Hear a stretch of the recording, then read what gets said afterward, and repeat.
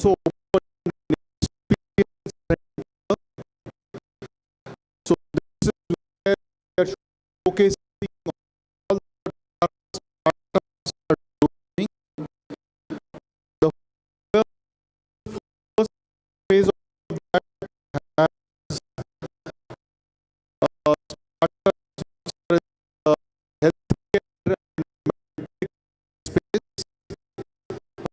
We're expanding to cover all the other 30 areas which our startups are engaged in. So starting this month, we are launching uh, funded AI excellence. This is the first of its kind in India. We hope to have about 80 startups, and obviously close to about 40 of them will be in the Gen AI space. So we think this is an opportunity for Hyderabad in conjunction with the AI mission which has been started with NASSCOM to become India's AI capital.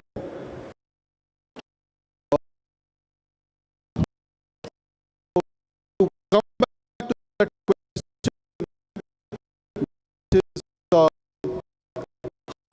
we going to build an ecosystem to support and build up unicorns and unicorns?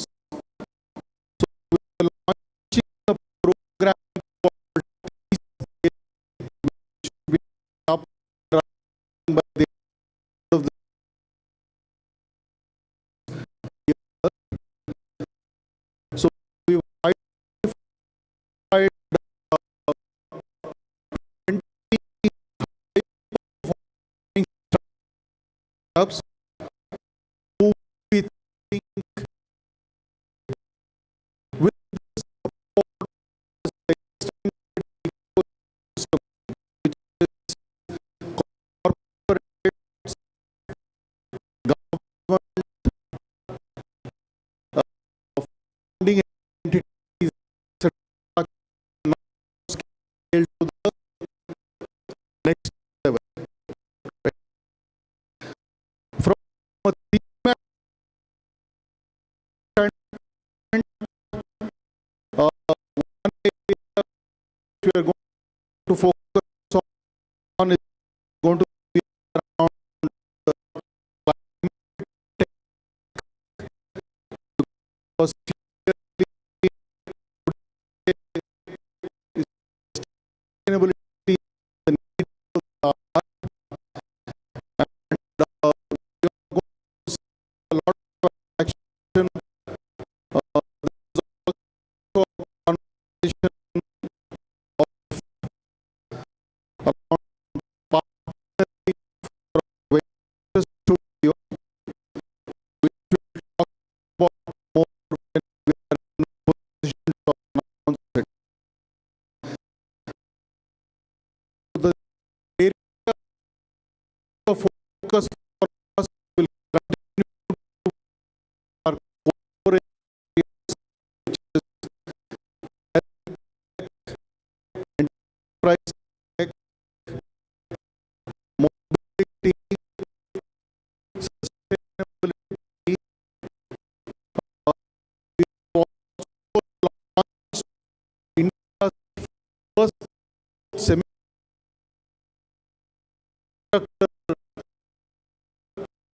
you know, cohort. We already have 15 startups which are working in that space, whom we are supporting. So I'm going to close with a quote from my favorite poet,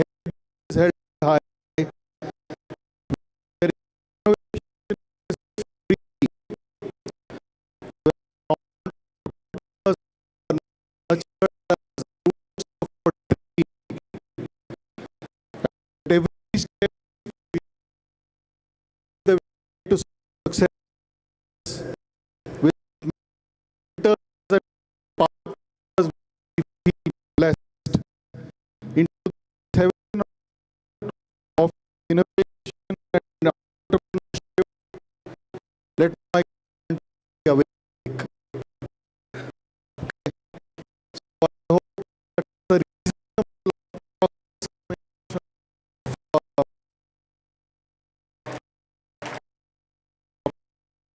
August. So first of all,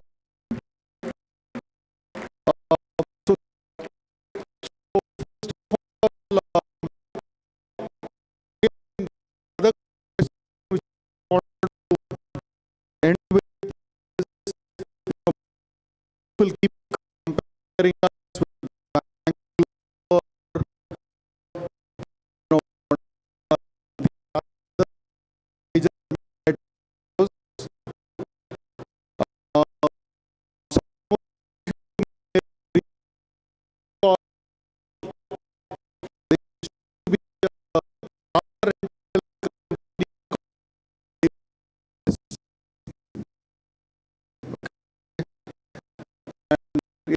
its motto was, "We are number two, so we try harder." And please be assured, try damn hard. Okay. And so thank you for being part of our journey. We really appreciate all the support we've got from the ecosystem, from, from every one of you here, from our board, from our investors, from our corporate, and last but not least, from the startup. We recognize that the reason for the existence of GitHub is startups, and we do our very best to ensure we create an environment to support you in your journey to scale. So here's to many more years of success, learning and creating a bright future together. Thank you. To stay informed about the startup ecosystem, subscribe to MyStartuptv.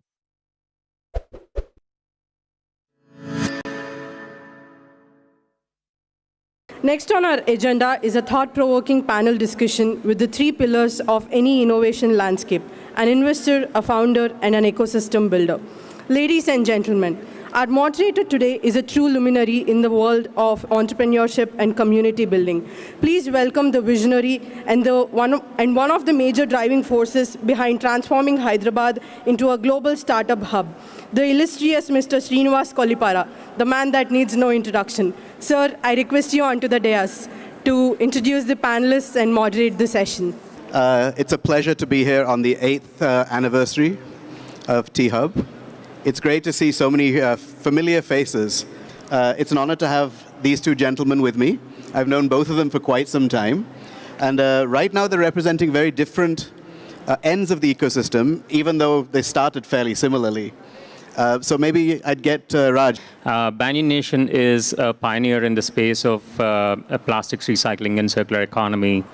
We've been at the problem for the last decade, and we count ourselves as the sole supplier of human contact and food contact premium recycled resins to all the FMCG, oil and lube majors across the globe. And we were one of the first companies, outside of the SaaS, high-tech, what have you, pedal to the metal manufacturing company that Mr. Jayesh Ranjan and Srini and Jay sort of inducted into T-Hub. And I think it's been a great journey for us, and really happy to see where T-Hub is, and happy to be here. You were also one of the first in the building at T-Hub, in the first building. It's nice to be here. I'm Vamshi. I've been Hyderabadi all through my life, moved back from US here, and I just love being part of this culture, startup culture over here, start journey with my own company, and then right now a partner at Kalari Capital. Lot of interest in actually seeing the Hyderabad ecosystem grow, and just like everyone else here, I think we're all trying to see in what shape and fashion we can actually help grow the ecosystem here. That's just a brief about me. But before you start moderating, Srini, I think I have a few questions for you. I want to make it the other way around because That's not how it works. I know, but being on the moderator is easier. So, no, because I know that you had started off initially with the first T-Hub, and gone through and seen the whole journey and the evolution of T-Hub from the last 8 years. There's so many things that have changed in the 8 years, not just from T-Hub perspective, but the surrounding ecosystem as such, right? So just want to get your thoughts on, how did you see 1.0, how do you see 2.0, evolution as such, just from an overall perspective? Sure. We've had a lot more than 1.0 and 2.0, right? As typical startups. I mean, T-Hub itself was a startup. I remember when Mr. Mohan Reddy Garu was supporting us right at the very beginning, and PJN from IIIT. We were an incubator at IIIT trying to make a difference. And at that time, Hyderabad wasn't taken seriously at all. Right? We were never mentioned in any article that talked about startup ecosystems, which is surprising if you think about where we are today. But in those days, there was literally a point in time when we were a couple of months away from inauguration, and the minister said, do you think we'll fill 50% of the building? We've come from there to where we are today, which is a long, long way. And as a typical startup, we went through multiple iterations. It may seem like it was a linear journey. It really wasn't. When we first started, there were a lot of early stage, very early stage startups. Very few had gone past an angel round, in fact. So our first thing was just how do we just get people into the building? How do we create some momentum for all of the ecosystem that's happening, right? Get a load of events happening. Very quickly, of course, we took off, and there was a lot of momentum. Our first achievement was actually not letting startups move to Bangalore. Every company that raised a round used to move to Bangalore. And so just that not happening was our first win. And then we realized, okay, it's not just early. We have to support the slightly later stage companies. And we had our companies growing, Banyan Nation being one of the examples. And so then we started doing some later stage stuff. We broke up into the different sections where we had international market access, we had incubation, we had our support for other states as well. A whole bunch of things, right? The ecosystem has grown hugely. At that time, I think T-Hub was pretty much the only thing. But one of the things that we created T-Hub as was that we would disappear when we were no longer needed, that the ecosystem was so big that we weren't required. We've not got there yet. There was one VC in the city at the time. Now we've got multiple. So many, many things have changed. And I actually want to highlight some of that story talking to both of you, not just hog the mic from myself. So let's start with some fundamentals, right? Both of you moved back from the US, by the way, to start startups. Vamsi, you did it first. I think it was 2004, 2006. Long before startups were sexy, long before it was cool to come back from the US and do this stuff. By the way, what I would like is that this becomes a conversation, not just me asking questions. What was it like for both of you to move back from the US?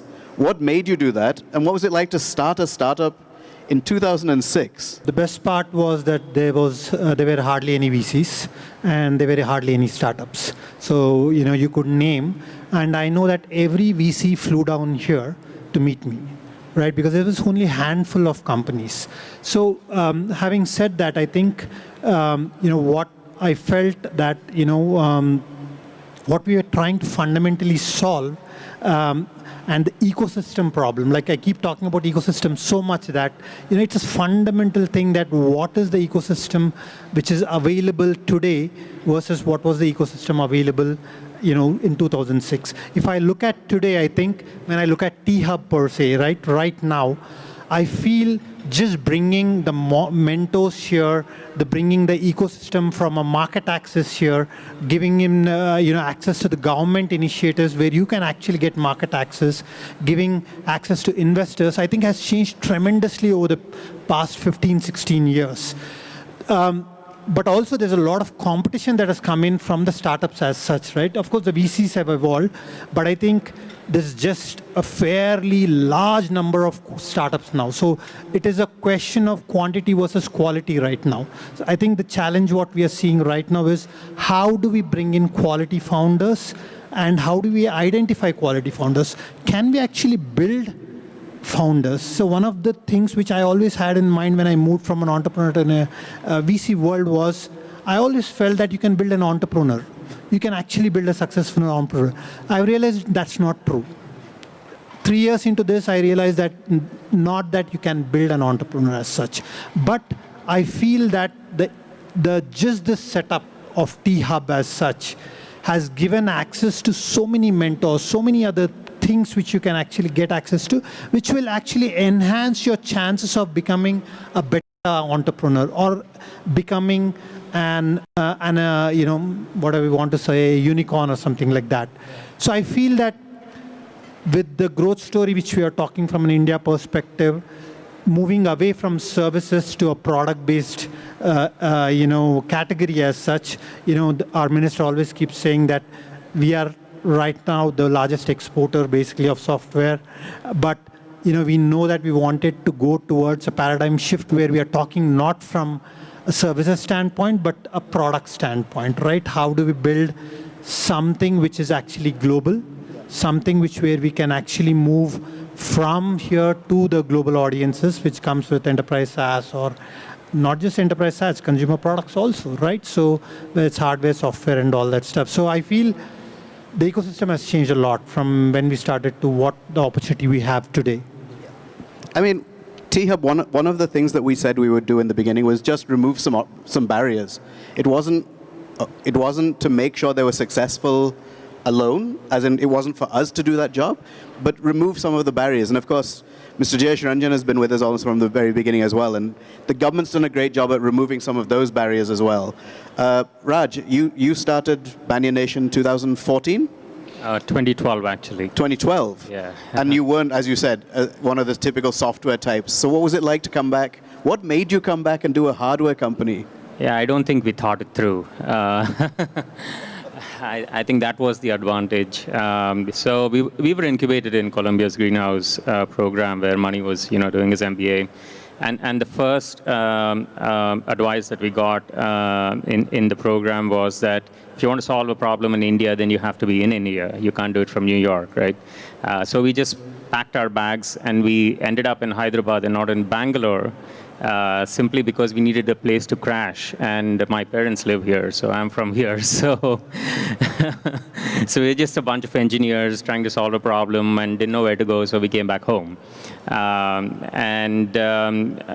mean, I'm a mechanical engineer, he's an electrical engineer. We were doing a lot of software and wireless communications and everything. But we are really passionate about India and everything that India means to us, right? And we just wanted to solve a problem that matters and mattered, not just for us, but for generations to come, and something very fundamental. And I think we were, fiddling around with a lot of things, and waste management was that one problem. We felt that there was nothing going on, not just in India, but anywhere else in the globe, nothing meaningful. So we just came back to, do discovery on the ground and figure out. And the first person we actually met was Mr. Jayesh Ranjan. We just walked into his office in, APIIC. We were all suited up, and we had just printed, business cards. And he was kind enough, he always is, that he, let us into his office. And I think within a few minutes, he knew that we didn't know what we were up to. So, but he gave us a patient hearing, and, he basically told his team to take us around Hyderabad and, just understand what was going on in the space. And, just one thing led to another. And then after we raised our first round in 2015, that's when, he recommended that we come to T-Hub and see what's that like and, what we could leverage and learn. And, we've been at it for a decade now, and here we are. So, if you were to start the same company today, what do you think has changed? Is it easier? How would you do things differently today? No, it's absolutely, things have gotten a lot easier and more mature. I think when Mani and I started, like I said, nobody was talking about garbage. We were the only two people talking about garbage all the time. And we were the garbage guys. We went through a dozen pivots, as you know very well, and now we are the pioneer in the space in plastics recycling and circular economy. That's an industry that does not exist, and we are the guys who are building that as we speak. Right, and proof to the pudding, we actually set up a plant here in Telangana. Right, it's in a 5-acre facility that we sort of leased out, and we've been doing this for it's the first commercial facility of its kind in the country. I think we've gotten a lot of help, obviously from T-Hub, because we were able to run so many pilots, be part of so many initiatives that we would not have been a part of. Like MSR was saying, I mean, you have market access programs, right? And you guys babysat us all the way. And I think that's a big deal. Right? People used to ask me in the Triple ID campus, how do I get into the building? It means something, right? It means a lot, actually. And I mean, the leadership, you and Jay and everybody, was always front and center. Right? You're not sitting in your corner office. You're out there. You're putting yourself out there. You're putting your startups out there. It's a huge risk. But I think it has its high points. And like you said, it's a journey, it's an evolution. The best is yet to come. So, yeah. And I think that's an important thing, right? It's not an easy journey either, being an entrepreneur. Nowadays, people seem to think that, you start a startup, you raise, 50 million, 100 million within 3 or 4 years. That's not the path. I mean, I've seen both of you. It's taken years. Same question to you, though, Vamsi. What's changed in the ecosystem from when you started the company to today, and how do you think it's easier? So I think one of the things I really, and I know I can be harping about T-Hub so much, but I really love doing that, because I think, I was just talking to MS Garu just a couple of months back, right? And I said, the market access you can get today from the government perspective to solve the problems is just amazing, and the reach. So I went to MSR and said, hey, I know that there's so much digitization we can do on Mandis, because I spend a lot of time on agri-tech solutions, right? So I said, what's happening on digitizing the Mandis and all that. He had put me in touch with the Agriculture Secretary in the next day. I was able to do the meetings in the next couple of days to get a fairly good sense of what is happening in the market, what is the opportunity that exists. Now, can you build a solution for that? It's a monthly turnover of, like, say, 100 crores. Can you build a SaaS product to work for that, which can be built through the country as well? So there's a large opportunity to build a unicorn like that, right? But that is only possible today because you are able to get that market access. Similarly, some initiatives which the government has done, which has really helped the startups, which are actually here, some of the investments which we have done for companies where they were struggling to get to the next level. The T-Hub fund just jumped in and pitched a bridge round over there, with which they could get to the next round, which is a pretty big round for them to actually scale up. But that intermediary step, which was required for that startup to get to the next level, happened because T-Hub could actually jump in when no one else was able to come and support it. I think those kind of elements, because a lot of the things is a 0 to 1 journey is very different, a 1 to 100 journey is very different, and a 100 to 1,000 journey is very different. But we know that 90% of the startup fail in 0 to 1 journey just because of the reason that someone is not able to give them the right kind of guidance, which still happens because we look at some companies. We were just talking about a company which we were looking from a T-Hub perspective. They were pitching and just asking, and the amazing companies, right? This guy wants to go build reusable rockets, right? Competing with SpaceX. The ask was like around 25 lakhs just to do a small prototype, whether I can do it. Right now, that kind of a stuff was never happening. People were never thinking that I will build a reusable rocket, right? Which is happening today. Today, they are able to think like that. They're able to get to the access, and they can go to MSR Garu or Jayesh Ranjan Garu and say, hey, you know what, I want access to put this idea and build it. And I think that is happening today. I think that's the beauty of the ecosystem today versus how it was. Right. Actually, that brings me to, I know you've crossed over to what some people consider the dark side, the funding side, right? But being in Hyderabad, did that impact your journeys at all? Especially in your early days, raising funds being based here and not moving to Bangalore, which is the obvious choice. What was that like, and how has that changed?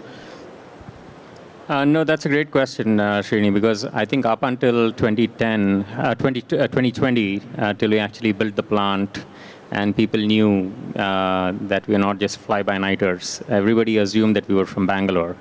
And we were like, no, we're from Hyderabad. So I think there's obviously a huge perception gap, and there's some reality to it as well. But we are a US C Corp, and given that the maturity in the space in which we operate is just coming, right? I mean, we've always led the charge to raise multiple rounds to show that, this is our take on the problem, and this is how we should be thinking about the space and the problem statement, that now a lot of PE and VC funds are coming in, and there's obviously a lot of chatter about climate tech and ESG and what have you, right? I mean, it's no longer, just a byline in a CSR document or greenwashing. It's real. A dozen startups have gotten funded just in the last 3 years on the back of the work that we have done in this space. So I think by and large, there's a lot of maturity in the space. And I think given the infrastructure that, Hyderabad and Telangana have, and the breakneck speed at which things are going, this is something that keeps resonating with Mani and me all the time, is that, you experiment boldly and you scale prudently. True of Telangana and T-Hub as well, right? So I think we're taking a very sort of structural approach and a very, very value creation, foundational long game approach instead of, like you said, a 3 or a 5 or a 7 year kind of an exit. And I think definitely a lot more risk capital and patient capital is required, and it is coming. It may not be in large check sizes, but it's coming, and it'll only. That's really good to hear. Vamsi, you've joined one of the top venture capital firms in the country, but they're not based in Hyderabad. You chose to join them. Based in Hyderabad. I'm here. They were not based in Hyderabad, and you chose to be a partner here. Was that easy? And how do we convince more large firms to set up offices in Hyderabad? No, again, just like, how do we convince people to start building companies here? I think, the only way investment is a business, right? So obviously we show returns, and then obviously I think more and more will come. Not necessarily like, since, I've been here, we've made like 4 investments in Hyderabad, right? To see how we can. And I think the key point here is that it's more than the VCs or the ecosystem enablers. It's the founders' ability to go raise capital, right? We have spoken so much about, how you can go out there. I always feel there's a lot of money out there, right? Now, are you able to get to the right kind of investor? Are you able to get to the right kind of angel? Are you able to get to the right kind of mentors who can help you get that check? There is money out there. There are people who are ready to write a check for you. It is the kind of effort you put on to get to that person or that entity to write a check for you, right? Most of the times I see people not taking that very seriously, right? A lot of founders actually take the first rejections and move on. They're not persistent, and they don't think that the world is large enough. If you reach out, there is a check waiting for you. This has been my philosophy all the time. So I feel, when I talk to my colleagues back in Bangalore, there's always like, what is happening in Hyderabad? I keep telling them, you should come see it. And it doesn't take too long like Bangalore. I say it takes 20 minutes to get to that part, unlike 2 hours in Bangalore. I mean, I agree with you. I mean, it's always been the case that a great founder can raise capital, but having them local makes a difference. Like you said, since you've been here, 4 investments have happened. And that's why I was saying, I think we need to get more VCs into Hyderabad. Luckily, we've got a few that have started in Hyderabad now and are working out of here. In fact, Srini Rajagaru was one of the first investors in that space. We've got some great angel investors too, but we need to get more. What do you So we've been talking about what's great about the ecosystem. What more do you think could be done to help startups in your space and hardware in general, I guess? I mean, we have T-Hub and T-Works, but what more do you think we could be doing here? I mean, a lot of experts here, but from our sort of vantage point, building a very sort of traditional manufacturing company, one of the things that we've always had a challenge with is, I think, not just access to capital, but capital that's not expensive. And I think that's the story of India in general as well, right? I mean, whether you want land or you want any other infrastructure, you want public utilities, all that is hard to come by even today. When we built the facility that we are in now, we had to lease and we could not buy because, real estate is so expensive. When we set up water recycling, we had to, innovate a lot because there's no access to public water. And electricity is like super expensive. Anywhere you go, they're saying Hyderabad is super expensive when it comes to, electricity compared to a lot of other states. And then I think the other sort of problem statement is, when we work with a lot of global brands and a lot of global vendors when it comes to bringing in equipment, right? We do a lot of import and export.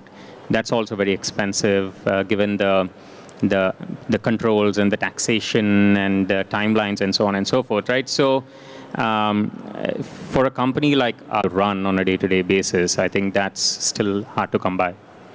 I know you have a big announcement coming soon, and you're getting chased by multiple states, so let's figure out how to keep you here. What about you, Vamsi? Any thoughts on, what else needs to be done here to take us to the next level? I mean, Hyderabad's obviously grown largely. We have a long way to go. What else? No, I think, see, what we are seeing, Hyderabad, we've always been a pharma capital, basically, right? So I think lot of evolution from health tech perspective can become a hub here.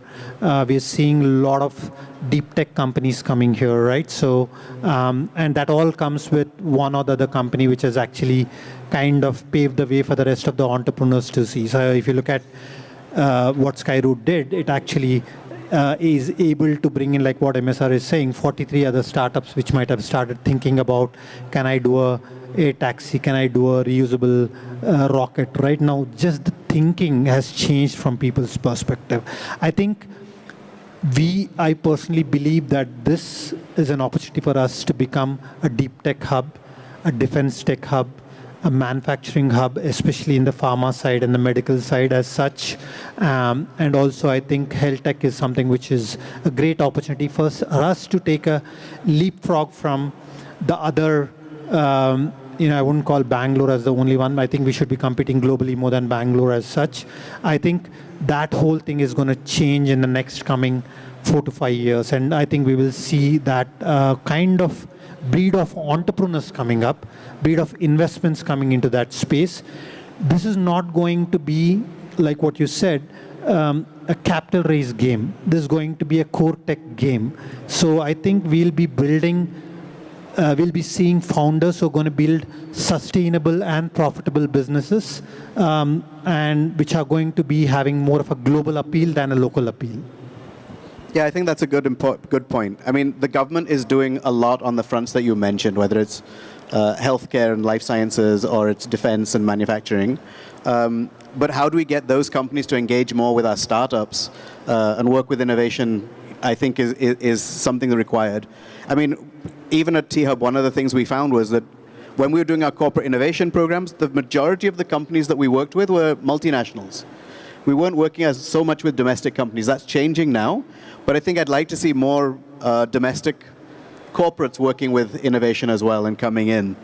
Raj, what advice would you give to founders out here that are growing in terms of utilizing all the experience that the ecosystem has and just the resources? Yeah, I mean, we grapple with that all the time. I mean, the way we sort of look at any problem or even the journey of entrepreneurship is it's going to be a series of lows with intermittent highs, right? I mean, you don't let the lows get you down, And just because you had a high or a good day doesn't mean your head is in the clouds. So eyes and ears on the ground and, play the long game, right? And I think like you and Vamshi have also been saying, the problems that you're solving obviously have to be very fundamental and very foundational, very transformative. If you're just doing something that's a me too, or just to grab market share, or just to be in the news, or do whatever it takes to raise money or to go public or whatever that route is, I think you're not going to stand the test of time. Right? So, like we just heard Mr. Raj speak, it's been an institution that he's been building over a long period of time that started way back when he was a teenager, right? So, I think everything, the good to great and the great to being there perpetually is going to take time. And I think always think about things, try and build a flywheel, right? If you have a flywheel, then you have the right momentum, and then you can always, run, walk, sleep, run, walk, sleep, and then you can always pivot, and then you can noodle, you can come back, you can fail fast and come back, and then do stuff. If you don't, but stay true to the mission, right? I think that's the most important thing. I think what happens to a lot of startups and companies and entrepreneurs is they're not able to stay true to the mission, simply because they get bogged down in the minutiae, or they get swayed by market forces. Right? You have to listen to the market, but you have to have the ability to separate the noise from the grain. I think that's very important to be able to build something that's of value. Vamsi, what about you? Advice to founders in terms of just utilizing the ecosystem and using it to scale? I wouldn't really say it's an advice, but I think just the mentorship, which I keep harping on, I don't think the founders really understand what that means, and the access that you have today for those mentors, and just spending time with them and actually listening to them can help a lot, because they've been there, done that, or they have the access, they have some knowledge. I wouldn't say they have the complete knowledge, but they do have some knowledge which can guide you in the right path towards, I keep saying that if your chance of building something great is 10%, that will enhance it to 20%. It's not like it's going to get 100%, but your chances are better. Just focusing on that, I think, is a very, very important aspect. And, just not taking rejection at all. I think on the mentorship part, it's very important that a startup is very, very clear about what they're asking from a mentor. It's too common for people to come up and go, help me, what do you need help with? Everything. I can't help you with that. So I think that is very, very important. I believe we're almost out of time, but maybe some points to wrap up. Anything you two would like to add to the conversation? I can just speak for, Banyan and Mani and me. I think, this has been, the time of our life. We started on the wrong side of the 30s. But I think, MSR and I were speaking, I think, a few months ago, and, he was asking me about work-life balance and all these things. So I said, I don't believe in that, because, this is your life, right? You found your calling, you found your purpose, and now we're trying to build an organization which is going to outlast us and lay the foundation stone for a lot more Banyans to come, because this is a problem that's going to be beyond our times. I think, T-Hub and Hyderabad and Telangana have been great for us because it has given us that calm time to focus and stay true to our mission. So I'm really looking forward to the journey ahead. Vamsi? No, I think I'd like to congratulate the government and MSR and Ranjan Garu for creating this ecosystem. And I think I just feel it's just starting for startups, I look at T-Hub as a startup. I think this might be Series A. for T-Hub. There's a long way to go, and I'm sure we'll get there. But, congratulations on getting us this far. I think I just want to say to all of the people here who are ecosystem people, you're here, so clearly you're engaged. But please keep engaging. If you're an investor, keep looking at Hyderabad startups. If you're an incubating, you've been an incredible support. And I want to thank MSR and the entire team right now at T-Hub for doing a phenomenal job and keeping up the great work. You've taken it way beyond what we did in the beginning, so thank you for that. To stay informed about the startup ecosystem, subscribe to MyStartuptv.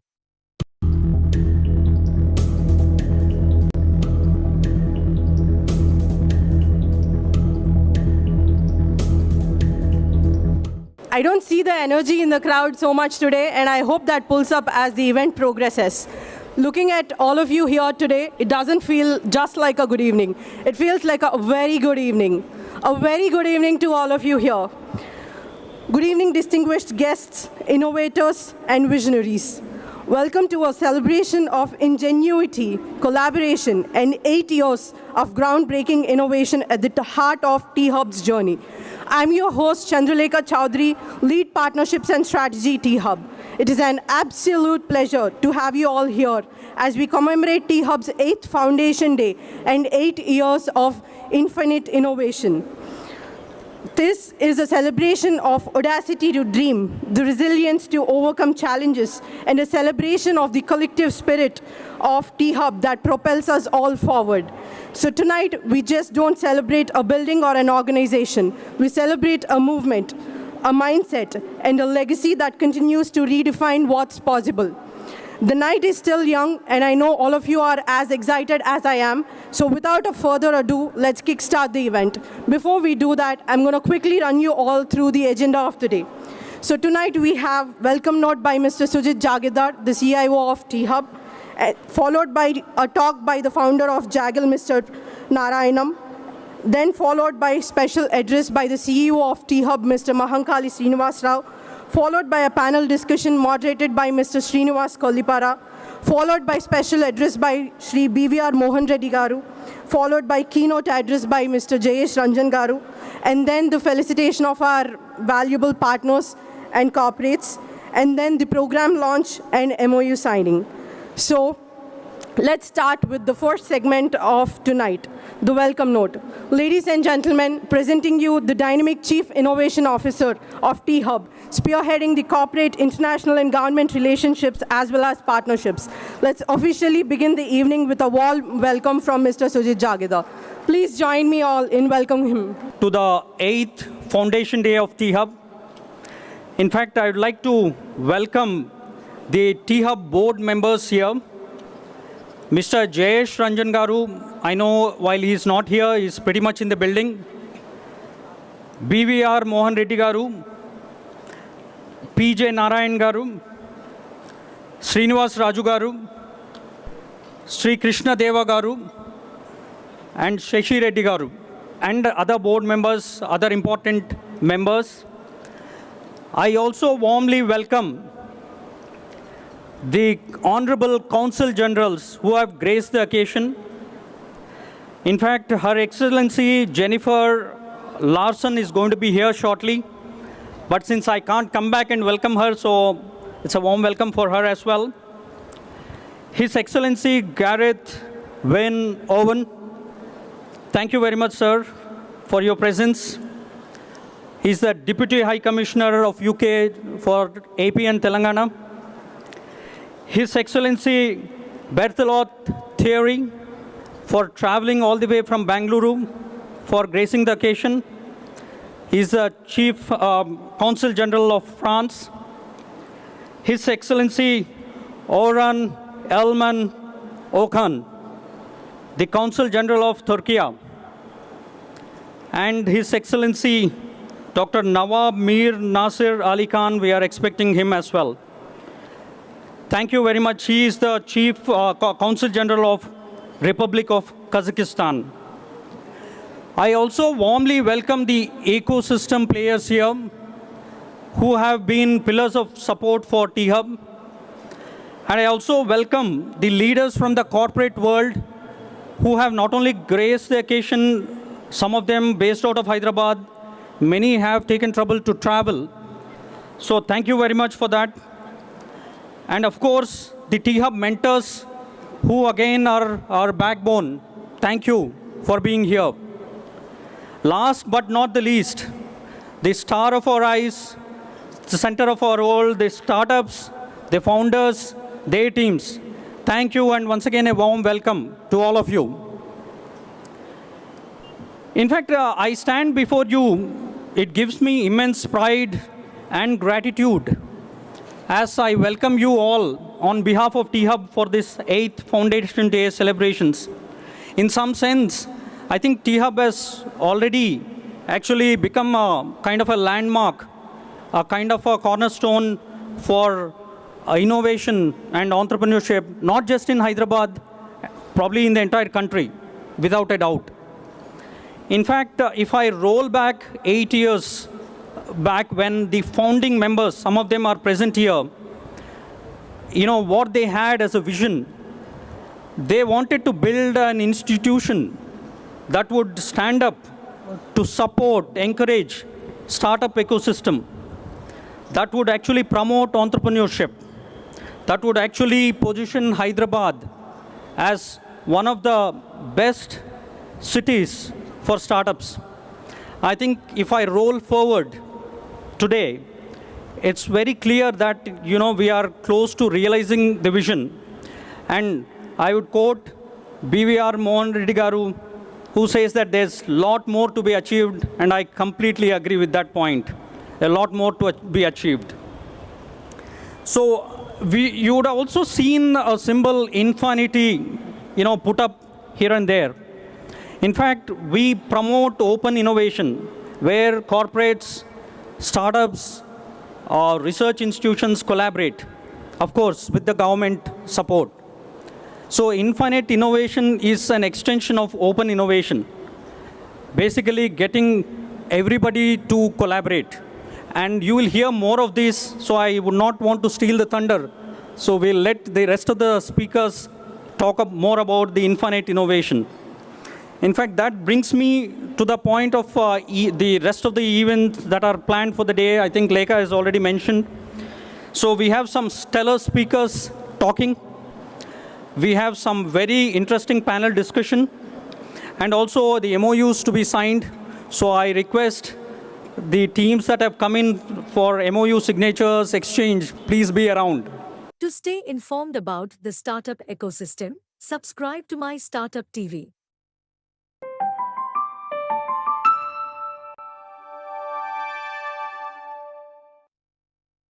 So I would definitely welcome Raj P. Narayanam, the executive chairman and the founder of Zaggle, to share his story. It's a phenomenal story from concept to IPO. I think we are all willing to learn from his experiences. Thanks, Raj, for accepting this particular invite. So as they say, sit back, relax, enjoy the evening, and thank you for your patient listening. Thank you. So thank you for the warm welcome. It is truly an honor to be here at T-Hub, the mecca of innovation and entrepreneurship. Discussing a topic that deeply resonates with me, the journey of Zaggle from an idea to an IPO. It has been a long journey, 12 years, but we have made it from zero to an IPO. That is what creating the IPO 0 to 0 and in between creating the IPO is how I'll put it. For me, an idea is a desire deeply anchored in a dream. The true essence of an idea is in the journey that it takes and not just the starting point. The idea and the dream to go to IPO has not been the last 2-year hustle as most of you around me would have seen it. It has been a dream deeply set in my heart and mind for decades. One scorching summer, and this is in New Delhi, and imagine the New Delhi with its loo and, hot air. It is always, a very difficult city to live in. I was 16-year-old, way back 1987, and I was flipping through the business magazines. and books which were like basically being weighed to give it to a raddiwala, as we call it in Delhi. What caught my fancy was a neatly bundled pack of Business India, which I picked up and read. Most that I wanted, after reading it, the most I wanted to do was wait for it, to come. And every fortnight I would take a little bit effort to go to the market and, pick up the Business India. So, what Business India actually, and, I am not here on behalf of Business India, but I'll tell you that magazine, went a long way in shaping my dream. That would, I would read about the entrepreneurial stories, and that would give me the highs and lows, what an entrepreneur goes through. It also, it also tells me that, the journey is just not one way. It is, multiple ways you have to go through before you go to a stage where it becomes one way. Also, I realized that a foundation was being built subconsciously in my mind, that I have to somehow, be in that magazine as an entrepreneur whose company is listed. Back then, only listed companies got featured in coveted business magazine, and so the dream to be featured and to dare a bigger dream, was slowly starting to build, and to get listed on the stock exchange got seeded deep into my heart. Little did I know that this aspiration born out of pages of a magazine would shape the course of my life. So, I come from a mixed background of business family. My mother, is an industrial family based out of, Rayalaseema region, and my father is an academician, retired as Secretary to Government of India. So there was always a tussle. So should I take academics as a career path, or should I go towards my mom's side, who were all business people, means entire, the whole lot was a business lot. So it was always, for me, sometime here or there, constantly pricking me that which side should I take.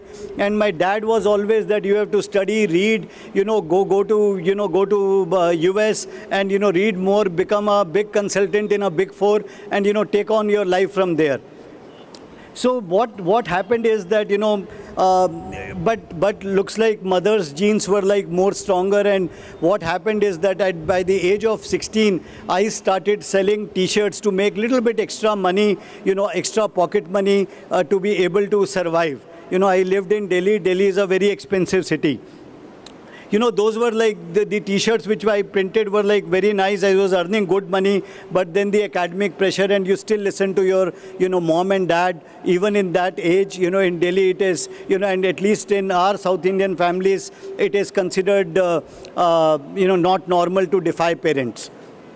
So, back then India was also going through a liberalization phase in the 90s, and I wanted to get global exposure. So I ventured out to study in US and joined as a consultant after doing my MBA from Stern School of Management. Went ahead and became a consultant with PwC in the US. As my experience with PwC brought me closer to the entrepreneurial world, my passion for a startup, burned brighter than ever before. So that's why I say aspiration is the idea that grows into a plan. Upon my return to India, I took a leap of faith, founded my first company called Pratima.com. Pratima is nothing else but Pratibimb, and from there we took Pratima. Riding the wave of .com boom, it was ahead of its time and paved the way for the inception of a company called eYantra. eYantra is a very familiar company. It had operations in 51 odd countries and raised multiple rounds of private equity. A company specializing in merchandising and corporate gifting. So the idea of Zaggle came out of a need to fill a void in the merchandise space that wasn't very tangible. Zaggle's incorporation story stands as a testament to the fact that companies who pay attention to their customers, will always remain profitable. It is the customers who decide the course of a business, not the investors, not the board, not the employees, and never the competition. So if you look at it, this was the first picture taken in 2011, when all of us went out, with Zaggle t-shirts and a obnoxious logo of Zaggle that time. And this is where, we also launched, eYantra Zaggle Supercard in the market. So the gift card business, was doing very, very well, and we were basically in the rewards and gift cards business. By 2018, we had already issued about 5 lakh card in the market. But the biggest worry was that in 2018, while Zaggle was a leading prepaid card and gift provider, and I was also planning to move full-time into Zaggle. So while I founded Zaggle, I was always away from Zaggle till about 2018. So 7 years banvas for me. I was running multiple other companies around that time. So I was faced with a very critical question that entrepreneurs are faced with when they are at crossroads examining the expansion and the growth options. So we had 2 options to go mile wide and inch deep. That is, build an expanded client base and serve each of them with one financial solution. Or to go inch wide and mile deep, that is, pick up limited clients and provide multiple financial solutions to them. So this is how an entrepreneur has to constantly juggle, take a call, and all these gut calls, which is, majority of the times they are not backed by data, but they are backed more by gut. And later, when the data is enough to give gut a very good backing. So we depended on our board, and the highly experienced members of the board at Zaggle evaluated both options and decided that a middle ground was required to leverage the immense opportunities that were opening up across industry segments. What Zaggle did in the earlier days, roughly about 650 odd, crores in GMV. Today, Zaggle's GMV stands in tens of thousands of crores. So it has come a long journey from 650 crores in 2018, to about tens of thousands of crores, in 2023. It has been a great, long, beautiful journey. Wondering how we did it, that's all credit to the Zaggle ecosystem which we have prepared. Want to show this entire slide.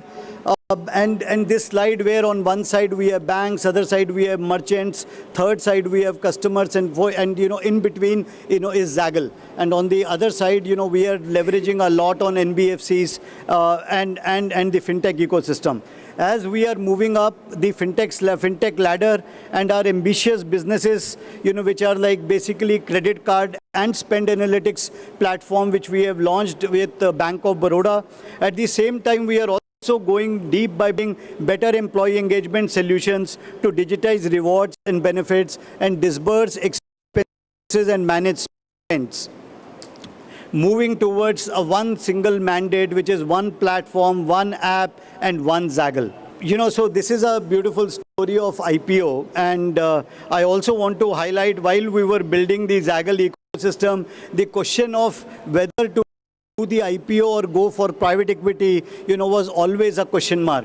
So, for any entrepreneur, first he wants the money. How it comes sometimes is secondary, but for us, who had already raised multiple rounds of private equity from the market, we were very, very clear that it's not about how much money we are raising, it's about from whom we are raising. That is a very, very critical aspect.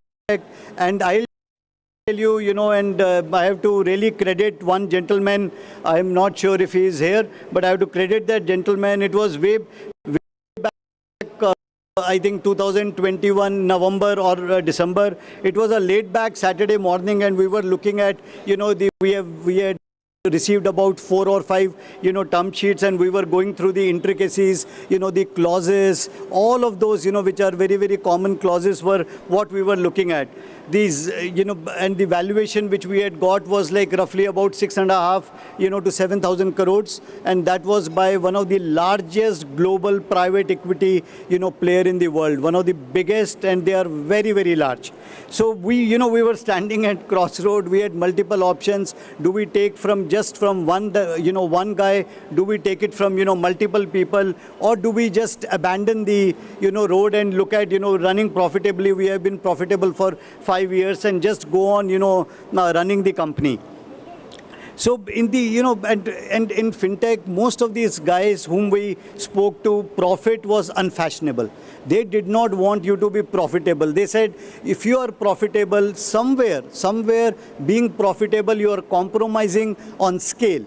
So we want to, assure that you as a promoter of the company has the ability to go ahead and run a company non-profitably or unprofitably. So for me, it was, I said, that is okay, but, tell me what is the path? So where do we go? How much do we scale? So a lot of those questions, were happening. And in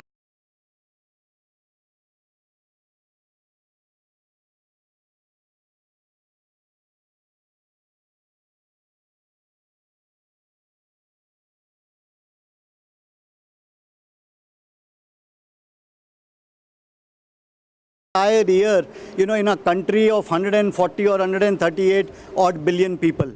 How many of us have the luxury of being, so question was, for me, it was like my teenage dream. And, I always said that how many of us have the luxury of being reunited with our teenage dream. And once there, I did not want to return.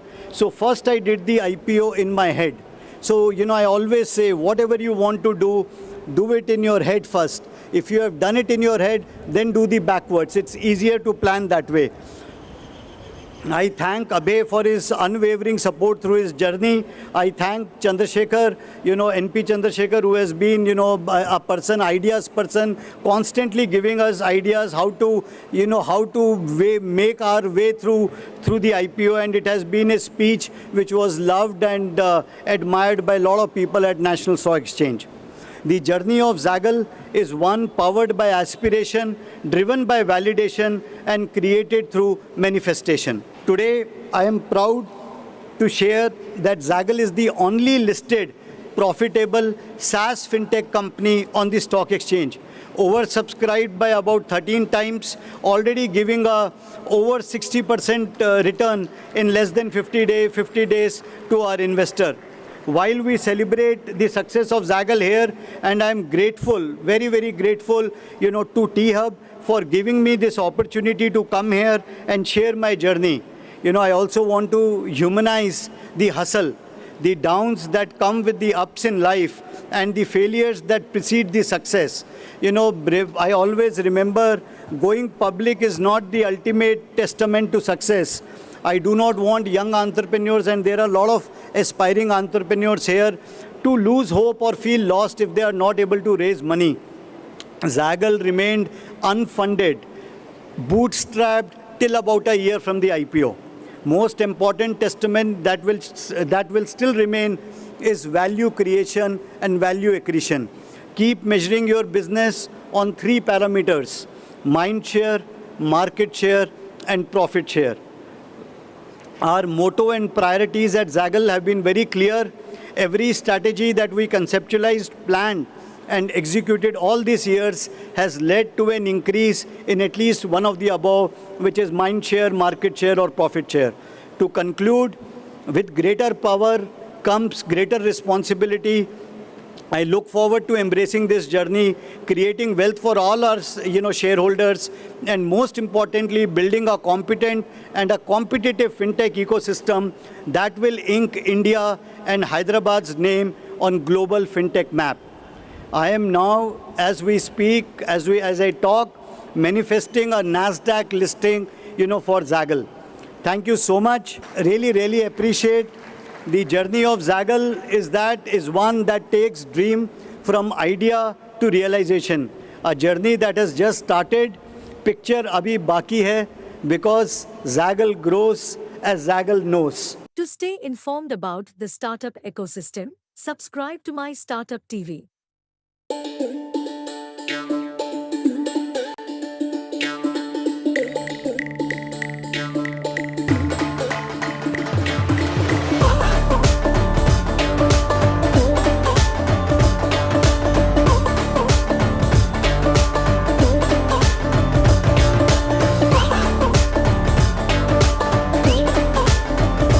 Hi, this is Karan here, co-founder of Draper Startup House India.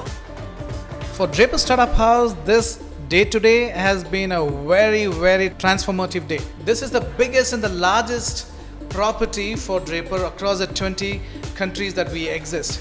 It's the largest co-working and co-living. We are around 108 beds with 250 working seats.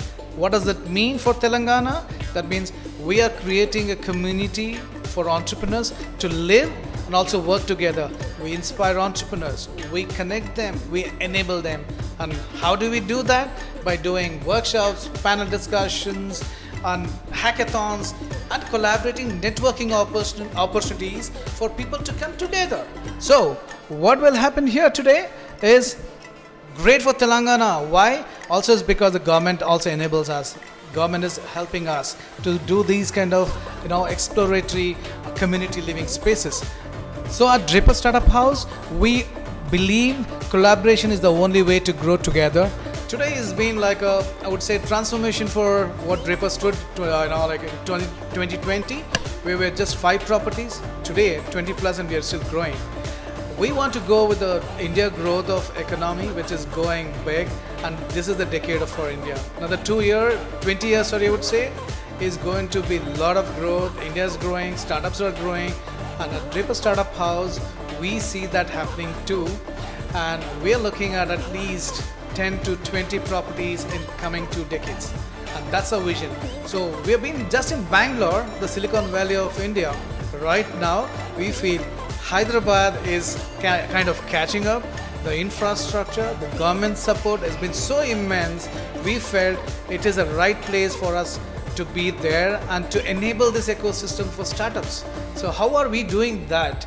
We're getting like-minded entrepreneurs, startup founders, people who are inclusive in the startup ecosystem.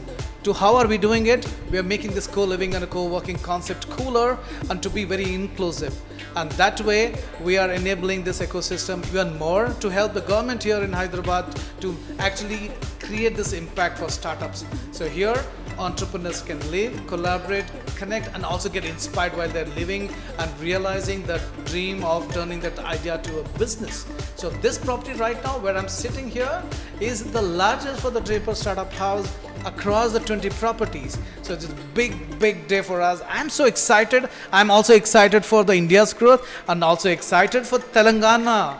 And I'm there here, and you'll find me here to talk to entrepreneurs to make it happen. So we are open to start the Draper Startup House across India, north, south, east, west. We are doing that. So Hyderabad was the closest because the way the government support is been immense. So we are looking at Goa, we're looking at Kochi, we're looking at Chennai, we're looking at Pune, we're looking at Gurgaon, we're looking at Mumbai, and also in Odisha.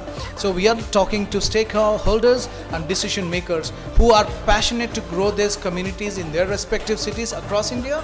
I'll be happy to talk to them, see how we can grow this community in their respective places and respective cities. I'm more than happy. I'm reachable at Draper, and you can note down Karan at Draper Startup House. Be happy to answer those queries, calls, or just ping me. I'll be happy to take this discussion forward. So this way we can collaborate and grow. To stay informed about the startup ecosystem, subscribe to MyStartup TV.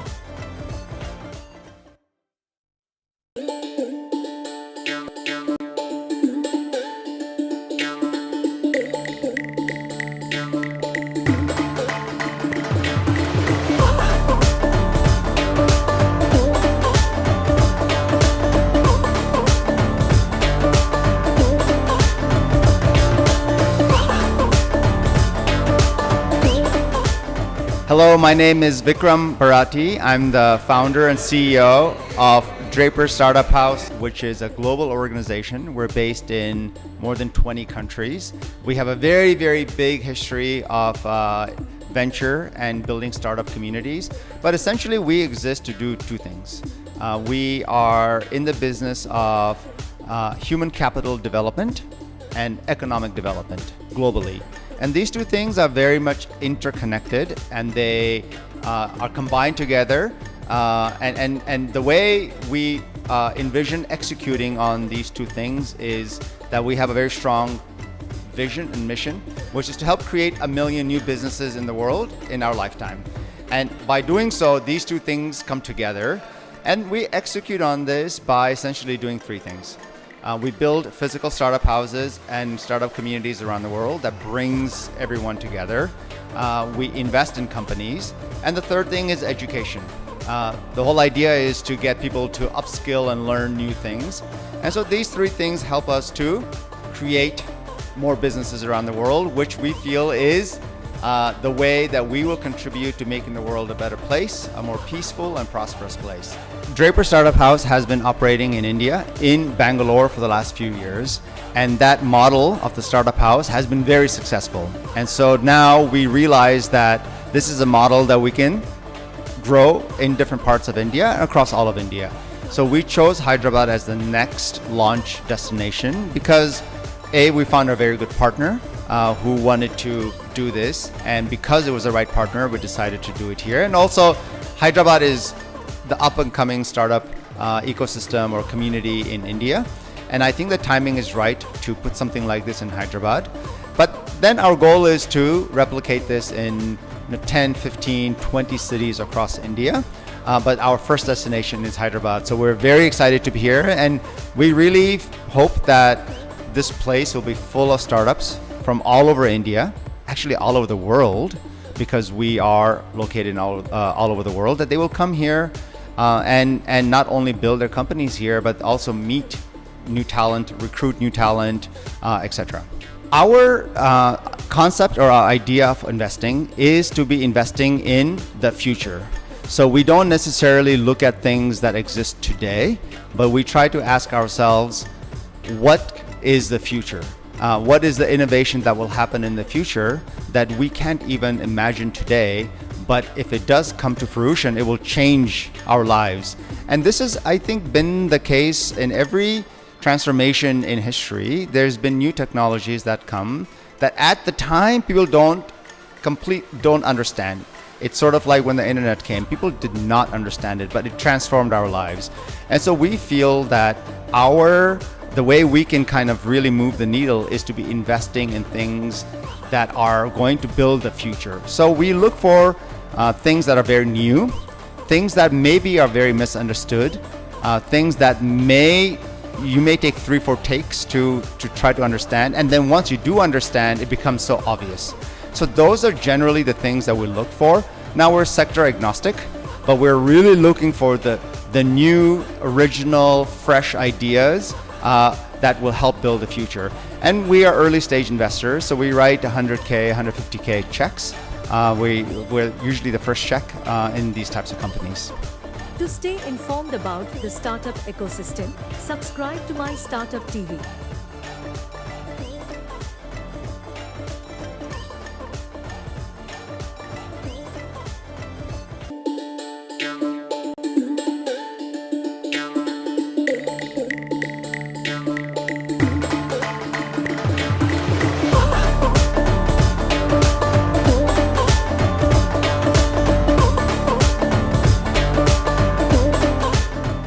Hi, I'm Vinuta, Chief Community Officer at Draper Startup House, Hyderabad. So today is the launch of the largest, not only Draper's largest, but the largest co-working, co-living community space in India and worldwide.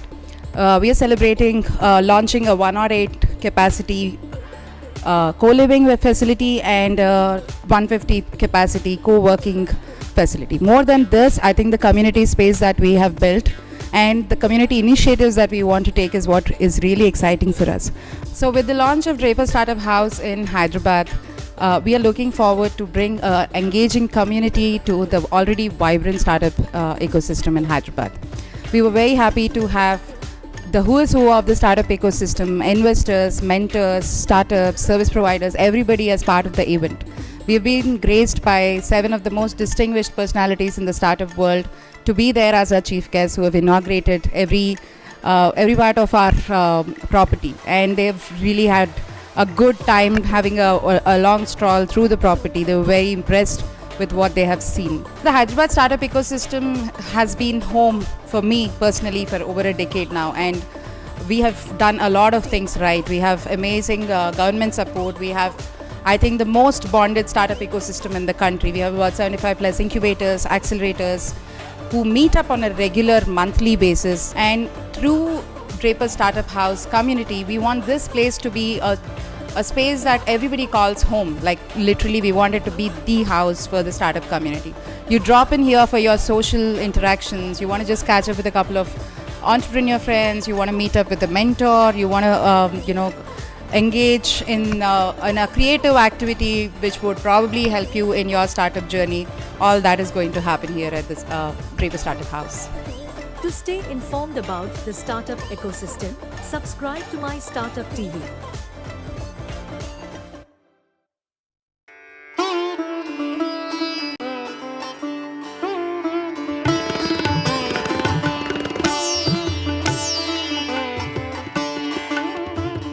At today's event, the 11th convocation of NIPER Hyderabad.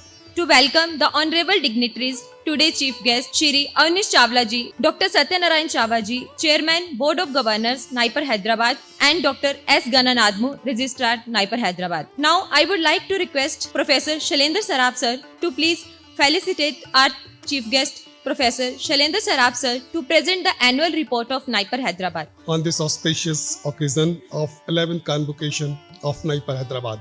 On this very auspicious day, I welcome you all again at NIPER Hyderabad. And I am happy to share that the institute is ranked 1 in 2023. मैं पुनः आप सभी का स्वागत करता हूं। धन्यवाद। जय Hind.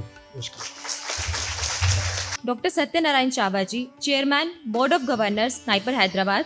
Journey of a student, the biggest day is when they join the course, when they receive the degree in the convocation. I wish all of you a great future ahead of you and wish you all the best. Thank you. Professor Shailendra Saraf sir to exhortation for the event. Exhortation to the recipients. Thank you, sir. You shall take all this as the guiding philosophy of your life. I admit you to your respective degrees and I charge you that ever in your thought and action you prove yourself worthy of the honor conferred on you. Professor Srinivas Nanduri, Dean NIPER Hyderabad, will present the list of candidates who will be admitted to their degrees in absentia.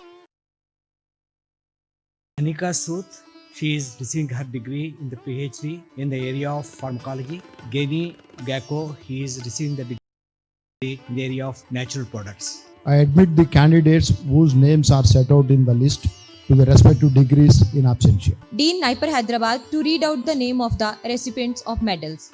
In the area of pharmaceutical analysis, Talari Sesikala.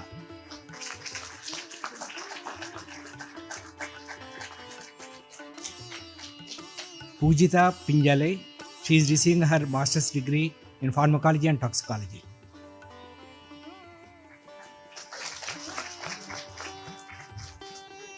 Miss Momin Alfia, she is receiving the degree in the area of regulatory toxicology.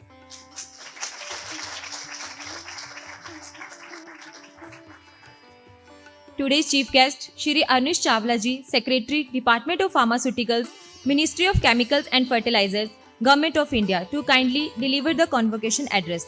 And address this distinguished gathering on the occasion of the 11th convocation of NIPER Hyderabad. Many special congratulations to all those who excelled and won the medals. As graduates of NIPER, you are well equipped with the knowledge and skills necessary to meet these challenges to the pharmaceutical industry and to the growth of healthcare sector in India as a whole. Thank you, and I wish you all the best in your future endeavors. Professor Srinivas Nanduri, Dean NIPER Hyderabad, to read out the name of the recipients of PhD degree. Announcing the names of the successful PhD graduates of the year 2023. The first one is Miss Mekhal Priyanka Nirapada in the area of medicinal chemistry.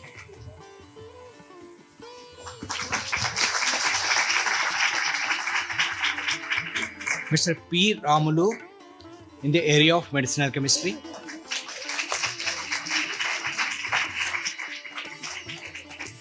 Mr. Pawar Gaurav Bhagwan in the area of medicinal chemistry.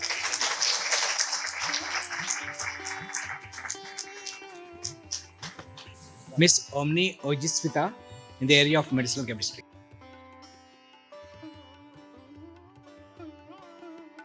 Request Registrar Naipur Hyderabad to call out the name of the recipients of MS, MTech, MBA degree graduate from 2021 to 2023 batch.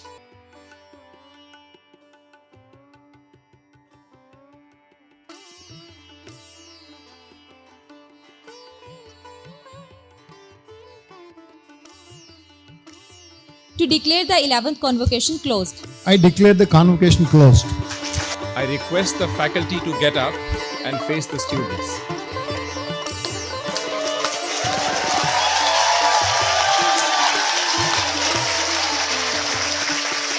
And give them a big hand.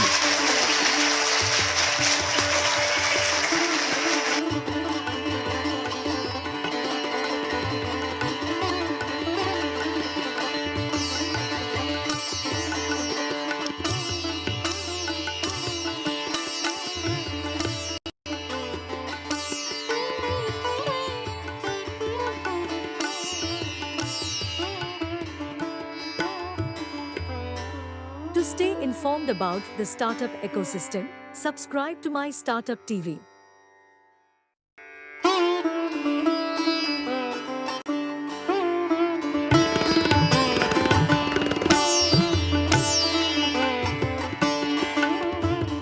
At today's event, the 11th convocation of Naipur Hyderabad.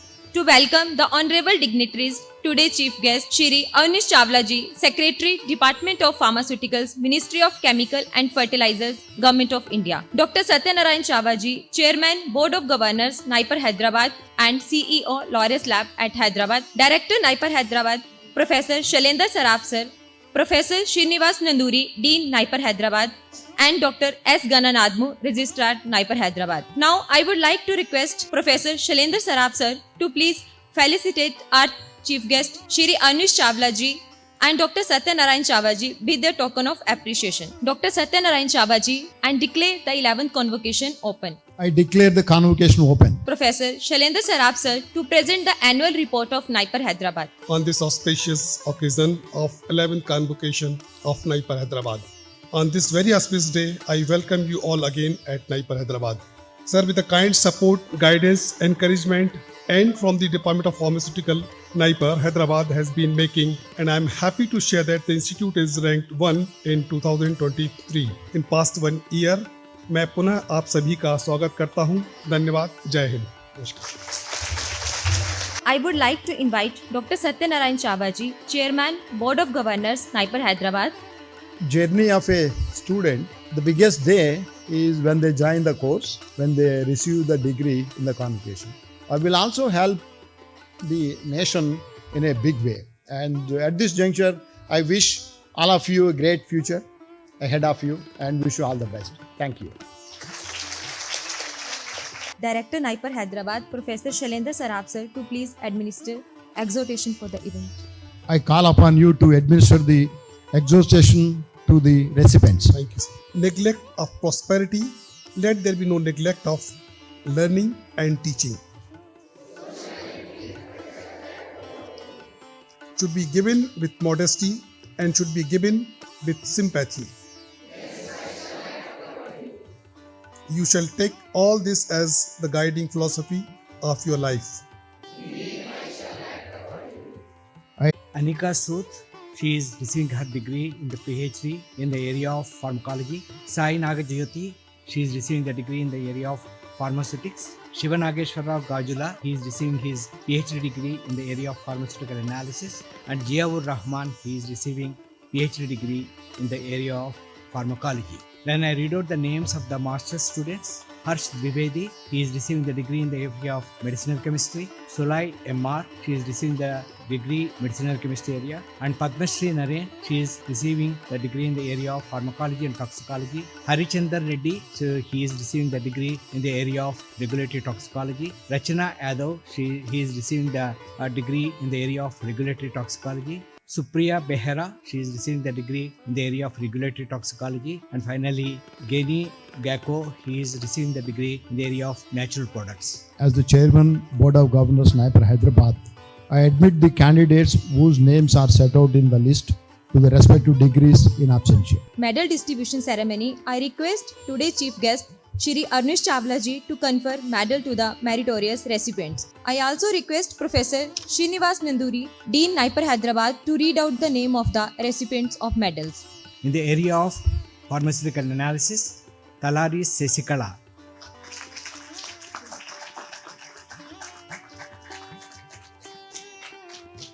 Pujita Pinjale, she is receiving her master's degree in pharmacology and toxicology.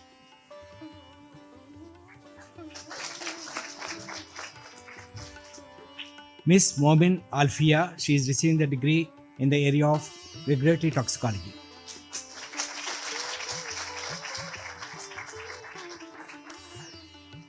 Mr. Naitik Jain, he is receiving the degree in the area of pharmaceutics.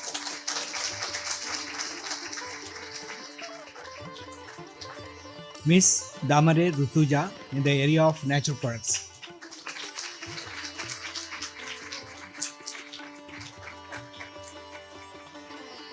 Miss Kritinga Devi, she is receiving the gold medal in the area of regulatory affairs.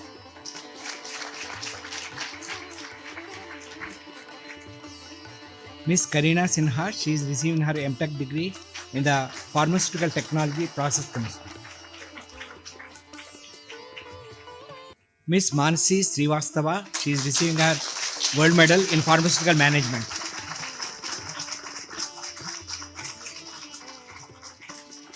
Miss Adhav Snehal, she is receiving her gold medal in the area of medical devices. Today's chief guest, Shri Arnish Chawla ji, Secretary, Department of Pharmaceuticals, Ministry of Chemicals and Fertilizers, Government of India, to kindly deliver the convocation address. And address this distinguished gathering on the occasion of the 11th convocation of NIPER Hyderabad. Many special congratulations to all those who excelled and won the medals. As graduates of NIPER, you are well equipped with the knowledge and skills necessary to meet these challenges to the pharmaceutical industry and to the growth of healthcare sector in India as a whole.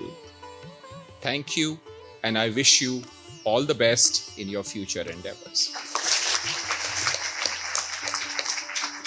Professor Srinivas Nanduri, Dean NIPER Hyderabad, to read out the name of the recipients of PhD degree. Announcing the names of the successful PhD graduates of the year 2023. The first one is Miss Mekal Priyanka Nirapada in the area of medicinal chemistry.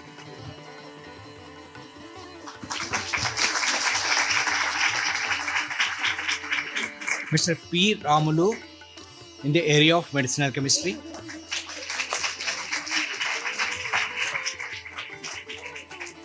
Mr. Pawar Gaurav Bhagwan in the area of medicinal chemistry.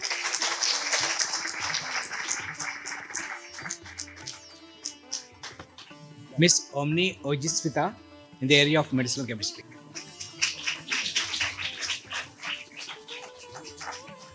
Request Registrar NIPER Hyderabad to call out the name of the recipients of MS, MTech, MBA degree graduate from 2021 to 2023 batch.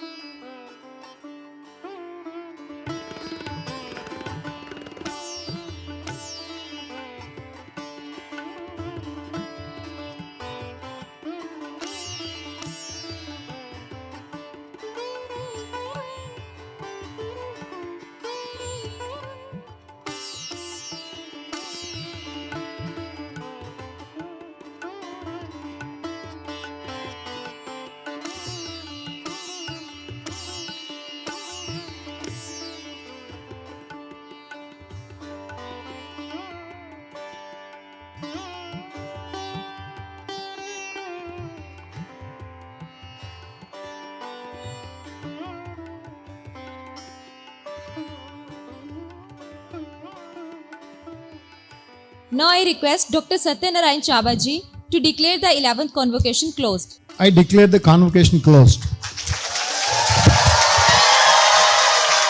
I request the faculty to get up and face the students.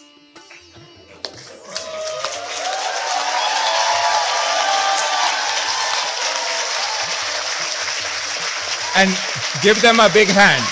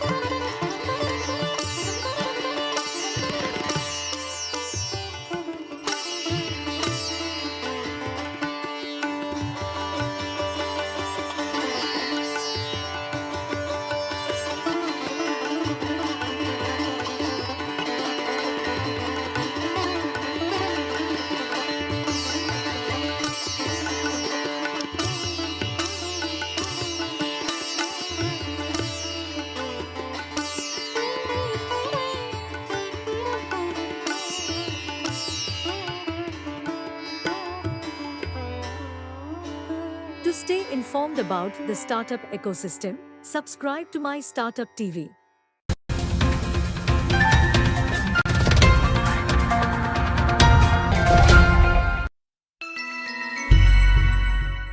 I'm Ganesh. I head marketing for Narwal. It's a great initiative. I've known Vinuta for almost 5 years now.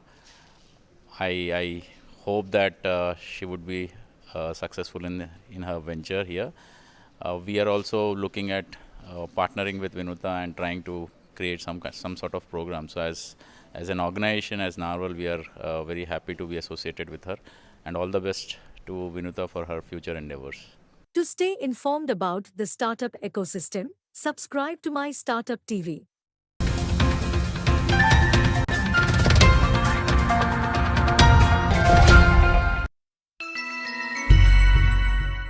This is Murli Krishna Gunturu. I'm a principal at Inflexor Ventures. I have known Vinita for the past 15 years now. I know that this has been a long-standing dream for her. She thought about this, conceptualized this about 10 years back, but I'm glad that it's finally coming to fruition today. I wish her all the best on the launch of the funding office. I think funding office is a great initiative by Vinita. Her experience over the last 10 years in the ecosystem, working with various kind of organizations, whether it is funds, incubators, accelerators, and in ecosystem will greatly help entrepreneurs who are budding right now and wanting to do something. I know that she'll be able to guide them very well in terms of compliances, which probably are the least focused activity in early stage ventures. And also it will also help early stage investors in helping them source startups, good startups, and also put in place processes for the startups they have already invested in. I wish her all the best for the initiative. To stay informed about the startup ecosystem, subscribe to MyStartup TV.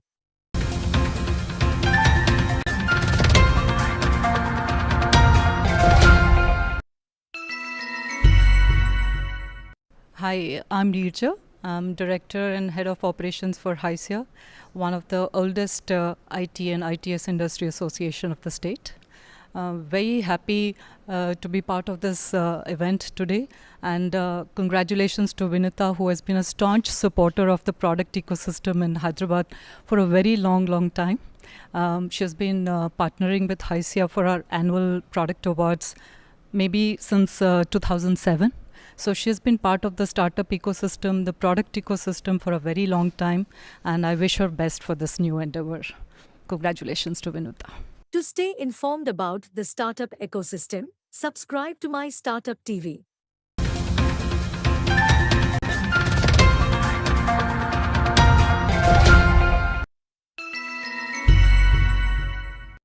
By Vinuta Ralapalli. On this day of housewarming of the funding office, I wish Vinuta Ralapalli a grand success, and we would hope, and I'm not having any hesitation to say, that the funding office will do the great job of bringing funders and founders together and enable them with that much lacking preparedness when they do these meetings and finalize their deals. All the best, Vinuta and the funding office. To stay informed about the startup ecosystem, subscribe to My Startup TV.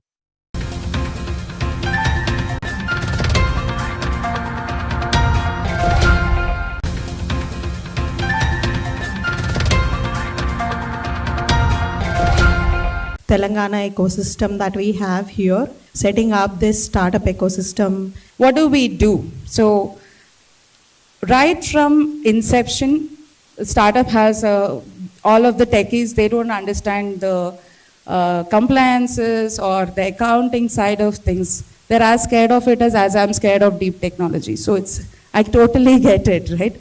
So how do we hold their hand right from incorporation all the way to say their audits?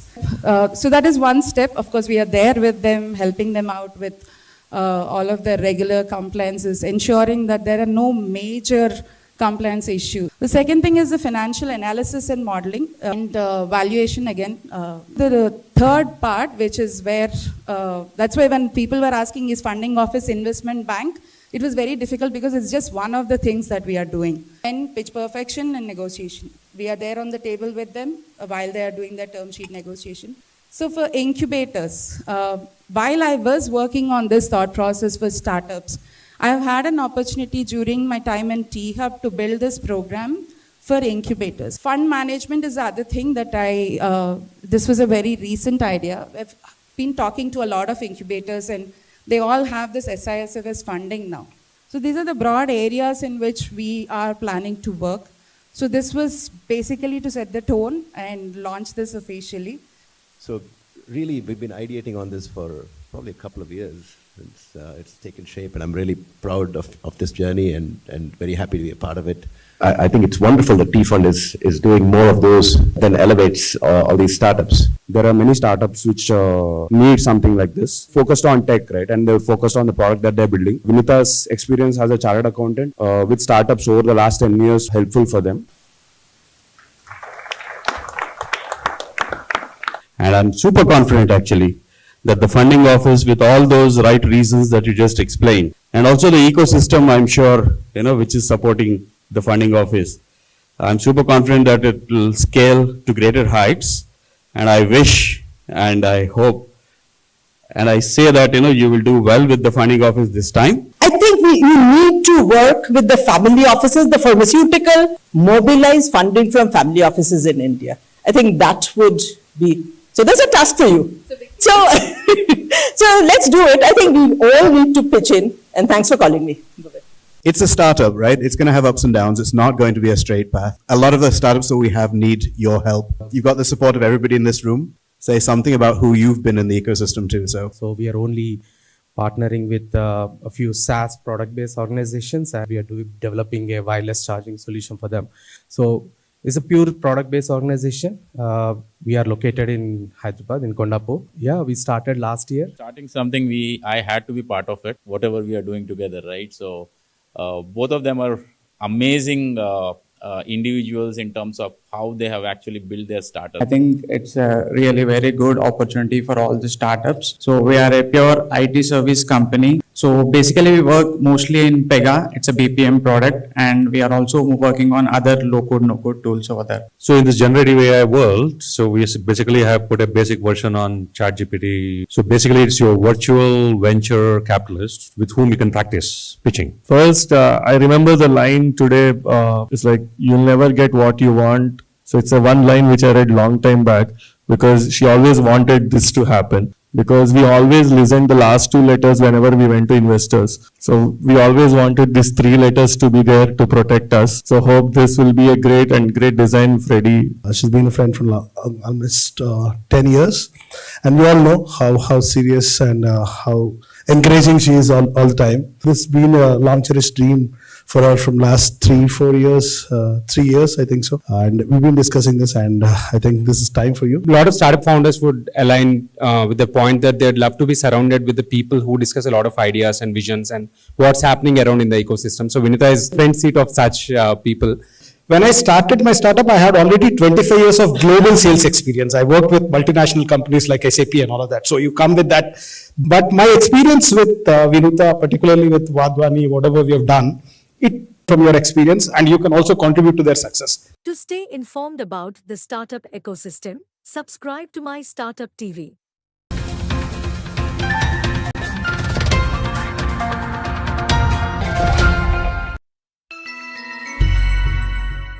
I've been working with the Hyderabad startup ecosystem for over a decade now. Over the years, I've worked across ecosystem development and investments. And it always concerned me that there was no easier way that investors and startups meet, or startups are more well prepared for an investor meeting, or investors have the right kind of deal source coming to them. This is when actually the funding office has taken shape in my head. And over the last 2 years, I've worked on this idea while I was doing my other roles. I have worked deeply on what are the services that would make it worth a startup's time to work with us. What can make their journey easier end to end? So here we are giving a host of services for an early stage startup, right from their compliances to their audits. We would be doing the entire gamut of compliance mastery, as we call it. And on the second part, which is basically where my expertise lies, is how much does a startup raise, and where do they raise it from, and how long should they look for a runway? These are questions that every startup needs to answer to be able to figure out what is the right capital structure that they should go for. These are the questions that I wanted to give support to my startups here in Hyderabad. That is where the financial wizardry, or the second part, which is advisory bit, comes in. And the third part is actually making these connects. Every investor has his or her own thesis with which they invest. So there's a lot of resentment from the startup side that the investors are not investing in them. But from the investors' side, of course, they are taking money from other LPs and they have their own obligations. So how do we navigate this world, make them speak each other's language in a more comfortable way? That is the endeavor the funding office has started with. Of course, along the way, I have found other opportunities to work with incubators. I've observed that there are a lot of gaps even in the incubators. For example, a lot of tech incubators do not have the bandwidth with respect to supporting their entrepreneurs on the funding side of things. So that is where we will augment, or we will support them in their journey. Any incubator can reach out to us and we can support them to understand their portfolio in more detail, help them reach the right investors. Apart from this, we do complete programs. The investment readiness program is something that we've developed in-house, and we could deliver that to you too. Apart from this, there are a lot of seed funds that are available with various incubators whose management is a challenge in itself, right? From sourcing the correct startups or innovators to fund, to finally actually managing the portfolio. So there's again a huge gamut of services that we can support incubators with. Of course, and the third bit is our funds or investors or corporates. A lot of investors have a little bit of a hassle, mainly the early stage investors have some trouble in finding the right kind of deals. So here we are, your sourcing partners. And even with respect to portfolio management, the smaller funds do not have a full-fledged team to do portfolio management. So there are bits that we can come in and support you while you are, out there investing into the startups. So these are some of the areas that we are going to work deeply in. We will, of course, be entirely focused on startups to begin with. So the Hyderabad ecosystem, though we have done some massive strides with respect to how we built the infrastructure, look at the place that I'm currently standing in. T-Hub has been an amazing place for startups. While we are doing extremely well with respect to the infrastructure, very well with respect to the talent pool availability, to some extent even mentorship. With respect to the financial support, whether the startup needs a debt or whether they need equity, the kind of support that they need with respect to how much to raise, where to raise, that is missing in the ecosystem. The kind of unbiased advisory is missing. So that is another piece that we definitely are very keen about.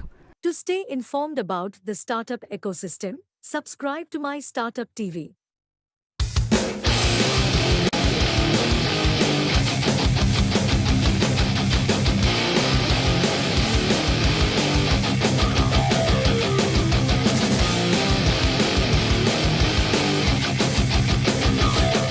we have several of the platforms which we start with different products. Say for example, Neo Health, which is the platform for the retail clients to look into the different policies, customize the policies and take the policy in obviously it will help the clients to have a better policy structure, also have a claim intimation in the platform. We have a wellness platform inbuilt into the Neo Health. One page is all about helping salespeople prepare for meetings faster. This is a 4-year-old company. We have a couple of patents in India and US, and the full idea is salespeople usually meet a lot of strangers every day, and they have to prepare for these meetings, back-to-back meetings. So it takes around 30 minutes for preparation of every sales meeting. Our goal is to reduce the 30 minutes to 5 minutes. The problem we solve is we help folks create content, basically globalize, localize and personalize all their content, including video and audio. So you can take, reduce the painstaking work of, let's say, taking a long form video. It could be a 1-hour webinar, and distilling it down to short form bites that's consumable across any language and targeting any demographic. So that's how we leverage AI. Actually, everyone uses a computer across the whole world. People use computers, and the slouching is a really big problem across the whole world. And also, this is the problem I experienced myself during the pandemic. Because of that, I developed a Straighten Up AI, which is a web browser extension which helps people to maintain a healthy posture while using a computer. The program makes the screen slightly blurred, therefore making the user aware to straighten up. It's available for Chromium-based browsers. There is a QR code you can see, and it's available to use. So this is my project. I hope you enjoyed and maybe try this out yourself. I highly recommend this. Nexus is a cognitive platform for document intelligence and text analytics.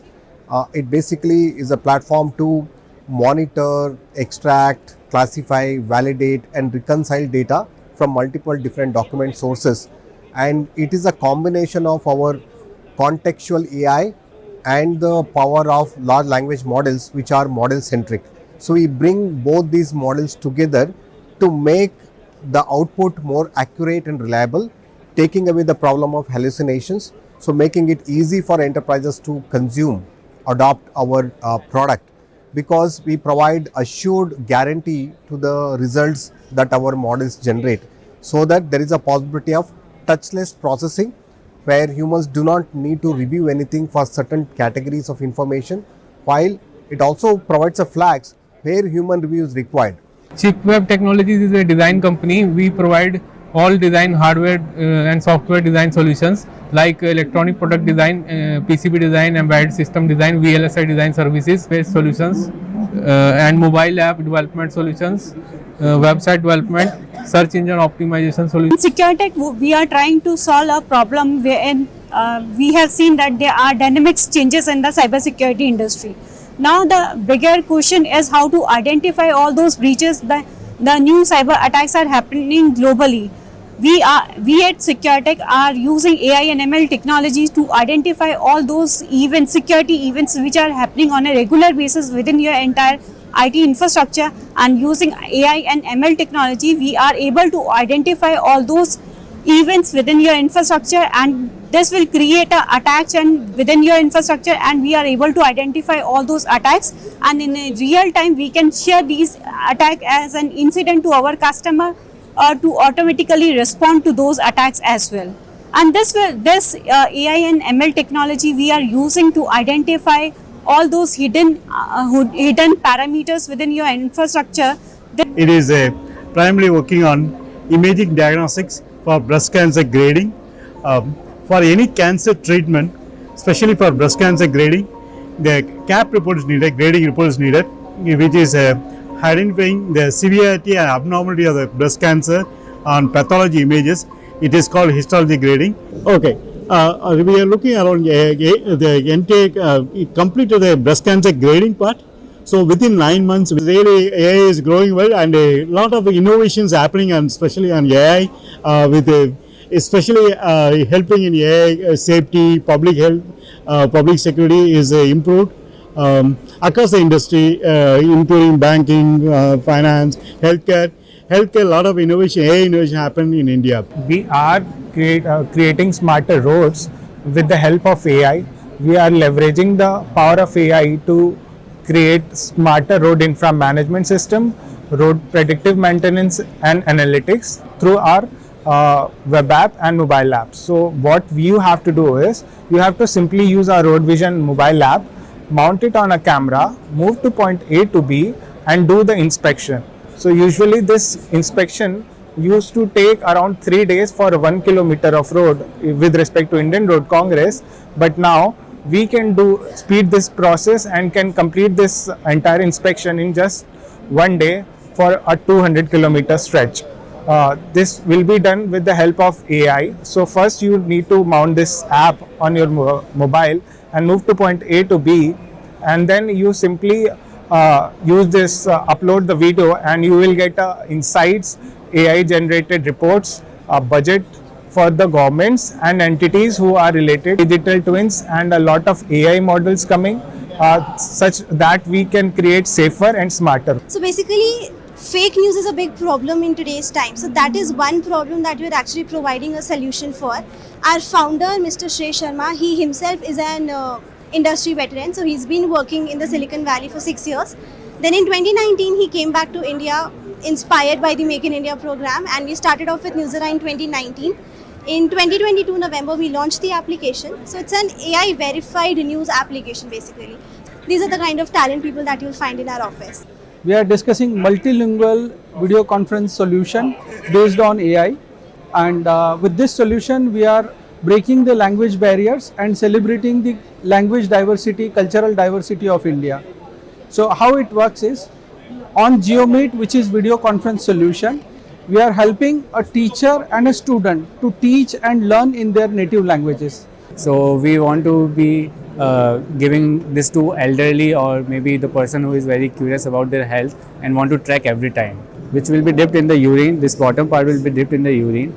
As this is a dry chemistry, when it's come into contact with urine, there will be some color changes, your health issues. If any parameter is going out of range, it will identify and mark as an abnormality. Different lighting conditions are there. Right now I am in a place where it's little yellow. At my home it's little dark. At some other place it will be some other color. And identify it and give the more accurate result to the users. We are primarily focusing into healthcare, which is covering all three ecosystem, payers, providers and across the pharmaceutical. How we can enable them in the digitization platform, and what is the way to improve the patient outcome, patient journey.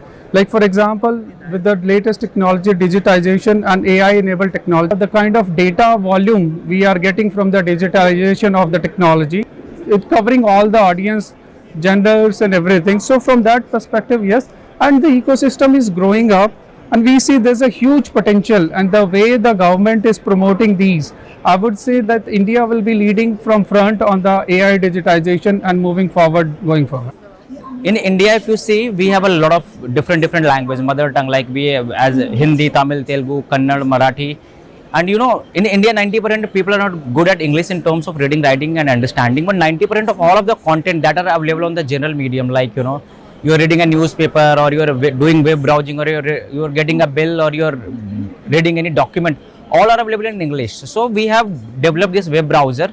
So with the help of our web browser, you can read any content in your language. If you are stuck at any particular word, you tap on that word, you will get a visual meaning. So this is the entire concept. So NetWeb is a 25-year-old company, and we are basically solutions, and we make AI infrastructure solutions.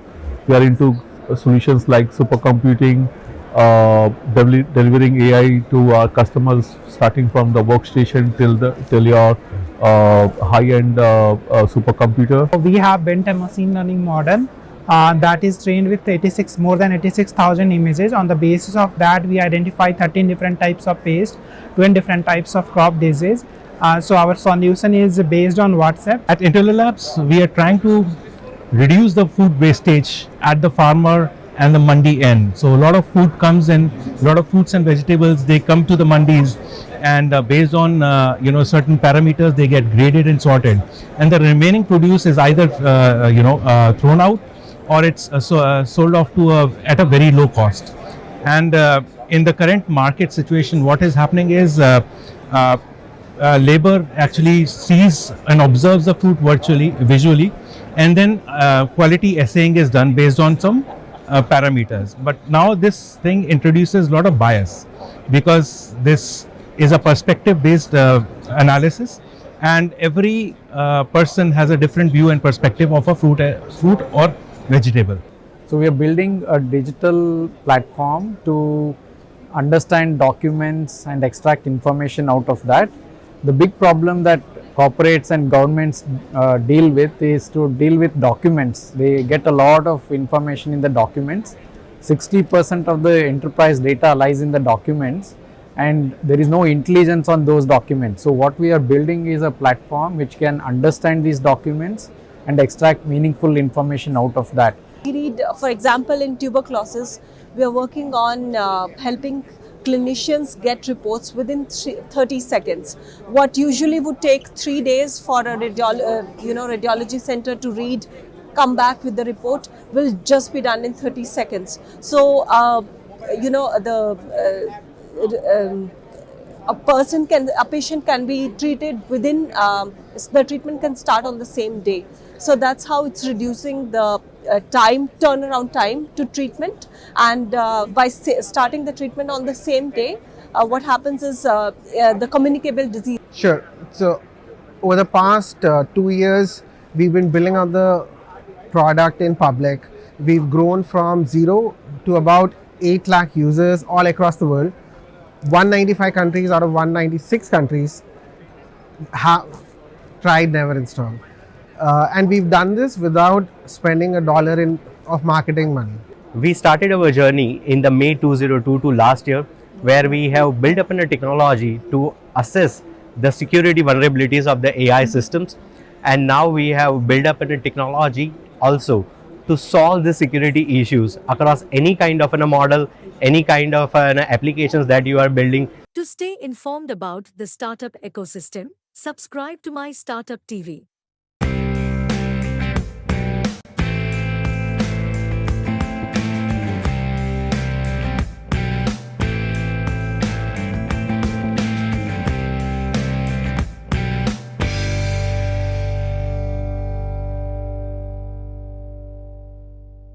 AI Technos is a leading IT company with more than 4 years of experience in IT solutions.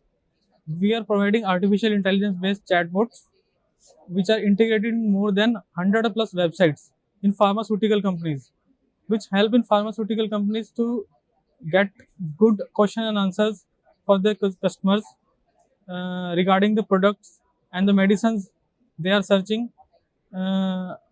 If anyone wants to search the product in the night, after 12 noon, then she can search the product through AI chatbot in the websites. It is very helpful for the person, and no need to hire some person to contact the customer through automated system.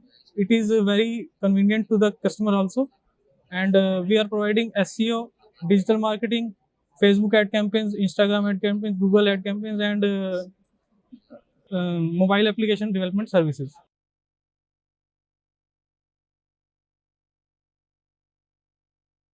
To stay informed about the startup ecosystem, subscribe to MyStartuptv.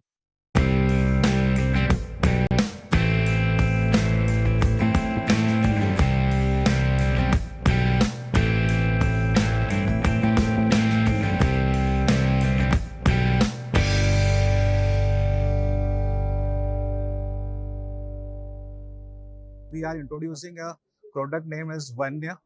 This will be, helping to regenerate the greenery that was, that is being lost for lot of decades on the planet.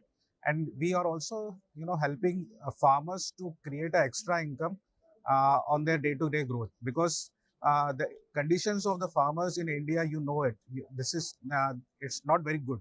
So right now we are helping farmers economically as well by our product. So our product is MRV, which is monitoring, reporting, and verification. In this product, what we are doing is we are onboarding some small group of farmers which are having small area of lands in hectares and square feet. So what we do is we get the GPS coordinates from these farmers and feed these GPS coordinates to the satellite. Satellite in turn provide us the data which is used for calculating the carbon credits. The data that is provided by the satellite is soil organic matter, biomass, wood biomass, and other factors that helps in generating the carbon credits. So carbon credit, if you don't know it, then the carbon credit is if you are buying one carbon credit, that is being I'm giving you an access to exhaust 1 ton of CO2 in your day-to-day activities.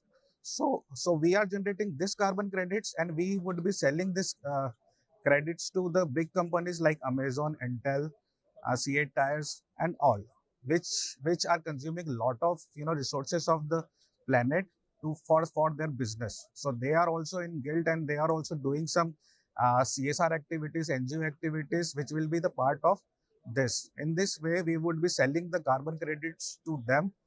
The percentage of carbon credit that we are selling, the 60% of that amount would go to the farmers, and we would be getting only 40%. In this 40%, we will be covering our costs, that is a satellite cost, plus our profit. So this is the product overall, and this is the way, a step, to help the farmers.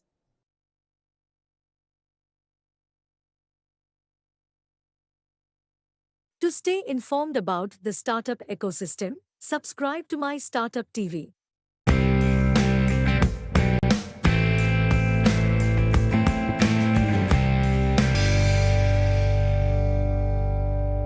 Actually, these are the current product which is in sales stage.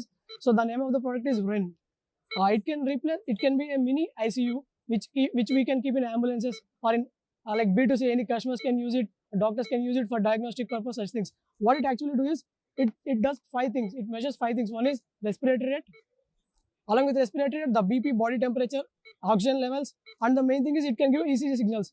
There you might have seen the heavy instruments measuring ECG in hospitals, but this is a very portable device replacing that thing. And this thing, it has been currently in demand in many ambulances and many leading hospitals in India also.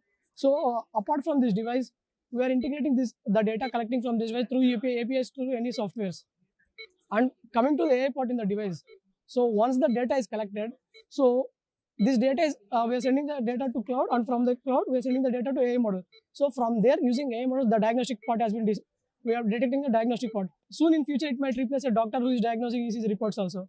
So this is our goal currently.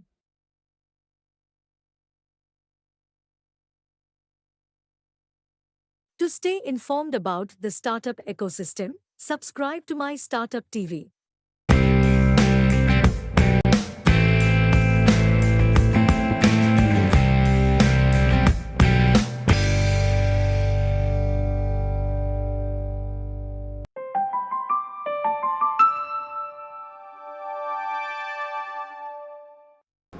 We are August AI.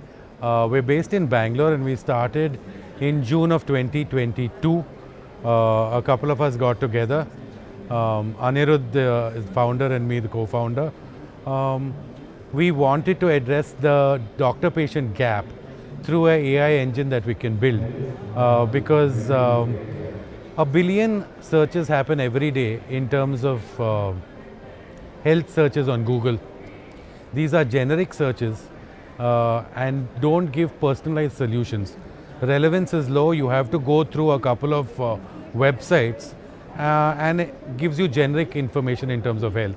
We are very personalized. It's literally doctor in your pocket. You can ask it anything from as rudimentary as a cold or a cough to actually easing your anxiety and understanding in terms of complex issues in health like any of the cancers. We are an application model based on all the foundational models that are built out right now. We've used proprietary LLMs that we have for health. We've built out competition algorithms in the last 1 year to address all health issues, to make it as empathetic and sound like a doctor. It's enabled with voice and video. You can upload any voice note. It's the distribution mechanism is WhatsApp.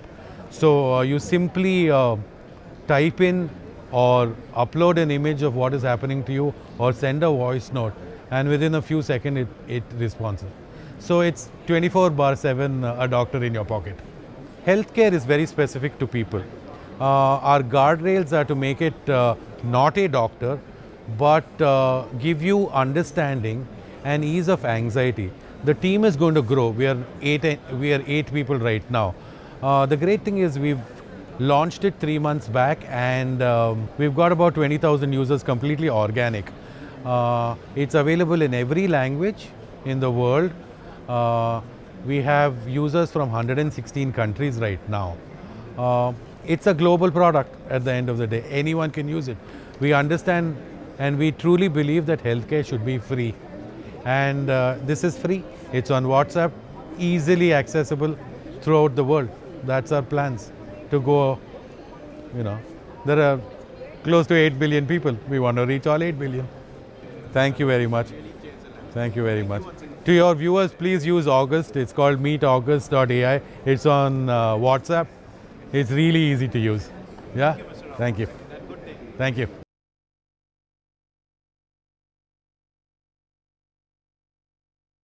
To stay informed about the startup ecosystem, subscribe to MyStartup TV.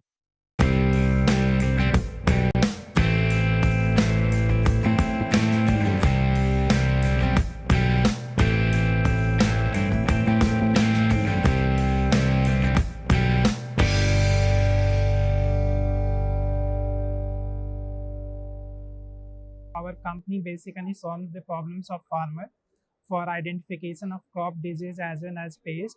So we have built a machine learning model that is trained with more than 86,000 images. On the basis of that, we identify 13 different types of pest, 20 different types of crop disease. So our solution is based on WhatsApp. So any farmer can send us image on WhatsApp. We analyze those images, and on the basis of that, we recommend what kind of pesticides, natural or biological treatment they can use in their field. And our services are completely free of cost for the farmers. Further, we are we are building an ecosystem for the agri-tech companies as well as universities, government partners, in which we are signing MOUs with the different agricultural universities as well as bringing pesticides, fertilizer companies at one place, where we are also providing drone spraying services, where we bring different drone owners to our platform, and they can provide their services to the farmer for pesticides spray. Further, we are building an insurance model where different insurance companies can get a correct estimation of the quantification of what is the damage in the crop field in the farmer on the basis of the machine learning as well as supplemented with the satellite imagery. So this is what we do in our company, Bhumi AI Solutions Private Limited. So we have a multinational team. Our team members is from USA.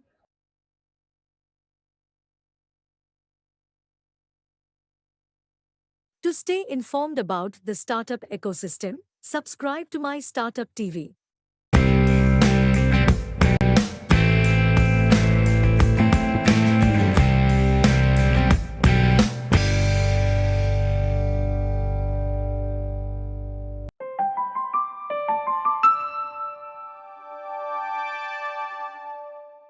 We are a company based out of Bombay, and we've been active since the last 7 years. We are primarily a research and development team, and we've been focusing on multiple domains in AI across the landscape since the last couple of years. The company has been active since the last 7 years, and we've been actively researching since the last 4 or 5 years, doing foundational research in most domains. We are a research team. We have been working across the board. And what we identified is that in the defense sector especially, there is a huge dearth of reliable, sustainable AI technologies that we can use and deploy on field practically. So using that as our compass, we've been developing a lot of technologies which are computer vision based and even NLP and audio based to work with our defense arms, our armed forces, our intelligence forces, however they need to deploy. So it's quite a huge problem, and the great thing is that our country has opened up the doors and they're very accepting in the last couple of years of startups.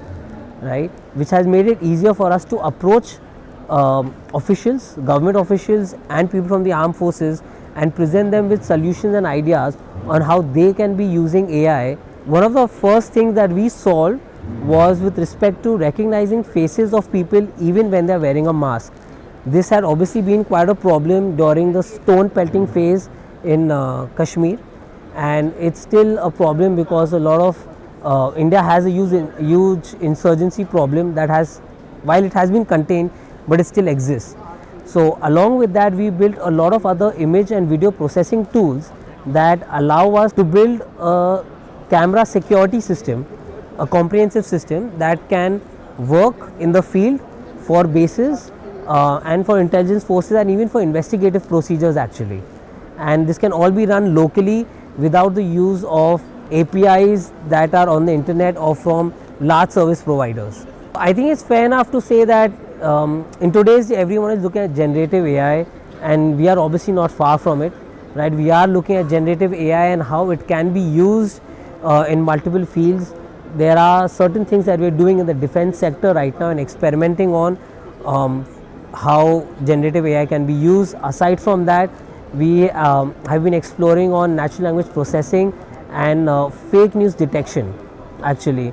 So that's another huge area which I think we all need to be focusing on, because dissemination of misinformation is very rampant. In terms of policies, I think the country is already moving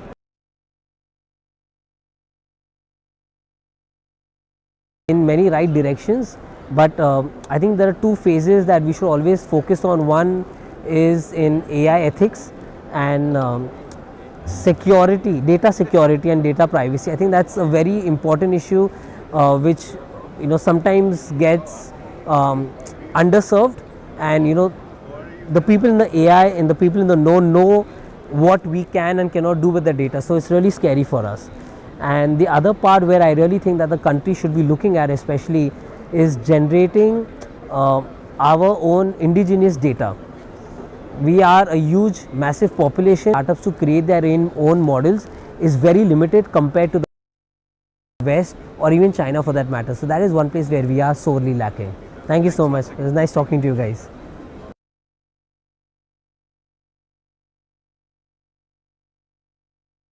To stay informed about the startup ecosystem, subscribe to My Startup TV.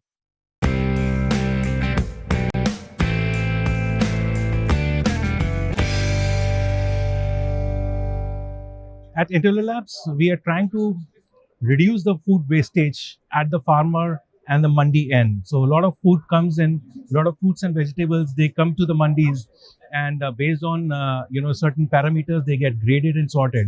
And the remaining produce is either thrown out, or it's sold off to at a very low cost.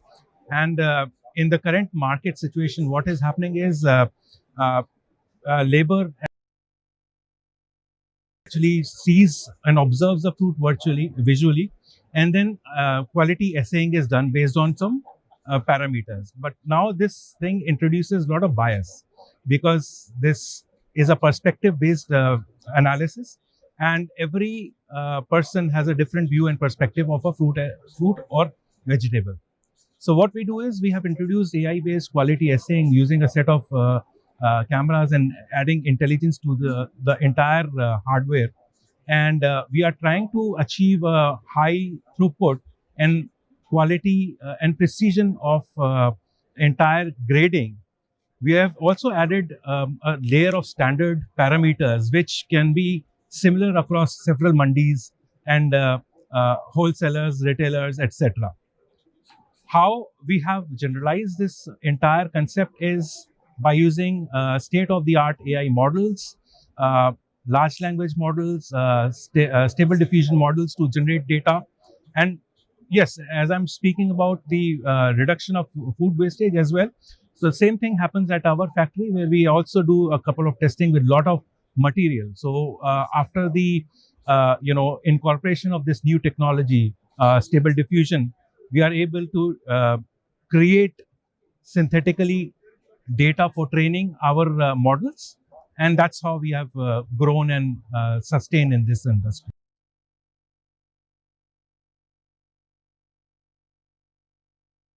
To stay informed about the startup ecosystem, subscribe to MyStartup TV.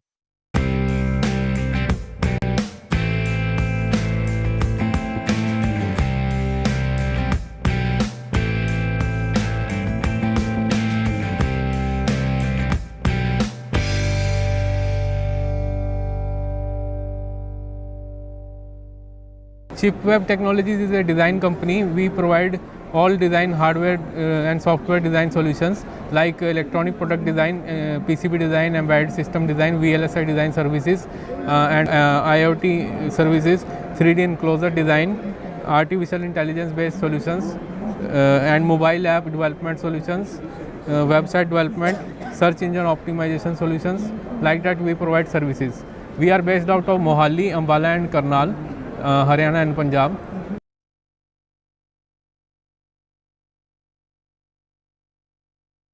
To stay informed about the startup ecosystem, subscribe to MyStartup TV.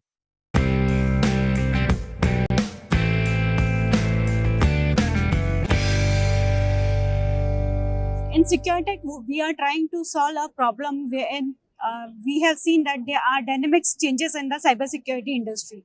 Now the bigger question is how to identify all those breaches. The new cyber attacks are happening globally. We at SecureTech are using AI and ML technologies to identify all those events, security events which are happening on a regular basis within your entire IT infrastructure, and using AI and ML technology, we are able to identify all those events within your infrastructure, and this will create an attack and within your infrastructure, and we are able to identify all those attacks, and in a real time we can share these attack as an incident to our customer or to automatically respond to those attacks as well. And this AI and ML technology we are using to identify all those hidden parameters within your infrastructure. Which can be a hindrance to identify all those breaches within your infrastructure.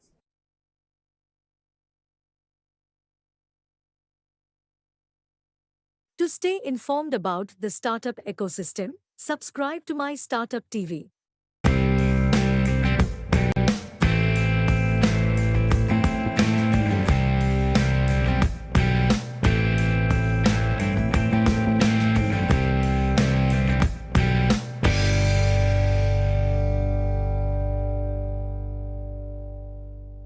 Invenix is a UK founded company with offices in London, India and Canada. So we are a tech focused company, both into products and solution. So we have recently, like yesterday, we launched an app for the Indian market called Apna AI. So this is an app which is trying to solve the problem of bringing AI to the end user, to the last mile of users, right from the urban users to the people in the rural areas. So the problem that we're trying to solve is at this today's world where AI is rapidly kind of evolving and kind of becoming like the superpower, we feel that the common people of India may be left behind, or it may be too late for them to get used to AI before AI can start coming in the way of their jobs or things like that. So I think it's the right time for them to feel empowered to use AI so that they can be ready for the future workforce.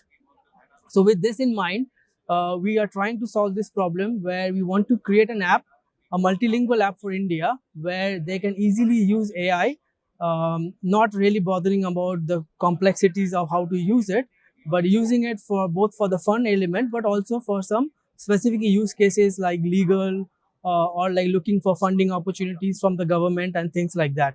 So with that in mind, we have launched an app. It's a mobile app available on the Google Play Store and the Apple Store, which anyone can download. And this app is now available in 4 languages: English, Hindi, Bengali and Marathi, and more languages to come soon.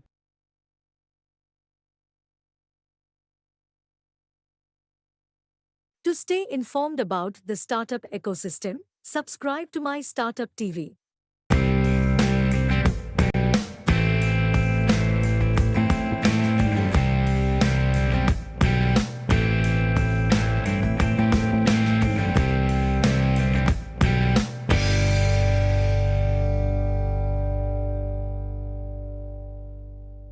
we are a data-centric AI company. And what I mean by that, that a lot of companies which are trying to build AI usually struggle with the training data sets. That how do you make the AI accurate? How do you make sure that the AI complies with ethical requirements and the responsible AI requirements? So that is where the data which is being used to train the AI model plays a very vital role.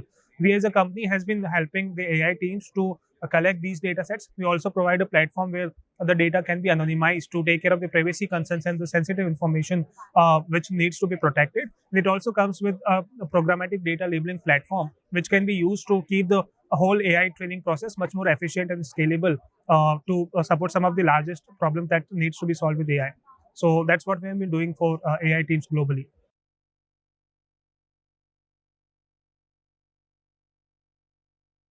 To stay informed about the startup ecosystem, subscribe to MyStartup TV.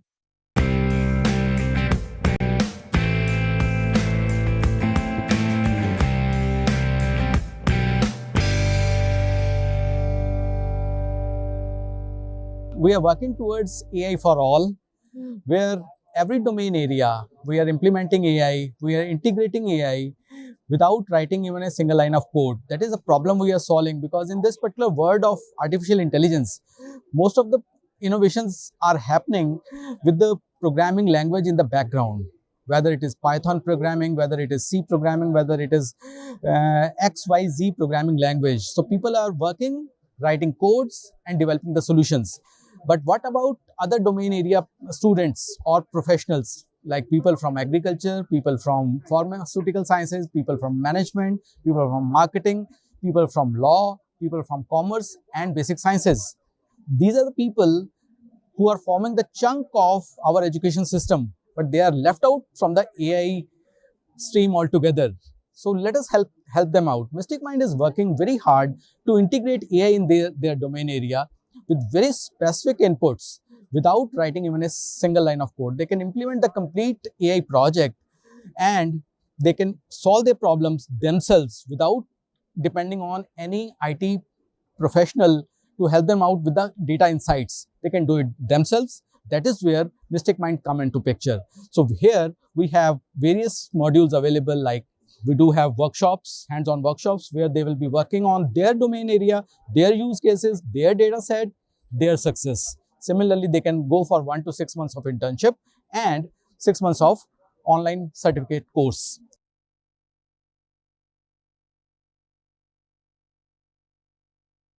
To stay informed about the startup ecosystem, subscribe to MyStartup TV.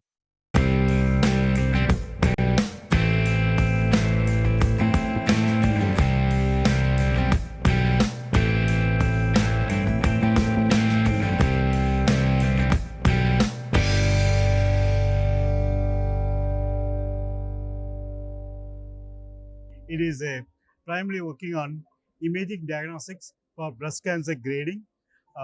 For any cancer treatment, especially for breast cancer grading, the CAP report is needed, grading report is needed, which is identifying the severity and abnormality of the breast cancer on pathology images. It is called histology grading. Our system automates entire cancer grading, the pathology automation workflow, which include multiple biomarkers. So we get the digital biopsy slides from the hospital, which will need to be digitized using our AI pipeline.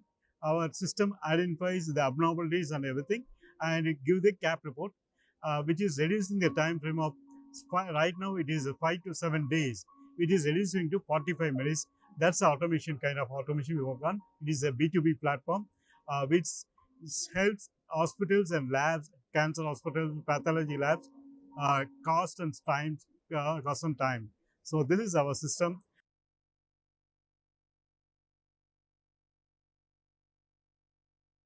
To stay informed about the startup ecosystem, subscribe to MyStartup TV.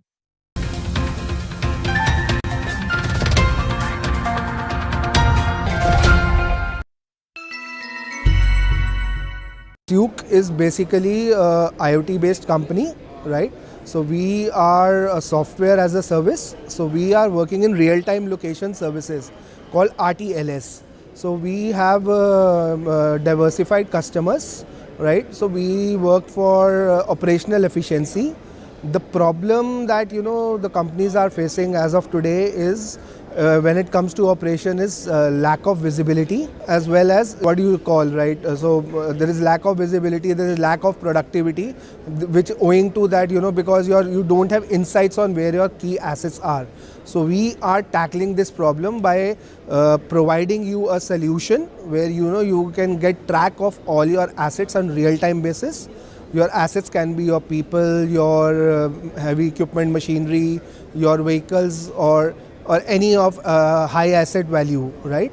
So what we are doing is we are catering to all the industries. So we have been working closely with various FMCG companies, automobile companies, as well as oil and gas sector. So our co-founding team comes from a diverse background. They are all basically from oil and gas, as well as working in some other organizations as well. So we are, as a market, we are targeting India as well as Middle East as of today. So we have already expanded to Middle East. When it comes to market capturing and market, so the market in terms of where in the space which we deal in is growing at a pace of $4 billion CAGR by 2025. So we want to you want to become a go-to place when it comes to your operational efficiency. So we are forming digital transformation in that module, right? So now coming to what we are expecting out of the government and our future. So we are building we look at making more digitalization efforts when it comes to your operations, because you have your finance, you have HR and different domains which are covered under your digitalization. But when it comes to operations, there is some lag. So we want to target that and bring digitalization when it comes to your operational, increasing your efficiency. We expect that more and more initiatives by the government will be taken towards digitalization of say government sector, as well as the private sector will follow the suit. So this is what we project and plan to become a global leader as well as market leader, especially in India, when it comes to your operational efficiency and digital transformation on your operation side. Yeah. Our company started off in 2016. So we are around say 7 to 8 years old, and I can proudly say that we have at least created a niche in the market. So doing what we do, we have created very close partnerships with one of the top-notch companies, be it Cisco, be it Microsoft, be it HP, you name it, and we have a good partnerships with them. So we have become ISVs for all these companies and they vouch for us. So this is how we have created a mark for ourselves when it comes to being a startup only. We have created a mark for ourselves and we have built what we are today. Thank you. Thank you. To stay informed about the startup ecosystem, subscribe to MyStartuptv.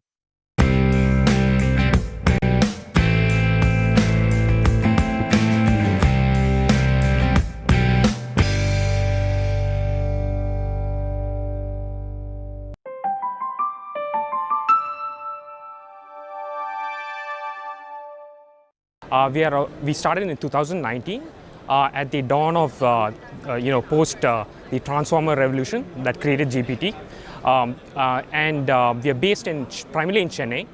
We are a small team and we have some folks in Bangalore. And the problem we solve is we help folks create content, basically globalize, localize, and personalize all their content, including video and audio. So you can take reduce the painstaking work of, let's say, taking a long form video. It could be a 1 hour webinar, and distilling it down to short form bites that's consumable across any language and targeting any demographic. So that's how we leverage AI to do that. 12 years, we are growing rapidly, so we intend to double our team in the next year. But we are kind of small, so we are a bootstrap company. We have not taken any external investment. We are growing through our own revenues. And so we expect to double our team next year. In terms of policy making, we are just observing. We are passive observers. AI is going to be the AI transformation is going to be the most definitive transformation of our lifetime. So we have to be incredibly careful with AI and the benefits and risks it poses.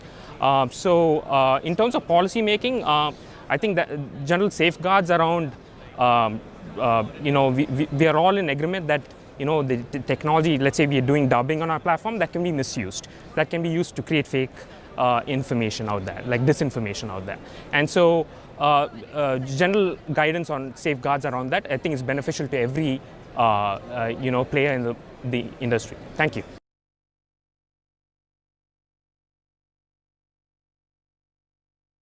To stay informed about the startup ecosystem, subscribe to MyStartup TV.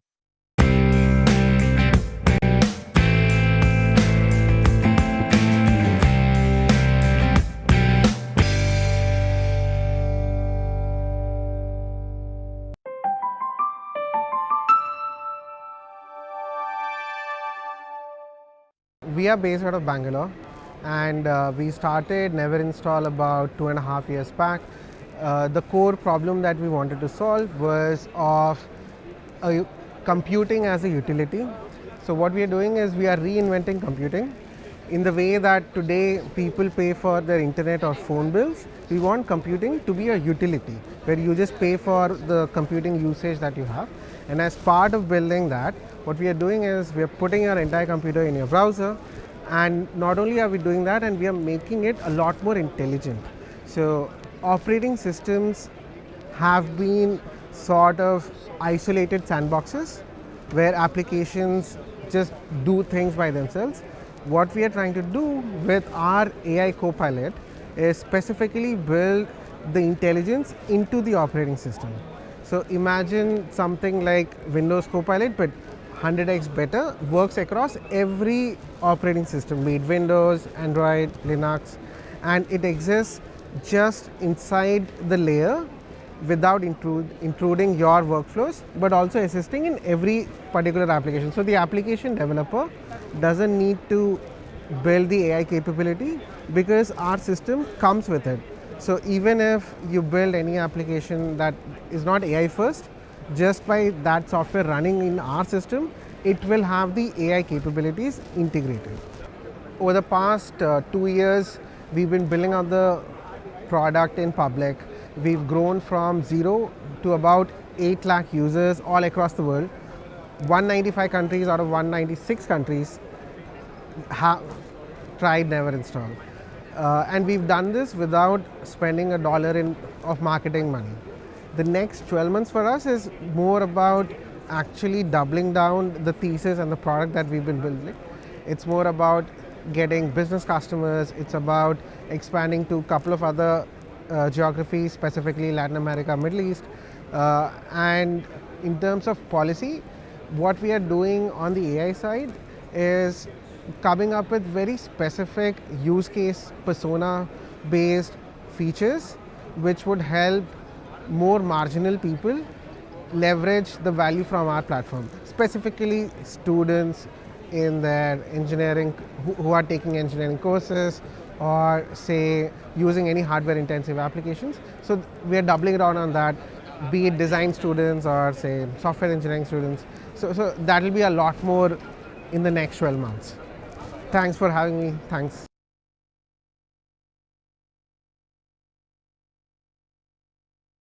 To stay informed about the startup ecosystem, subscribe to MyStartup TV.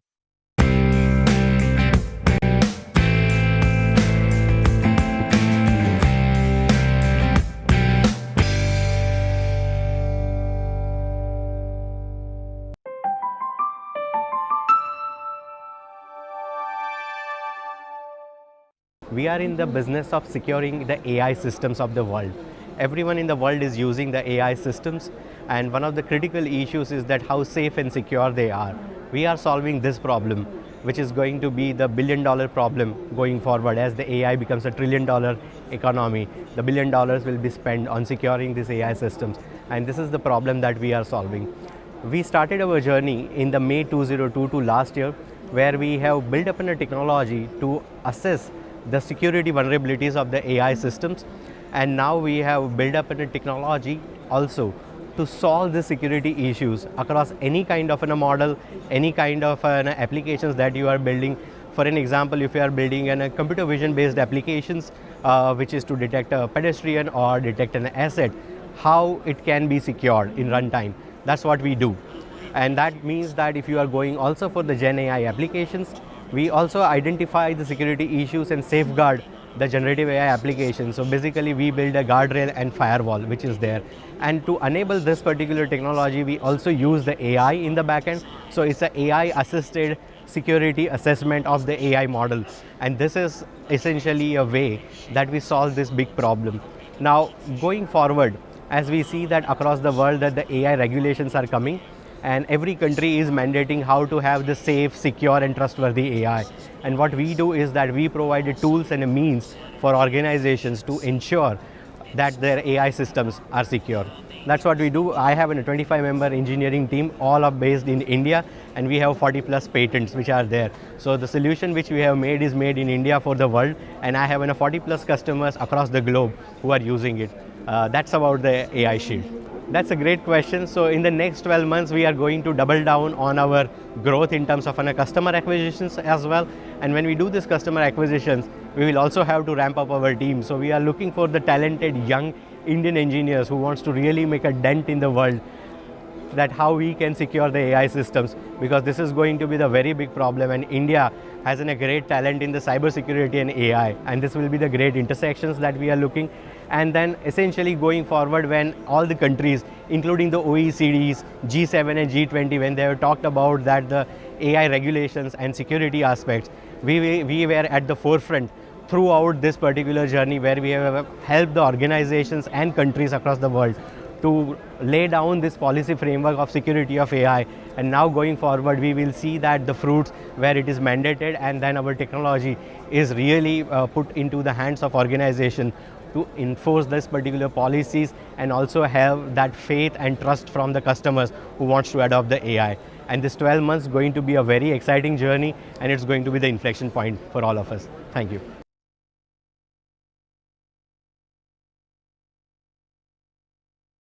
To stay informed about the startup ecosystem, subscribe to MyStartup TV.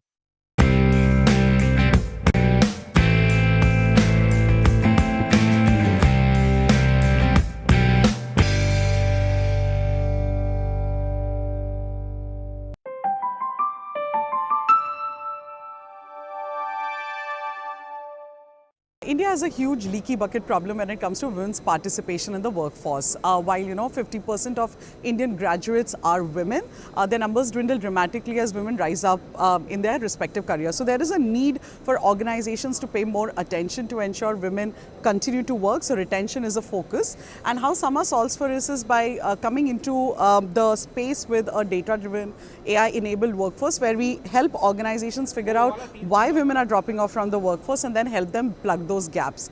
If you look at just like the opportunity, we are actually catering to 50% of the country's population. A report by UN says that India's economy will triple by 2030 if only we are able to fix the gender gap in the workforce, and that's exactly what we are trying to do. So given that we are just a year into, we see the next year to be the most exciting part of our work. We are looking at investing heavily in machine learning and AI to really build a more robust model that removes any kind of bias when we are having conversations about women in the workforce. So we're going to invest heavily in technology and product, and we have our product roadmap ready for the next year.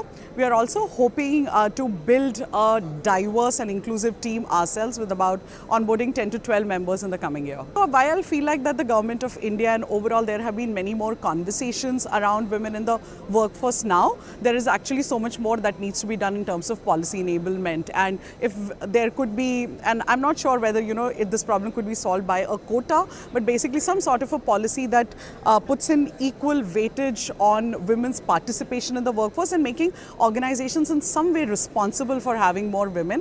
The BRSR data, which top 1,000 companies have to currently declare, helps a little bit because you have to talk about the gender ratio in the organization, but the scope needs to be expanded to all organizations and not just the 1,000 companies that have. Thank you very much.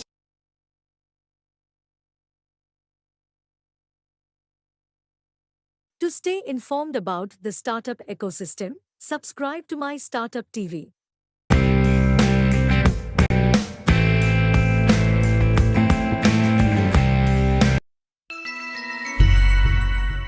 One page is all about helping salespeople prepare for meetings faster. This is a 4-year-old company. We have a couple of patents in India and US. And the whole idea is salespeople usually meet a lot of strangers every day. And they have to prepare for these meetings, back-to-back meetings. So it takes around 30 minutes for preparation of every sales meeting. Our goal is to reduce the 30 minutes to 5 minutes. A simple meeting starts with getting into LinkedIn profile, then opening your email, searching for that person, opening CRM, searching for that person. It takes around 30 minutes, and most of the times you get distracted by notifications or a new mail or something else. Our goal is to reduce that clutter, get you a one-page summary of everything that you should need for every meeting. So it gives you all the recent emails with that person, a conversation starters like what to say, what not to say about this person, and then how can you get you the data that is relevant to build ice-breaking situations. How can I tell you, people buy from people. Technically, people buy from people, not from companies. How well you connect with that person relates to the business. That's what we help them build a better rapport with relevant data right in their fingertips. And this is a 4-year-old company, as I told you. The whole goal of our product currently is to get into organizations where consistently we want to prep them for every meetings. We have 3,500 companies using our product all across the world. Quite a good amount of companies come from US and Latin America and India at the moment. Going forward, our AI actually generates these insights. Our AI generates these insights for what to say, what not to say, what is this kind of person. Say for example, is this person a straightforward person? You would like to tell him not stories, but get to the point faster. If this person is a decisive guy, you should be able to get the financial part of it out quickly and then get to the business. So our goal is to give you that information through our AI so that you have better insights for every meeting. We plan to grow with a new enterprise product that we are launching. We would like to get into an organization and build an AI model within that organization based on the systems and data that they have. So for example, very recently we worked with a company which does financial inclusions. So for example, how much of a person this company has given to us? When is the next renewal? You don't have to open another application or another tab for this, but they should be able to do it right inside the application. That's a one-page summary that we do for every meeting. We work with the data that is already out there, not the data that we can generate out of the blue. So in the responsible AI situation that we are talking about, we don't go beyond what is there in the public domain. So we don't go to your Facebook profile and see whether you have a cat or not. Our goal is to say, are you a person that I should be able to communicate in a better level with the data that is out there in public. So for example, the generative AI that we are talking about figures out what kind of word choice you use in your LinkedIn profile or any other profiles to tell you what kind of person you are. That's the generative AI piece that we are working on. So we don't go beyond privacy levels. We don't want to cross any privacy levels when we are working with other person's data. So that's where we are looking at. So hopefully we'll do a lot more with the generative AI coming stuff. Thank you.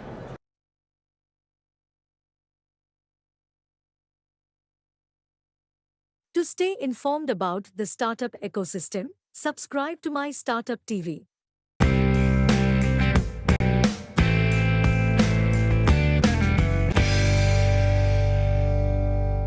We are showcasing a unique product today.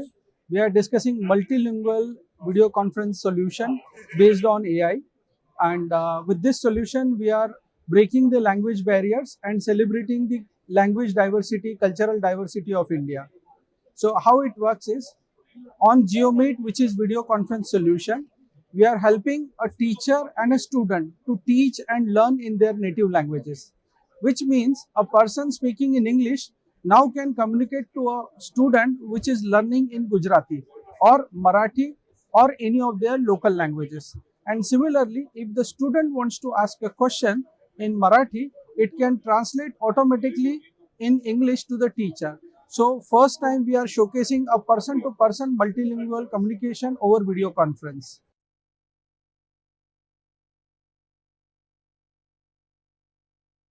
To stay informed about the startup ecosystem, subscribe to MyStartuptv.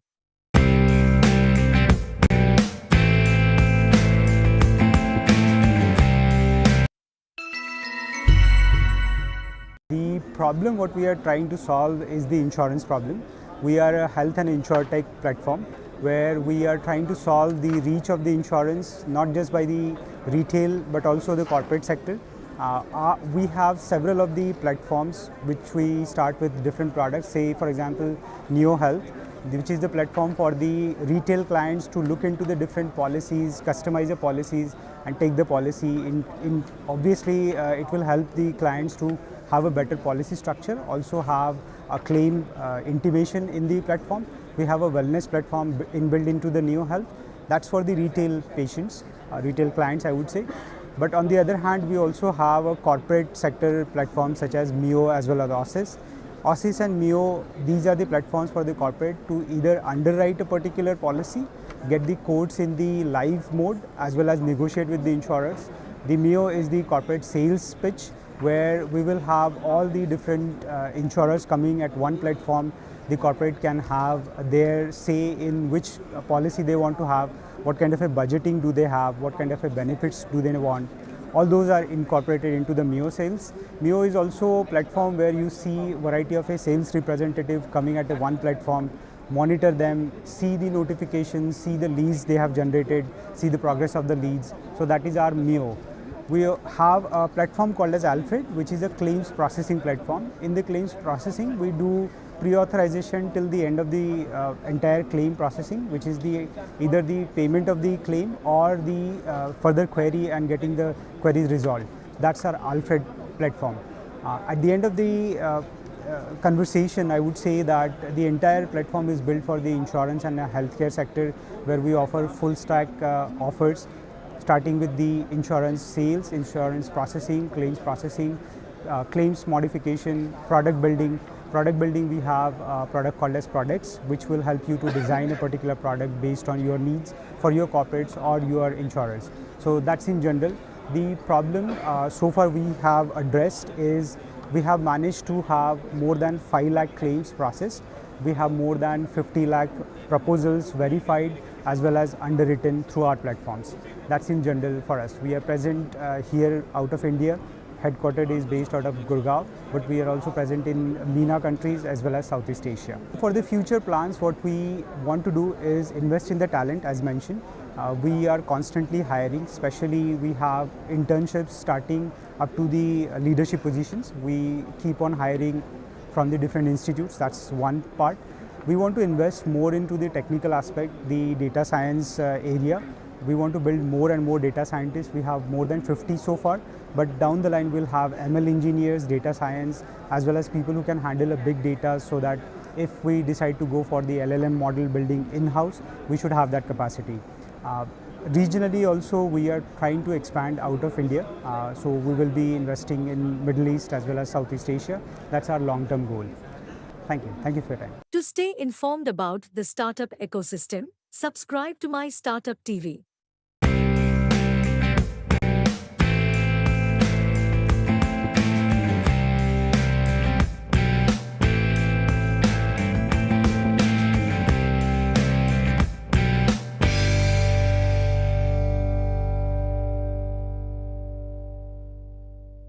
We are a pioneering agriculture generative AI company, and we have been working in developing AI ML solution for Indian agriculture for 4 years. What we are trying to build is something where Indian farmers struggle the most. That's like knowledge gap. We have many agriculture institutes, Vigyan Kendra, and everyone producing huge amount of knowledge, but this knowledge never reaches to the farmer because the farmer has literacy and language barrier and a different type of problem like that. And what we are trying to do is we are trying to solve this problem by bringing AI, which is a multilingual, voice-based, conversational co-pilot for farmers. Now, this co-pilot in our application that we have built, farmer can select a language, click a button, and they can just have a conversation with the whole knowledge base that has been created by all this renowned institute, and can answer directly to the farmer's question in the language they can understand in simplified way. So this is what we are doing and we are building. We have also built our own large language model that is built on very specifically on Indian agriculture practices, and which is bilingual Hindi and English. So we can easily use this large language models to provide the solution for the farmers' questions and their queries. And our plan is to start adding more features, not just the advisories and knowledge. We also want to start integrating live market prices analytics. For example, farmer can just ask a question like, hey, I have grapes to sell in Nasik Mandi. What was the price yesterday? Or what was the average price in January? Or which month has the base prices? All type of analytics can be also asked as a question in voice through AI, and AI will reply back in the same language in audio format so they can have a conversation. And we want to add more of those things, and we also want to integrate this particular solution into the private organization so we can also start delivering their own knowledge base.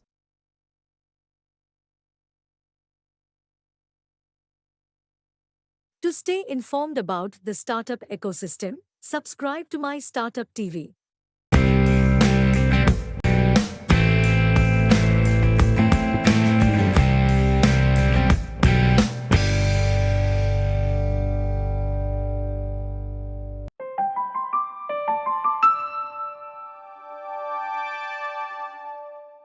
Neuron provides the complete end-to-end platform for generative AI enablement for enterprises. What we do is we solve problem from data curation to data activation to model building and fine-tuning to application inference ending and application in various use cases like credit co-pilot, equity co-pilot, in generation of automated reports. We also work with a lot of social impact companies in terms of education, in terms of infrastructure development, e-commerce sector. So these are the various sectors we enable large companies for. We are working with all the marquee names in India as well as abroad. One of a very large fashion brand store which has 200 retail outlets in India, what we had created was for their retail partners, we had created a co-pilot which enables them to talk to the clients, process documentation documented into that co-pilot, which the retail outlet sales people and growth people can talk to, learn from that. So intent was to create a homogeneous knowledge base across the retail outlets, having the same kind of growth platform, having the same kind of content that is being talked about with respect to the clients and customers. One of the use cases that we have solved for another company is in terms of credit lending. What we do is we create a knowledge base out of all the repository of client documentation that they have created, and our automated bot, it gives question and answers on the possibility of what is the journey this client should take, what are the various underwriting deviations that might be with respect to the policy, and also what are the mitigations so that the larger amount of loan can be enabled for this SME, consumer loan, or any other enterprise disbursals. Definitely, we are a growth company. We are working with a lot of partners like the Ministry of METI. We are working with NASCOM. We are official partners of NVIDIA as well. So we have a lot of GPU enablement with us. We are growing with respect to the talent pool. Also, we are currently 25 people. We hope to grow to 100 people by the end of next year. We are also growing our customer base in India across sectors, from financial services, e-commerce, legal and contractual laws, audit policies. So various sectors that we are growing in, and we want to enable large enterprises with faster and resourceful enablement of the AI and services. Thank you so much. The pleasure is all mine. All the best.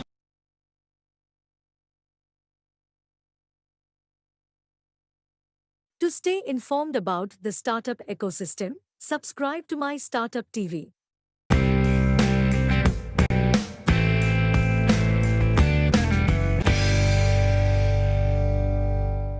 So basically, fake news is a big problem in today's time. So that is one problem that we're actually providing a solution for.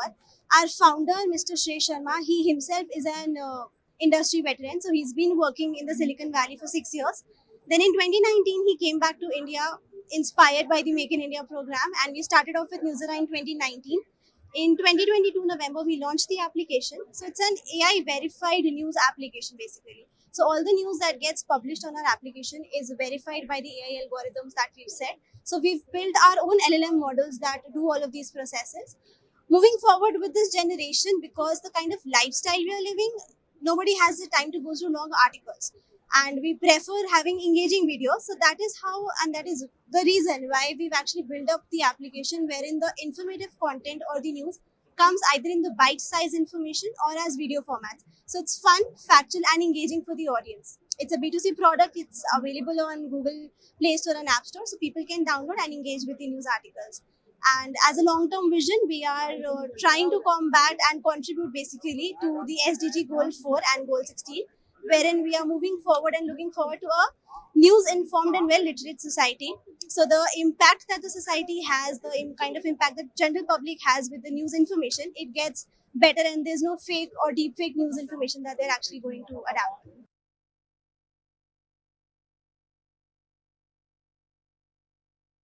To stay informed about the startup ecosystem, subscribe to My Startup TV.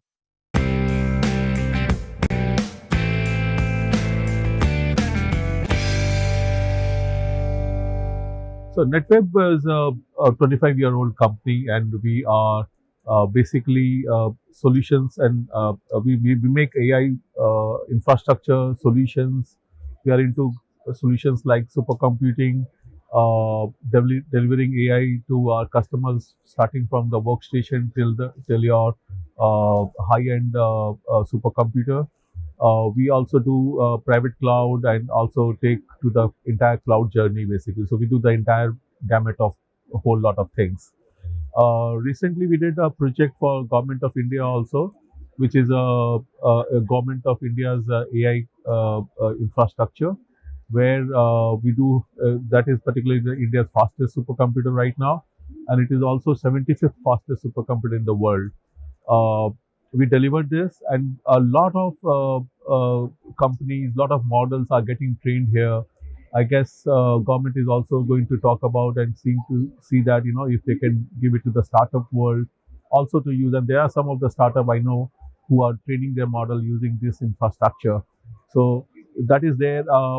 We as a company, we do have a whole gamut of product, right from a very small workstation to the entire journey of private cloud, or getting the entire infrastructure for AI and other stuff to a very high-end solution. So we deliver the entire stuff there. Yeah.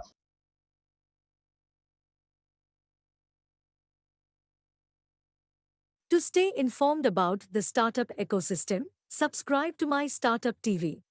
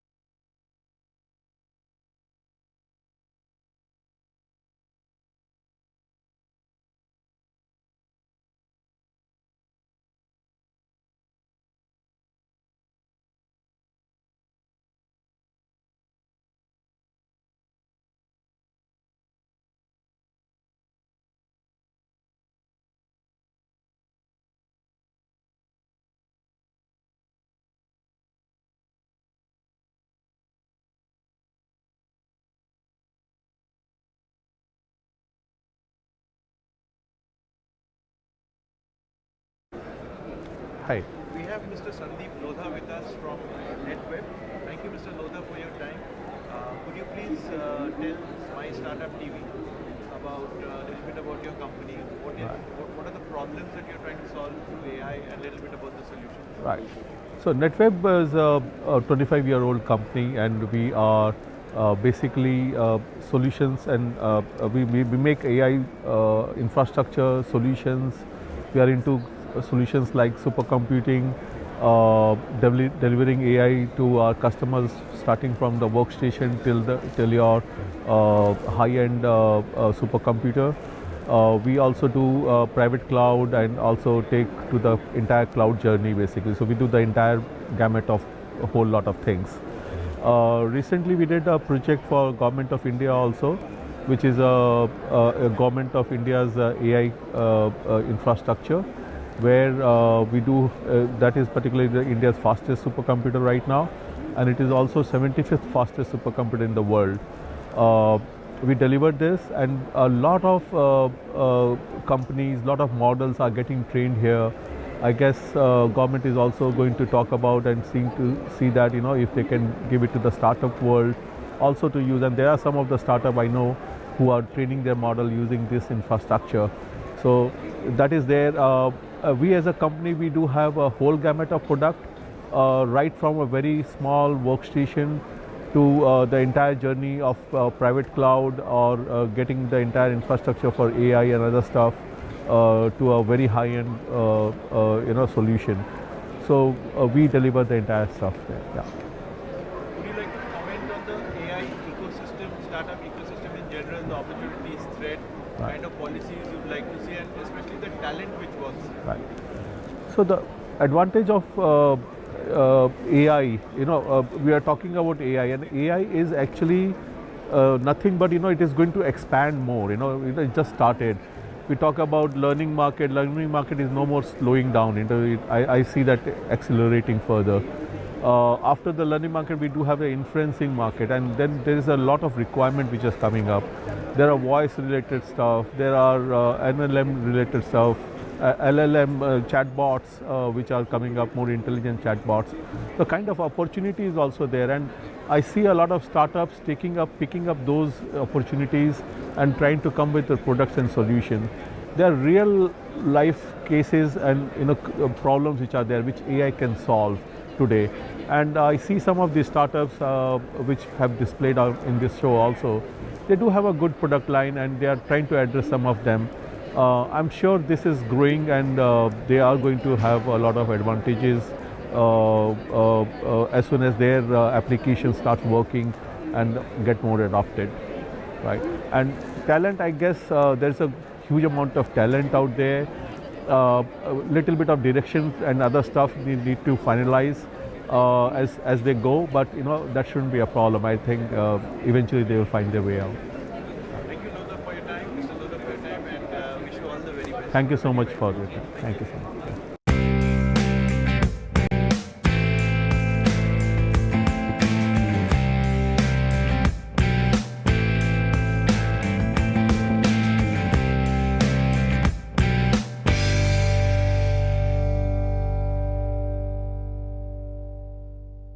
MyStartup is world's first visual web browser, visual document reader, and visual dictionary. So what it does differently, it provides you the visual meaning. So the question is why we have built that. In India, if you see, we have a lot of different languages, mother tongue, like we have as Hindi, Tamil, Telugu, Kannada, Marathi. And in India, 90% of people are not good at English in terms of reading, writing, and understanding. But 90% of all of the content that are available on the general medium, like you're reading a newspaper, or you're doing web browsing, or you're getting a bill, or you're reading any document, all are available in English. So we have developed this web browser. So with the help of our web browser, you can read any content in your language. If you are stuck at any particular word, you tap on that word, you will get a visual meaning. So this is the entire concept. Also, we are providing an AI-based ad network that helps all the publisher or content creator or app developer to monetize their space and earn extra money. I'm very excited about this AI opportunity that I'm right now over here, because in India, AI community is growing, and with the help of AI, we can solve a lot of things. We can solve a lot of the problem of edtech, healthcare, agriculture. So I think over the time, India will really become a thriving economy and ecosystem with this opportunity that is being created in AI.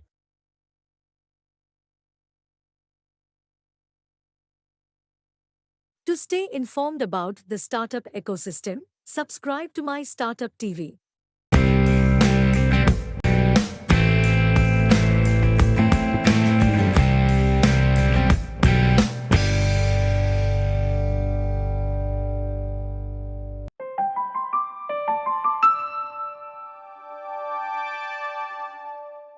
MSense is providing automated quality inspection in manufacturing using its AI-powered digital eyes and digital ears. If you really want to correlate with how it goes with human beings, right? So whatever humans are able to do the inspection by using their eyes, that's what we can automate using our digital eyes. And digital ears is more for inspection by listening to sound. So whatever humans are using their ears for doing any quality inspection by listening to sound, we can actually do that automation. Right now we are very much focused on the automotive manufacturing. We have inspected more than 10 million vehicles with zero outflows from our inspection stations. We have been winners of innovation challenges from Mahindra, Maruti Suzuki, Renault, Nissan, and in fact our product was adjudged as a best quality solution award by Honda two-wheelers. Right? We are very unique in terms of providing our digital ES product. Nobody is there having the production ready deployments by doing inspection using sound. We started MSense in 2018 with the motive of really enabling the manufacturing sector to strengthen their quality, having a very comprehensive inspection solution. If you really look at the overall inspection market, it is growing at 8% per annum, and it is expected to be $27 billion market globally.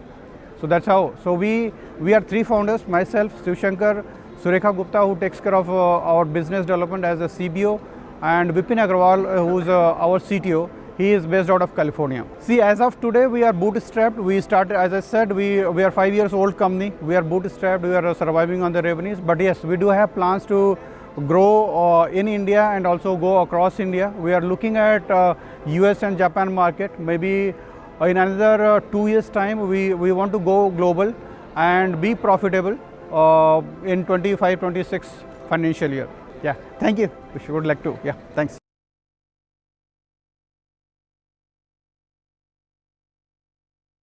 To stay informed about the startup ecosystem, subscribe to MyStartup TV.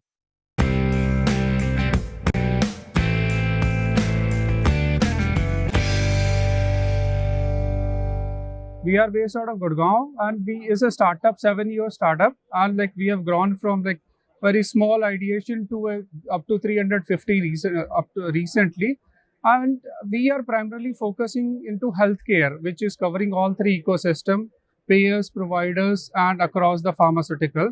How we can enable them in the digitization platform, and what is the way to improve the patient outcome, patient journey. Like for example, with the latest technology, digitization and AI-enabled technology, how the ecosystem, the patient journey can be enabled. Like on the disease management program, there are a lot of disease management programs are there. How we can engage the audience, how we can improve their performance, and for a particular provider, how we improve their efficiencies. Like using AI-enabled technology, which will nudge the automated ways to different segment of patients. Like if I will say example. I'm a diabetic patient and I want to cover like the entire journey. We will nudge them, or will send a reminder or ways that you have something which is planned, scheduled. You can visit this, and how was your journey in all those point of it. So it's like a combination of AI plus data, which is we have getting from all the hospitals or all the different providers.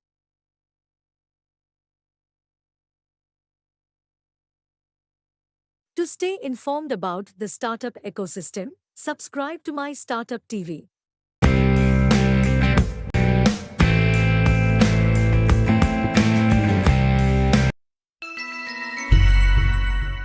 We are Cure.ai, and it's a 7-year-old startup looking at solving the problem of radiologists, shortage of radiologists across the world. And we read, for example, in tuberculosis, we are working on helping clinicians get reports within 30 seconds. What usually would take 3 days for a radiology center to read, come back with the report, will just be done in 30 seconds. So a patient can be treated within, the treatment can start on the same day. So that's how it's reducing the turnaround time to treatment. And by starting the treatment on the same day, what happens is the communicable disease such as TB is not spread in the community. The person going back will be aware that they have tuberculosis, and they'll come back and they'll start their treatment, they'll isolate themselves. And similarly, we are also working on lung health, stroke, fractures, other areas, and we are expanding. The aim is to basically make healthcare accessible and affordable across the world. We are already present in 85 plus countries, and we are trained on a huge data set on 1 billion plus images. So the future is headed towards complementing what clinicians are doing. There's a lot of workload on them already. So this is to assist them and make healthcare more easy, affordable across the world. A lot of policies being formed across the world right now, and there are some countries that do have some regulations, and while others don't. I will just say at this point of time that it's not something to be afraid of, but to have more set rules, security concerns around it, in terms of policy solved, and I think from there it can move in a positive direction. Thank you.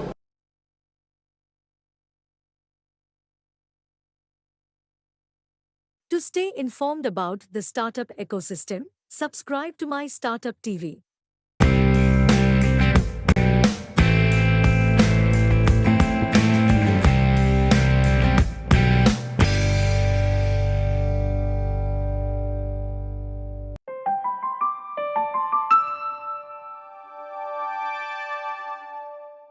We are the cybersecurity company, like we're a cybersecurity startup working in the web application and API security domain. So the problem statement that we are trying to solve here is like we have seen there is a lot of digitalization is going on everywhere, and all the companies are now migrating it from the on-prem version to the cloud. So the risk associated to those applications and APIs are also increasing. And we have seen so many cyber attacks are happening on a day-to-day basis. There are multiple frauds are happening, and the hackers are able to exploit those applications and APIs in a very easy format. So if anyone wants to enter in your organization, the applications and the APIs are always the first point of contact for them, same like the hacker or same for the users.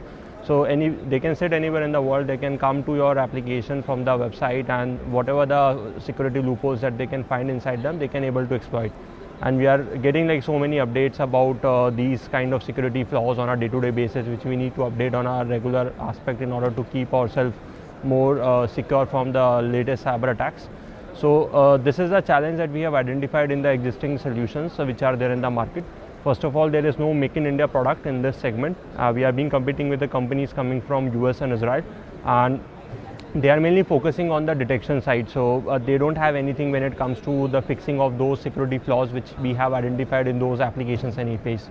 So what we are trying to solve here is like we have created our own Make in India indigenous homegrown solution with the name ThreadSpy, and we call it as a developer first AppSec management platform. So the focus is only to the developers, and we wanted to see like how the developers identify, like it need to be go to the developers because they are the only ones who will going to find and fix the vulnerabilities. And in those applications and APIs in a proactive manner, we give all those loopholes to the organizations through the dashboards, and it is easily been available to the developers on that side. So once these loopholes have been identified, then we are prioritizing them on the reachability framework, which is one step further to the CVSS, and then we help the teams to fix those particular flaws automatically. So now the product can get easily integrated to your CI/CD pipeline, and the security need to be implemented by the design, and this is the focus where we are coming with this product, and we are implementing it throughout the design itself. So you don't need to wait for the product to go in the production environment and then it will going to fix the vulnerability, because the cost is always high, and in the same scenario your users will going to affect if there is any kind of a downtime associated to your application. So what we do in that scenario is like we integrate our application or product directly to your pipelines, and that way you can scan them whenever you are changing anything inside the code, and we will be able to fix those flaws in a proactive manner. So this is the complete the homegrown solution, and we are trying to solve this problem in a more robust way. So we are well been recognized by the IIT Kanpur, the National COE, the Data Security Council of India, and the MIT, and they are being helping us in positioning our product to the global market, and we are being able to do it. And so the thing that we are trying to come up in the upcoming months is like we will be adding some more capability to our product, and that's where we will be increasing its robustness and trying to the vision is to make ourselves a global leader in this domain, not only serve the Indian customers, but also we can serve the customers who are coming all over the globe. And so far we were able to grab like a good amount of customers on the various segments, like from the government, fintechs, edtechs, not from India and even from out of India, so from the different set of LAC countries and from European countries. And this is where we were able to make the change and show the teams like this is something very unique in the approach in identification, and same goes for the fixing of the vulnerabilities. Yeah. So this is all about us. Like if you want to try our product, you can come to our website www.secureoutblink.com. You can sign up there and you can get a 14 days of a free trial to explore this product and give it a try to your organization and see how it can help you to minimize the gaps in a more proactive way and more faster than what you have seen in the existing solutions. Yeah. All right. Thank you so much. Yeah.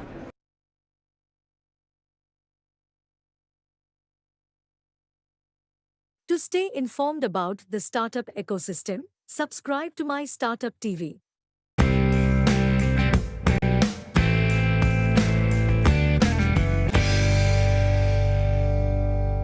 So we are an instant diagnosis test kit, which can be done anywhere, anytime with your smartphones.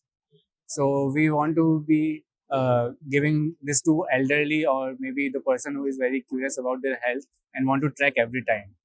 So it will help and identify early diseases which might affect some serious issues like UTI, maternity health, early pregnancy, and miscarriage, etc. So in this product, there is a dipstick like this, which will be dipped in the urine. This bottom part will be dipped in the urine.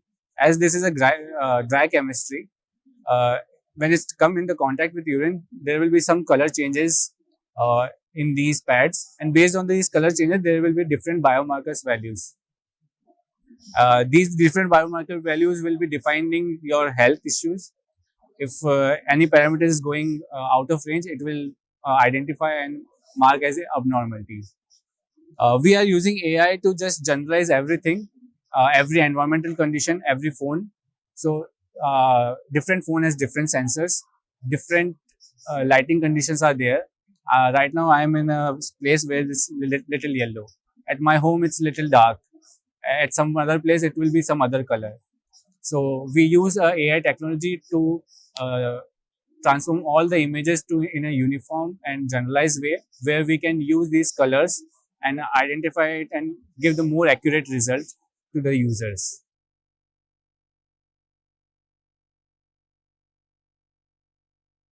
To stay informed about the startup ecosystem, subscribe to MyStartuptv.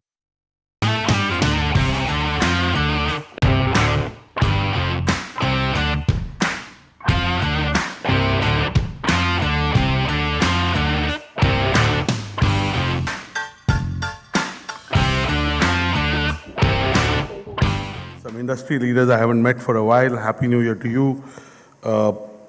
I'd like to acknowledge the presence of Professor T.G. Sitaram, who's the chairman of the All India Council of Technical Education. He's a very distinguished educationist and has really brought in the last few months a lot of dynamism and activity to the AICT, continued the good work that was done in the past few years. So good to see you, Professor T.G. Sitaram. After many years, maybe 4 or 5 years, I met Mr. J. Chaudhary, who's himself been a pioneer in fueling the innovation ecosystem. I remember now that we are also doing a FinTech festival and a lot more, and why not? But I know the first FinTech festival was done by you in Vizag. I came for that, and really used to work in NVIDIA, and we were talking about, look at what is happening to NVIDIA. We're talking of innovation, and look at how it's beaten Intel and everyone. As you know, he used to work for NVIDIA and used to be president South Asia. I see a lot of friends, some new ones, and some I see our friend Mr. Venkat from the Telangana Higher Education Council being here, and we've collaborated on many initiatives together. So good to see you, sir. I think the reason India as a culture, our parents never encourage us to fail. Failing means being ostracized, right? So we have a culture that only celebrates success.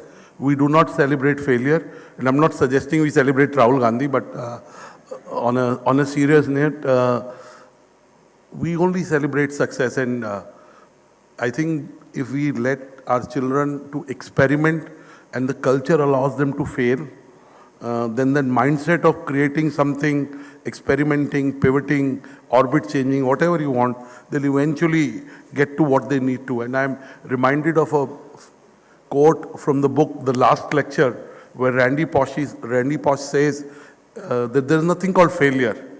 It's all experience. He says, experience is what you get when you don't get what you want. So really, I think at a young level in schools, in families, in homes, in society, we have to let our young adults know that there's nothing called failure. Failure is part of the success equation. It is an experiment. It is an experience. I think that's the culture change that has happened in the last decade or so that has brought us. If I'd asked this question, you possibly would have said 3, 4, definitely less than 5. The shrinking oceans are making sure that we are endangering ourselves. The excreta of the large mammals, really, those of you know, these things, it really absorbs carbon dioxide. So ocean shrinking is not good. So teaching them what sustainability. I just want to say that if we teach children or sensitize children, sometimes teaching is difficult. They learn by example.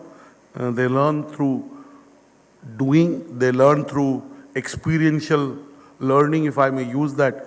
Teaching them these 3 things along with these softer skills of listening, because they have their phone. They have now artificial intelligence.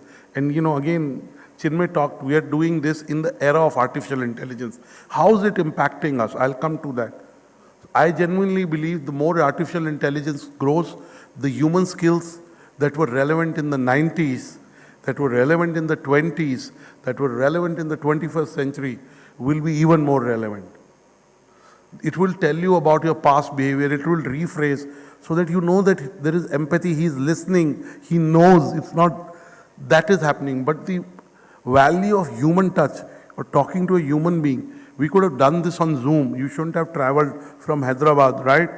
But the fact is, we're doing. So I genuinely believe, like in every other century, there have been fears about things, and human beings have been able to use advancement in technology to their benefit by being balanced about it, by minimizing the negative impact.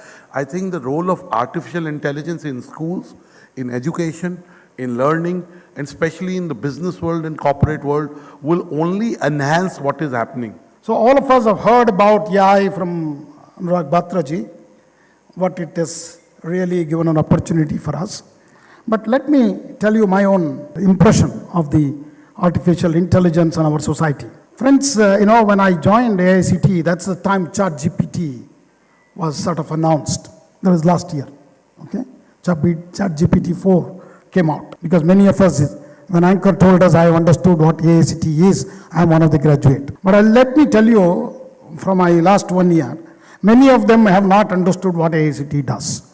So even recently we announced that we will also monitor the quality of our undergraduate management education. There's a big hue and cry. They were worried why AICT is taking over. We are running this very effectively. I just wanted to tell them AICT is not taking anything. Okay? AICT is not an institution for that. AICT is All India Council for Technical Education, is a standard setting body. It's only set the quality parameters for us to evaluate in higher education, particularly in the area of technical education. For the previous 3 events, I've been acting as more of a disruption. But this time, I'll be acting as a spark for all the dignitaries to set the stage on fire. And previously, what I've said it's all scripted, you know, I've written it down, I've memorized it. But this time it'll be more impromptu.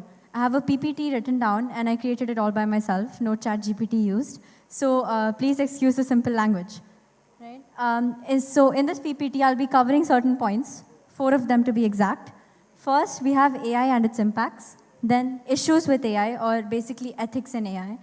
Then jobs created due to artificial intelligence. And jobs that cannot be replaced by AI. So next PPT. All right. I've only mentioned 2 of its impacts, which is education and finance.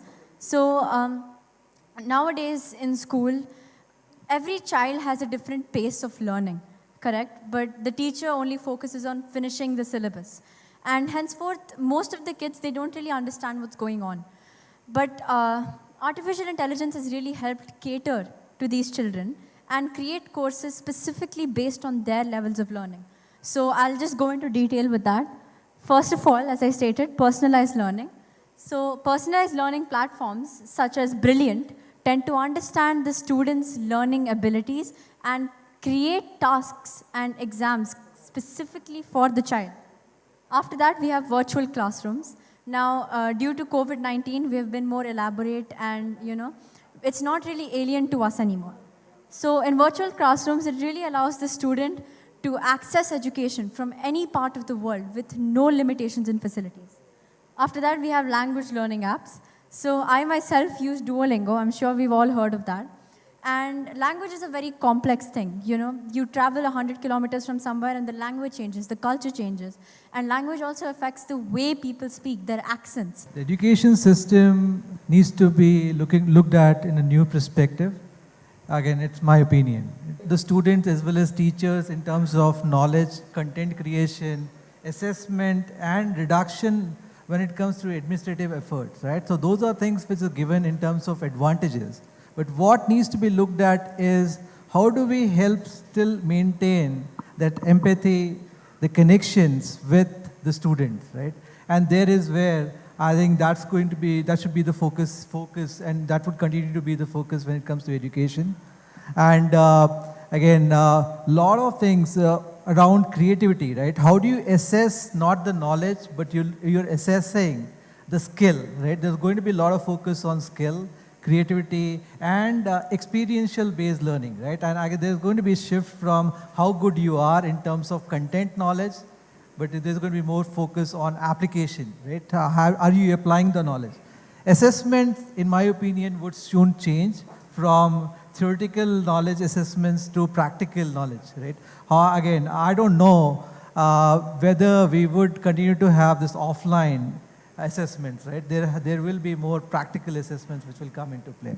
Those are some of the things which comes in my mind. So AI exactly the new Mr. India or Mr. Or Mrs. India or Miss India. This is the situation of AI today. Maybe 10 years down the line, they may decide to act. So I think bridging the gap of skill and bridging the education gap between rural and urban India, I think it is a long way to go. First of all, and I'm sure there are so many professionals sitting here, I receive close to around 200 emails a day.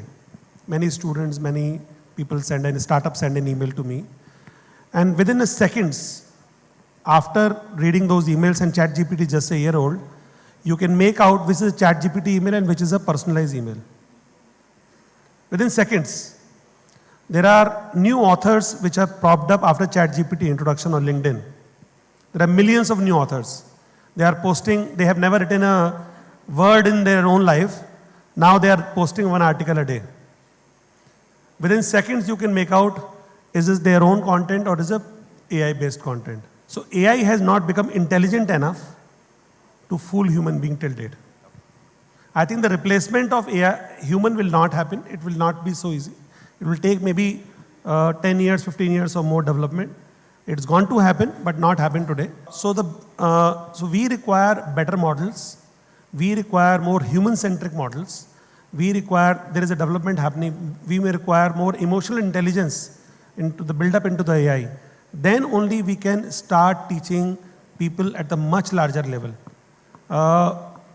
I don't think, and I'm really sorry to disappoint a lot of people here, I don't think AI can bridge the gap of education between urban and rural so easily as we speak about, as of now. If I may take a little step back and try to probably bring some context to the chat GPT. The GPT essentially is general purpose technology. And this is not the first time that we're experiencing a general purpose technology. We've had, a 3-mast ship. We've had steam engines. We've had cars. We've had aeroplanes. And every time a general purpose technology has stepped in, people always wonder, is it going to displace the existing jobs? So chariots, carriages were probably the ones which were likely to get displaced with the advent of cars. And that is not the case. So on similar grounds, even if you see the pioneers in this space, Sam Altman himself said that the first line of jobs which are likely to go would be the blue-collar jobs.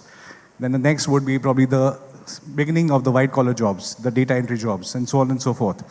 And the creativity and the more sort of skilled jobs would be the last to go. And contrary to his expectations, it is the reverse flow that happened. The creative jobs were the ones which were first to get affected. And you see the marketing and the digital domain got affected significantly more. And the blue collar is actually least affected as of now. So what has happened is human ingenuity sort of surpasses people's expectations. There will be early adopters and there will be ignorers of any new technology that comes in. So if you are part of those adoption cycle, if you evolve, so there is prompt technology engineers that are required right now. There are multiple new domains that have opened up, which allows people to now sort of upskill themselves and go past what is not available, what is not doable by AI. So in terms of, and I agree with most people who have said this repeatedly, that we are still many, many years ahead in terms of AI actually making a significant impact. There's a report by McKinsey which says 30% of jobs, by 2030 will be taken over by AI. But at the same time, Shagun said it very clearly that twice the number of jobs will be created. So we really don't have to worry. It's important to not ignore and just be part of the upskilling and going forward with the journey that AI brings forth. We in Maruti, we are viewing, artificial intelligence, auto AI and auto ML as a world of opportunities for us. And they are the enablers, and we have built it at 3-pronged strategy in our organization in terms of, first is creating awareness across Maruti at different levels, persona-wise, starting from blue collar to top. It starts from the top first, so we are creating a digital fluency skills, making top leaders aware, and then going it down the lines, and we are training all of them, making them aware how it is going to help them in enriching their jobs. Evaluating change, not losing the human touch. It's from human resource to humanizing resource we are working at. So we have, 3 aspects. One is skill, 3S, skill, scale, scalability. Second is 3E in terms of economy, efficiency, and effectiveness process. And next is 3C, communication, collaborative excellence, and compassion. So seeing all these views we are designing, and then simultaneously we are creating an environment for upskilling, reskilling, and also whatever emerging skills are coming. So we are also spreading, training people within the organization. We have done how to build those competencies. We have tied up with IITs and IIMs of the country to have cohorts to bring in, research and all those aspects. Joint research and cohorts have been created with the faculty.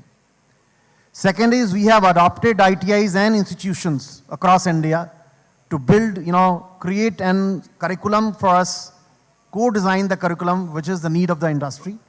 Third is we are also creating a startup ecosystem in Maruti to bring in and present and showcase what is happening in the world and keep improving day by day. So we have a Japanese philosophy of PDCA, plan, do, check, and act.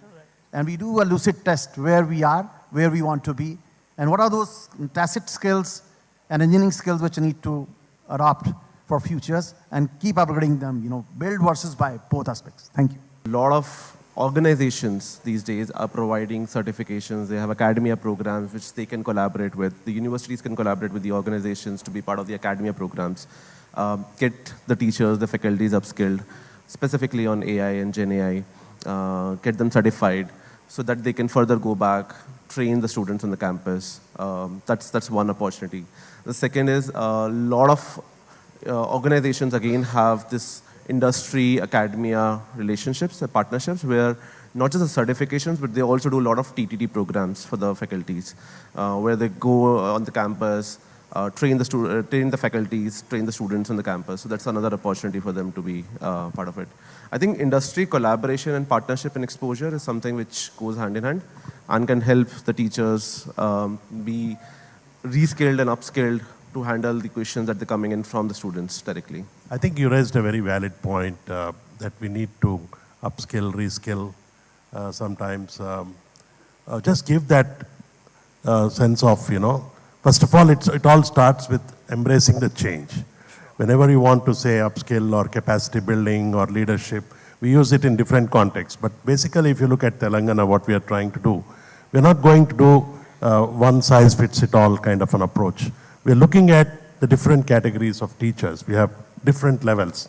You have those from typical IITs, NITs, and from those from the universities. But you have to really categorize them. What is that basic?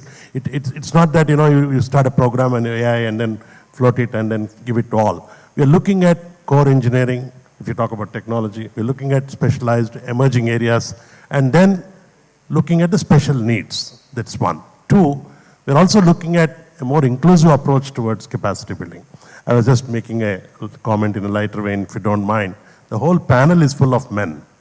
And if you look at the workplace today, if you look at my student base, 60% of my students are girl students. 50% are faculty from women segment. And I need to address those issues. So one, my upskilling has to be inclusive. Two, my upskilling has to be reaching the audience in the right manner. I can't have an advanced AI course where the core engineering is suffering because the basic knowledge is not there. So I will have to do a skill gap, knowledge gap, and a training and needs an assessment, and then do it. Second thing, you have to also recognize that somebody, our young girl told just some time back, I think she said, 100 kilometers, 200, be saying what happens in Delhi will happen in Hyderabad. So what happens in Odisha will not happen in Bengal. So we need to be region specific.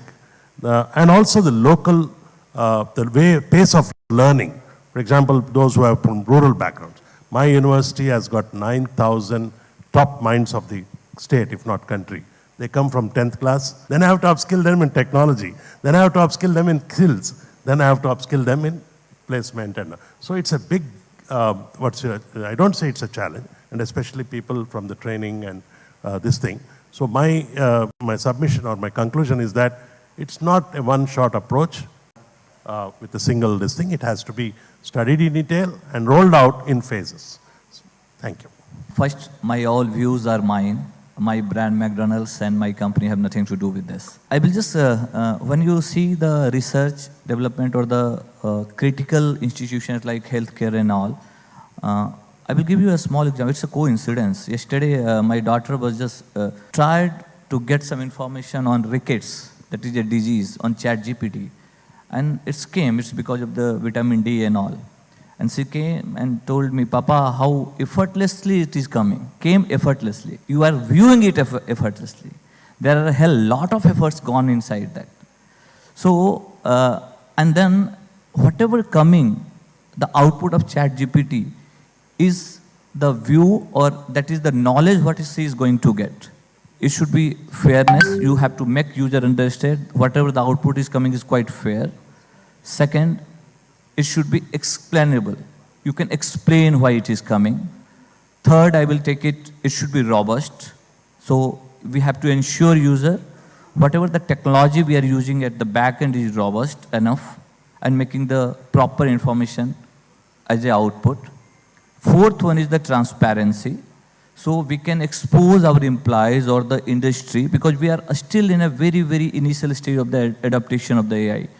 So we have to be very transparent. What kind of data model what kind of data set we are training.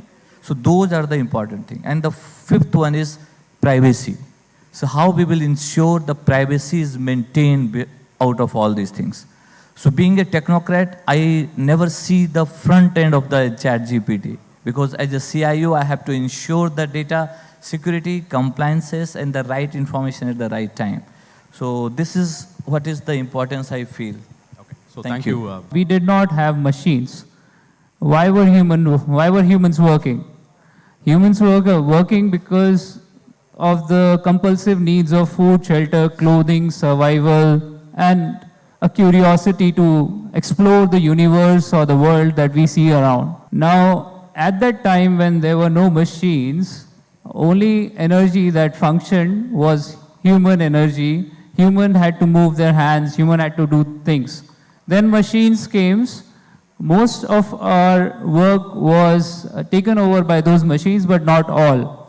And those machines were partially capable. They were not able to do they were able to do some physical things, some non-physical things, but as time proceeded, we learned what we have to do and what machines should do for efficiency. Similarly, when this advancement in machine learning and AI is coming, I see a world where a small number of humans and a large number of machines and AI bots are running this world, and humans do not have to work for livelihood, for survival. Most of the activities that we do on a day-to-day basis or corporates do will be replaced by AI bots, video bots, machine learning algorithms, and human time will be saved for even more constructive things like research or understanding the outside world in a deeper sense, or looking at planets and stars and understanding what is out there. Or we can spend our time on creativity, which is imaginations, which machines cannot do, including AI ML. And similarly, humans will spend their time on understanding their inner consciousness or their inner world and enjoying life. Like they'll be more with people, there'll be more connections, they'll be more with nature.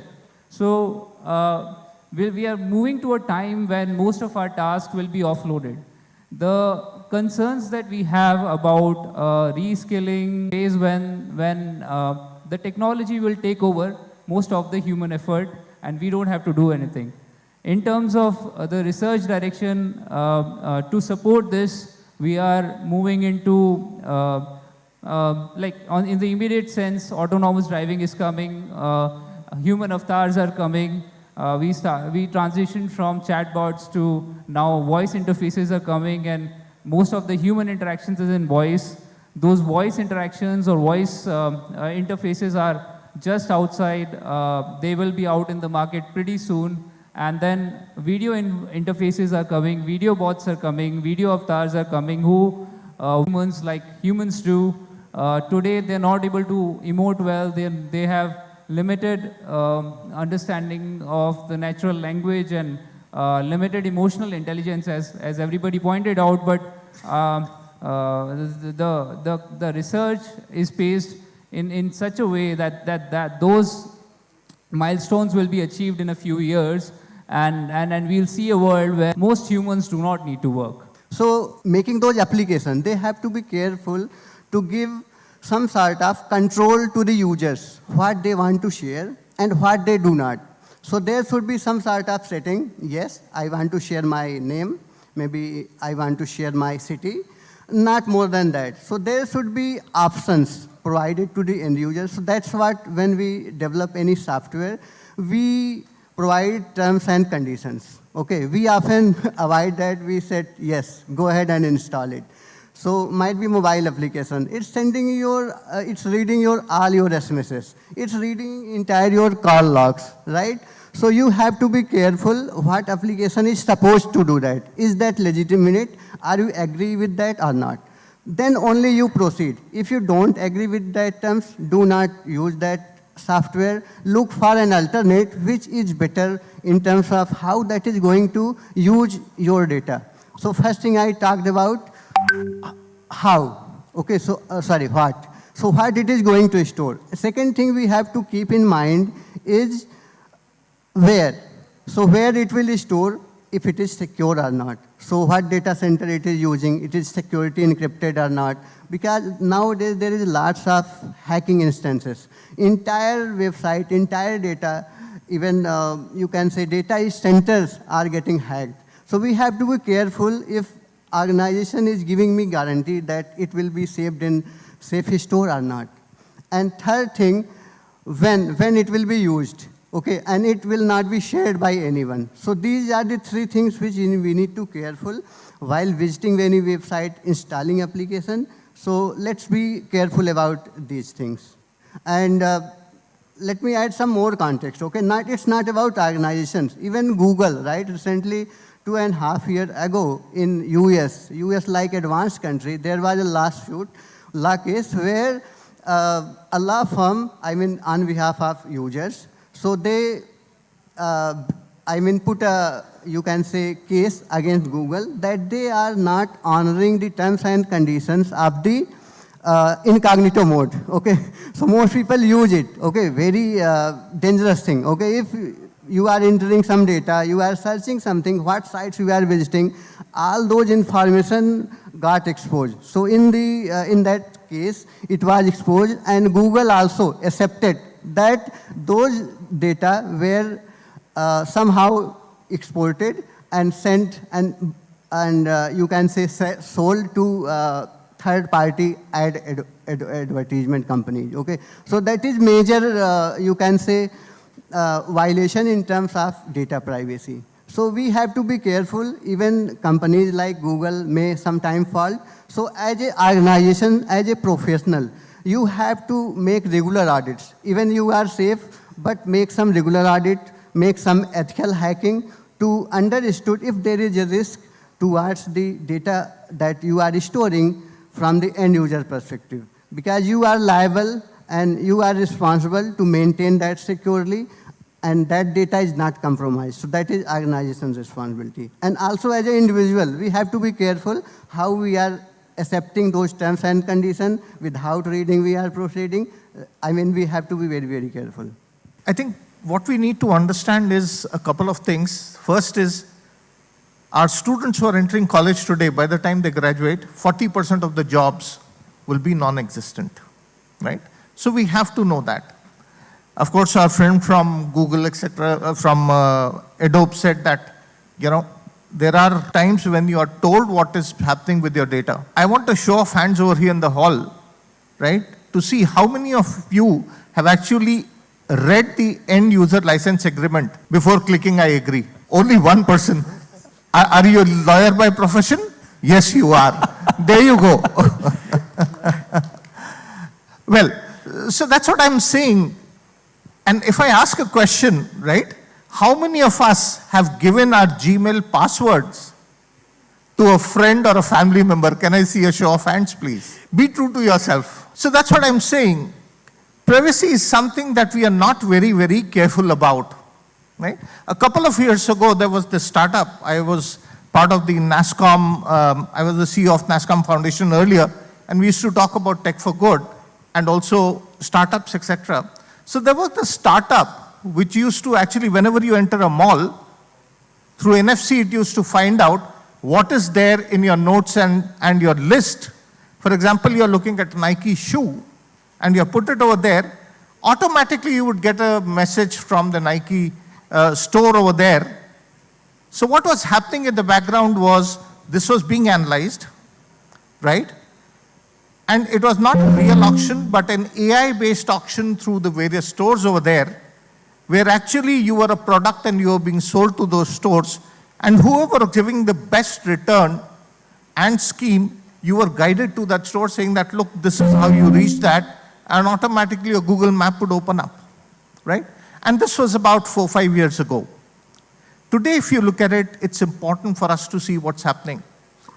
About 6 months ago, 1.5 million records using a thing which was PassGen, a password, AI password generator. That was a thunderous thing, but anyway. So what had happened, of course, you'd be surprised to hear that out of this 1.5 million records, in less than a minute. In 10 minutes, 61% were hacked, and so on and so forth. 80% were hacked in a day. Start with the definition of AI. So, you were just asking, what is your understanding with AI? So, AI is basically not the artificial intelligence, but the intelligence which is artificial. So, I would say that, AI is basically the simulation of human intelligence by the machines. So, we cannot think of any technology, whether it is good or bad, without the human intervention. So, human will also be there, human intervention will also be there, human intelligence will also be there. So, the only point is that, the development, designing, deployment, use of this technology must be in a safer, transparent, accountable and responsible manner. We all know that, every potential opportunity comes with a potential risk. So, the same is with AI also. And we have seen it in the past also that, whenever a new technology comes, it comes with the opportunities and the risks. So we have to take care that, we have to utilize, maximize the opportunities and minimize the risks. So I think, if we take care of 4 or 5 aspects, 4 or 5 factors, I think it will be beneficial for the Indian economy. The betterment of human life, for increasing the efficiency, the comfort. So I think the government, because we are industry association and we have specific councils, we have a specific, team committee on this subject also. And various leading IT companies, organizations working in AI are associated with us. And government is definitely making policies time to time and improving these policies with the inputs from, the industries. So many meetings have been done and many regulations have been formed, and government is now fine-tuning these regulations by the input of various such companies. So I think government is now working on 4 or 5 aspects, which is data privacy first of all, because now the technologies are using lots of personal data, and this data is stored somewhere, we all know. So government is making policies so that this data can be prevented, this theft, can be stopped, and this data can be utilized for the betterment, for the, so government is making policies for that. Lots of inputs are already given, this brainstorming is going on. Second, I'm personally handling this education and skill vertical, and I've seen that government is doing lots of work on skilling, upskilling and reskilling, because that is very much required. We all should know that, the people, those who are working, the company, those who are working in this field, they should design, develop, deploy and use, this entire system in a responsible manner. So for that purpose, I think skilling, upskilling and reskilling is definitely required, and many companies have already started working on this. So our Ministry of Skill, NSDC, they are also working on this. They have specifically designed courses on AI now. We have just listened to AICT chairman also. He has also mentioned that now this course has been introduced in our engineering curriculum also. My son is studying in 9th class, so he also has a subject specifically on AI. We have never seen this subject in 9th class. So they have a subject AI, So at that level, and NEP also has this subject AI, Third, I think, the government is working on improving the infrastructure, because, definitely these technologies need lots of infrastructure, the high-speed internet, which is not there, even in the villages now.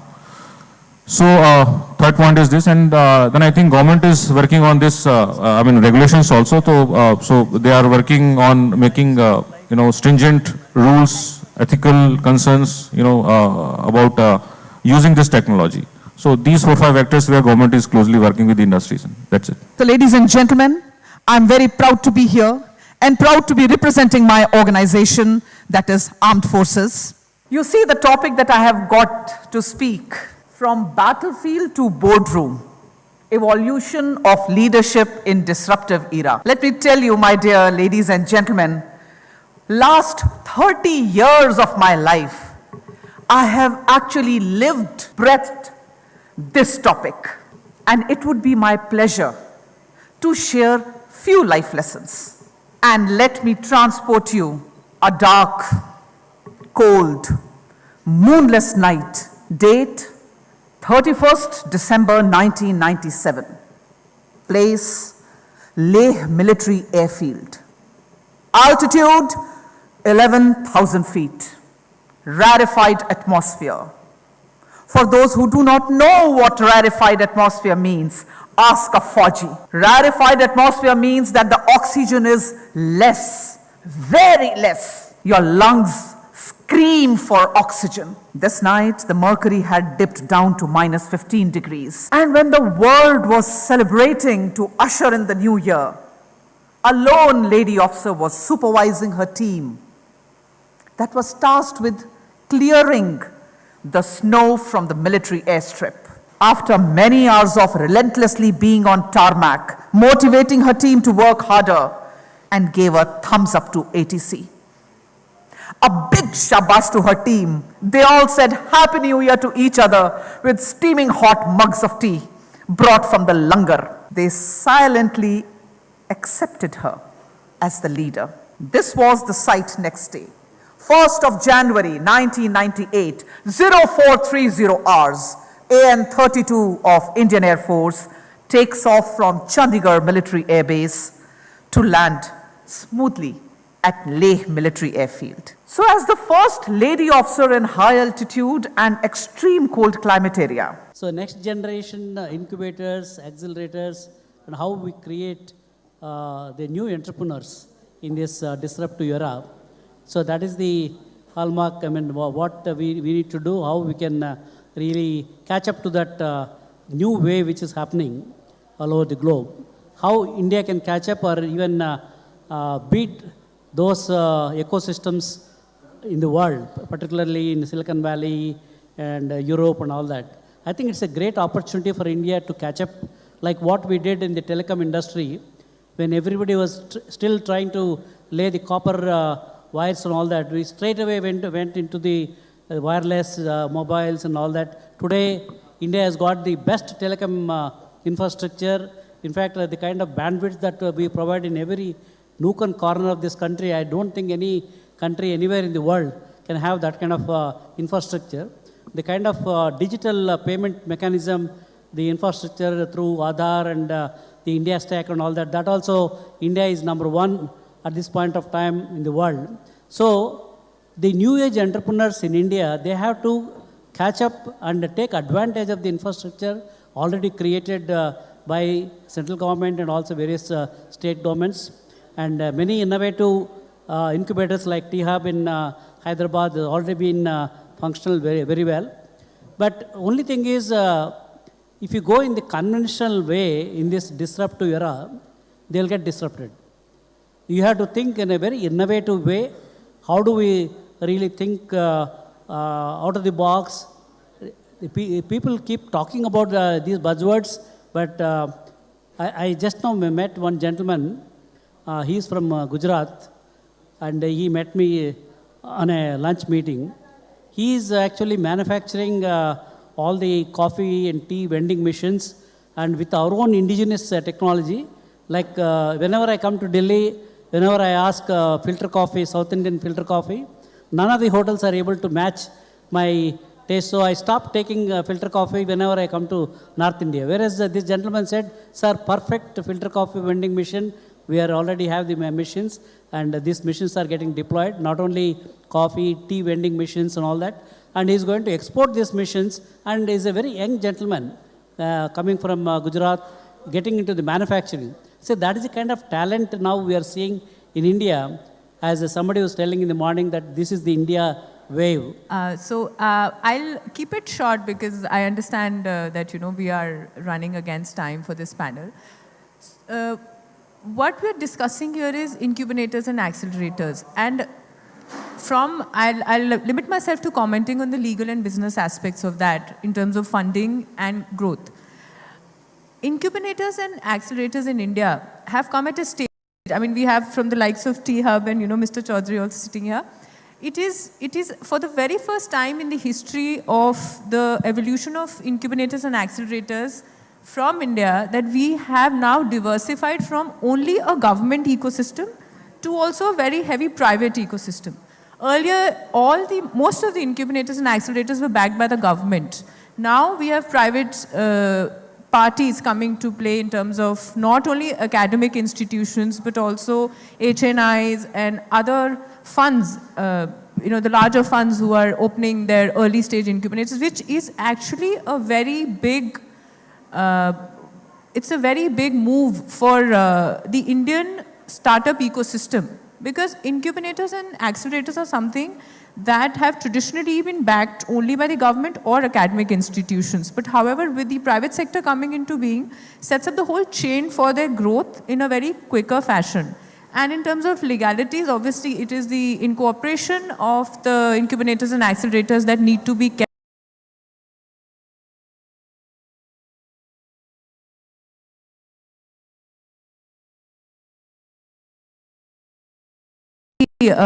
sharp level, and because we do handle a lot of incubators and accelerators, and we understand that sometimes they tend to ignore this very important aspect, but in the longer run it plays a very important role.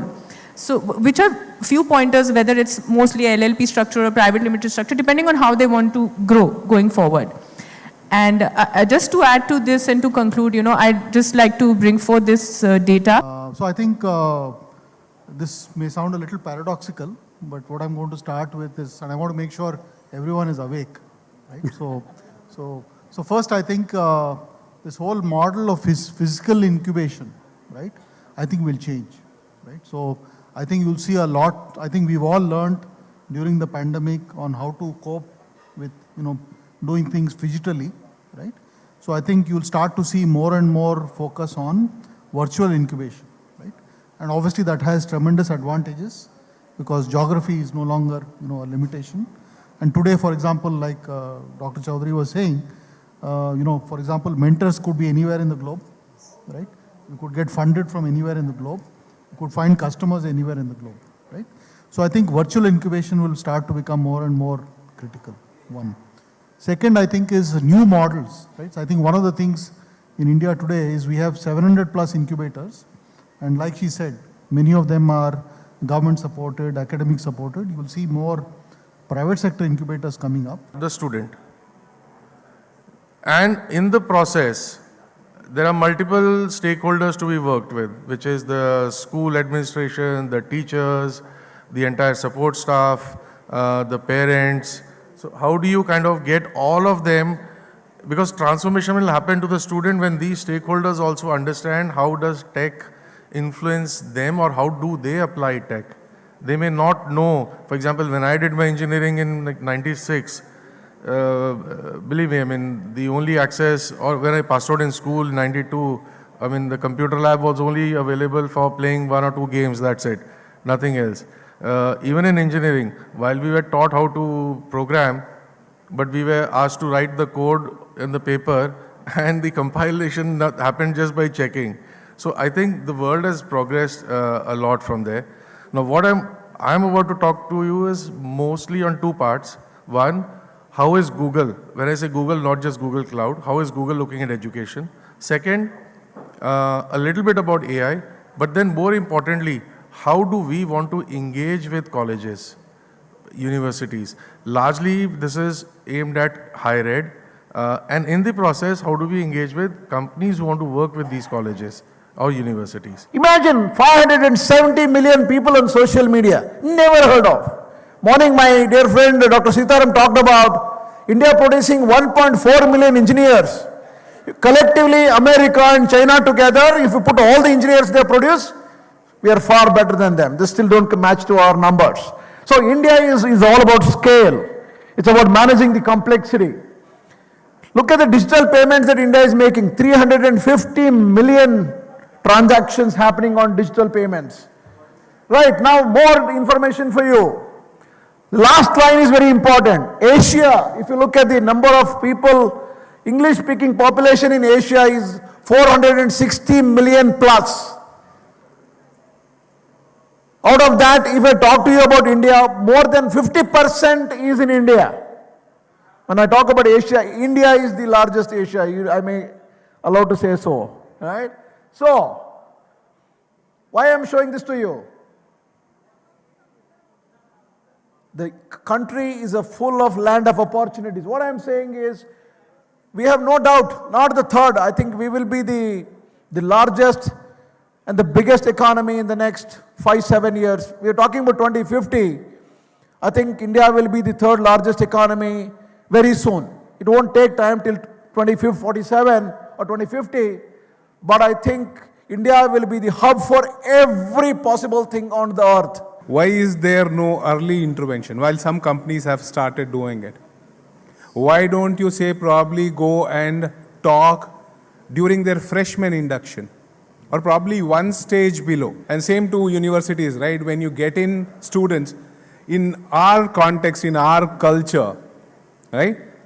Probably this is an answer to the first question as well. Why do most of the students today also become engineers? Yes, by choice. Students have more information than what we corporates have about where they would want to land and what they would want to do.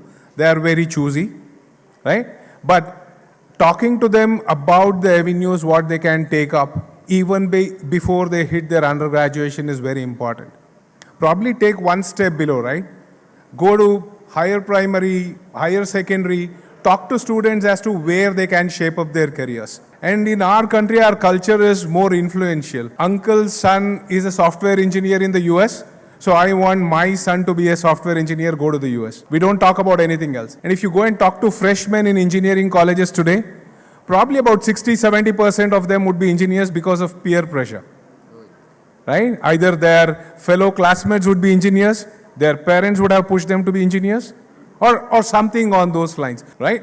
So with that, say probably the next question. Hi, I represent Tata Group of companies. I am also part of Corporate and Campus Connect since last 10 years. We have internships for students, right? What I feel, it is much more important to have internships for professors so that they can visit the campus corporates, they can visit the corporates and understand the skill set required, because what skill set I require in my team today, it is not necessary it is required tomorrow, and it is changing. Secondly, my ask would be, when you are designing the curriculum, is it reviewed every year? I don't think so. It's hardly once in 5 years, once in a decade, and still we are doing the same things. So are the subject matter experts are onboarded when the review is happening? So these two things which I feel are the areas to address, and where Sir said the foundation to ensure that we have a right skill set available for the market. We have a target to recruit 300 freshers for the coming year in 2024. In 2025, we have the same target to go with. I have been exploring the universities to recruit in a different initiative in terms of the partnerships. But honestly speaking, I don't see any that craze coming up from the university. I've been to 2 to 3 universities in the month of December, but that fire is missed out. Like, I do not know. They just want to keep it in a mode. You come, you recruit, and then you go. I'm looking for a long-term partnerships where in the coming 2025, we can have a just-in-time kind of hiring. So I wanted to know your point of view in case if you guys will be able to help us out into this sort. I think, Shastri sir, I'll take that. I think there are pretty very big institutions. Probably you may have reached out to one set of it, but there are some interested sharks in here who are sitting who will definitely catch you immediately after this to take it up from there. I am looking for a kind of ecosystem. Sir, you raised in a proper platform. We are there, sir. Your answer is done. So you would definitely get it out of this crowd, and there are quite a number of enablers also. So we would make that happen. We have our leadership awards, and for this I would like to call upon Thalis Rizvi sir. He's just got his coffee. He's the Director for Special Projects and Communities at BW Business World and BW CFO World.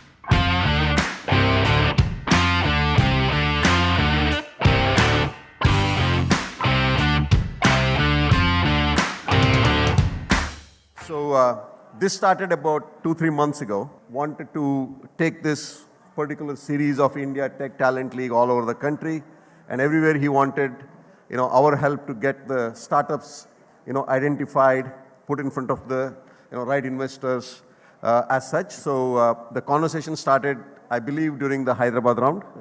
Chinmay, I think that was in November.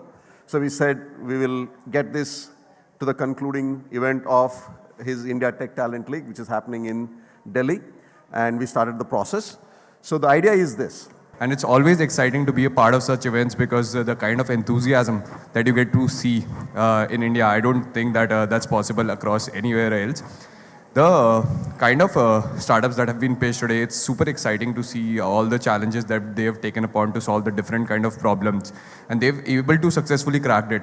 But with the enthusiasm that they've been building, with or without funding also, I think they are already on the right path, but we would also like to act as a right set of participants for them to maybe expedite this growth and be the partners for them to reach to the right set of scales. So that's, I think, our 2 cents on this. I'll be probably going to pass the mic. Pawan here. I'm actually leading the angel network at Venture Garage. I have been an angel investor for almost 10 years, and I became an angel investor because I like to work with founders, spend time with them, see the new things they're doing, new problems they're solving, with new solutions, etc., etc. And I think I had a great time today, listening to all of you guys, seeing what new stuff you're doing, with new thought processes. Yeah, of course, some of you are ahead in your stage, and we would like to invest in you as well. But thanks, I had a great experience. The selection was done pretty well. Most of the startups, we really like the way you presented the solutions professionally. Plus, I think you guys are really solving a real problem versus just a deemed problem, which is good. So really loved being a part of the room today. Thank you. Good evening, everyone. I'm Siddharth from the GMR Group. And so having seen GMR Group grow from scratch to the position where it is today, I think 2 fundamental things that go into making any business a good progressive business is to persevere and make improvement and learning a continuous ongoing process. So I wish all the best to all the startups which participated today for their onwards journey, and I hope all of you do very well going forward. Thank you. My name is Dr. Vishal, represent BioRx Venture Advisors and also an Indian healthcare angel. So for me, I think it was a great exposure to learn about the nuances of HR tech, and I think I want to thank Deena for giving this opportunity to me, because this is perhaps the first time I'm actually getting to see 10 startups in HR tech, and I think all of you are trying to solve a very real problem. Don't worry if you get selected or you don't get selected here, but I think the impact that you're trying to create, what I could visualize, is really great, and we'll definitely like to contribute to the success of your startup from now onwards. So please be in touch with us, and we'll certainly like to see how we could create a better impact together. Thank you so much for the opportunity. So I will announce the top 5 in order. Please come.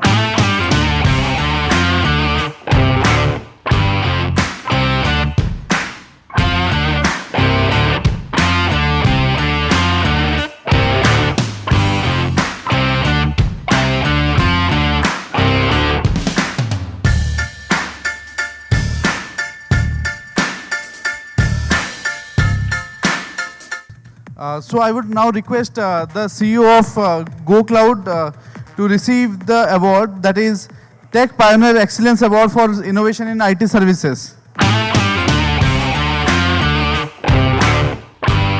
Ladies and gentlemen, for being our event management partners for 4 cities, for giving us a very smooth experience, everything delivered on time, sharing insights, and at the same time, their whole team has been dedicated enough to be with us for all the 4.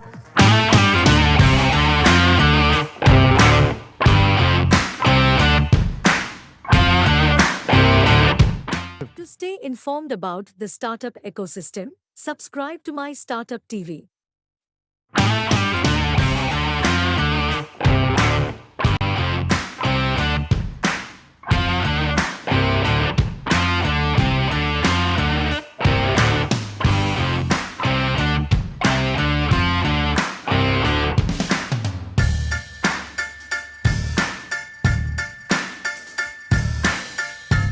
I think the reason India as a culture, our parents never encourage us to fail. Failing means being ostracized, right? So we have a culture that only celebrates success. We do not celebrate failure. And I'm not suggesting we celebrate Rahul Gandhi, but on a serious note, we only celebrate success, and I think if we let our children to experiment and the culture allows them to fail, then the mindset of creating something, experimenting, pivoting, orbit changing, whatever you want, they'll eventually get to what they need to. I'm reminded of a quote from the book, The Last Lecture, where Randy Posh says that there's nothing called failure. It's all experience. He says, experience is what you get when you don't get what you want. So really, I think at a young level in schools, in families, in homes, in society, we have to let our young adults know that there's nothing called failure. Failure is part of the success equation. It is an experiment. It is an experience. I think that's the culture change that has happened in the last decade or so that is brought us. If I'd asked this question, you possibly would have said 3, 4, definitely less than 5. To do the fact that it is 7 and that matches with my own assessment is because somewhere this fear of failure is not there as much as it was there earlier, at least for the new generation. 3 weeks back we did an initiative, the millennial and Gen X change makers. I met innovators who were from 4 years, 7 months young to 23 years. That was we had 24 speakers, and that's the one conference I sat through except for an half an hour where I stepped out for a call, and I missed that half an hour.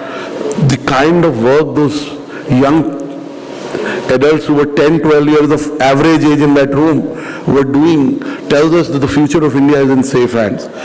So I'm going to talk to you about 3 things which I believe are important for innovation. It is not an usual talk. You may say, what I've had for breakfast or I had for dinner when I prepared this. But I really believe innovation is secondary. First is you have to be empathetic to yourself, empathetic to the environment you are in. You have to be kind. So first is having a class on kindness in the schools. In kindness is about kindness in practice. Kindness is not a concept. Is being taught in some schools. Students are being exposed.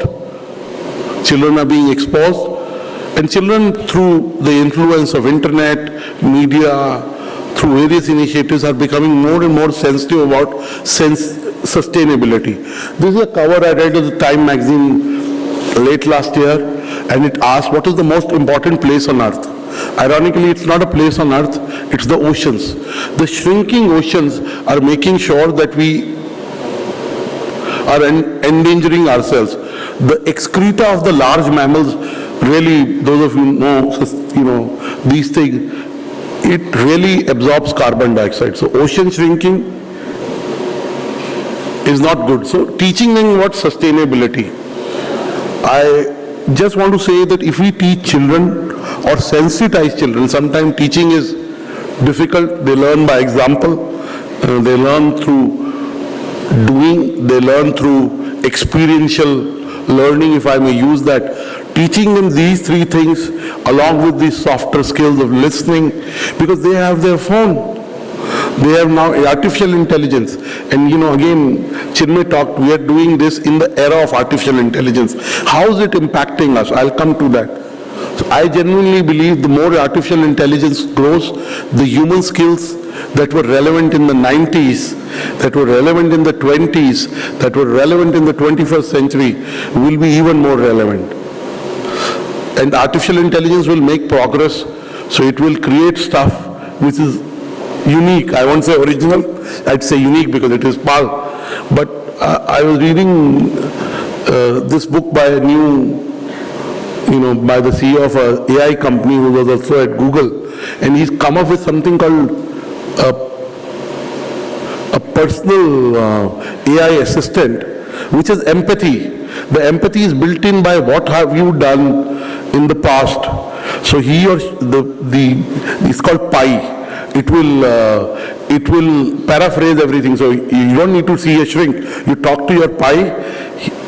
It will tell you about your past behavior. It will rephrase so that you know that there is empathy. He is listening. He knows it's not that is happening. But the value of human touch or talking to a human being, we could have done this on Zoom. You shouldn't have traveled from Hyderabad, right?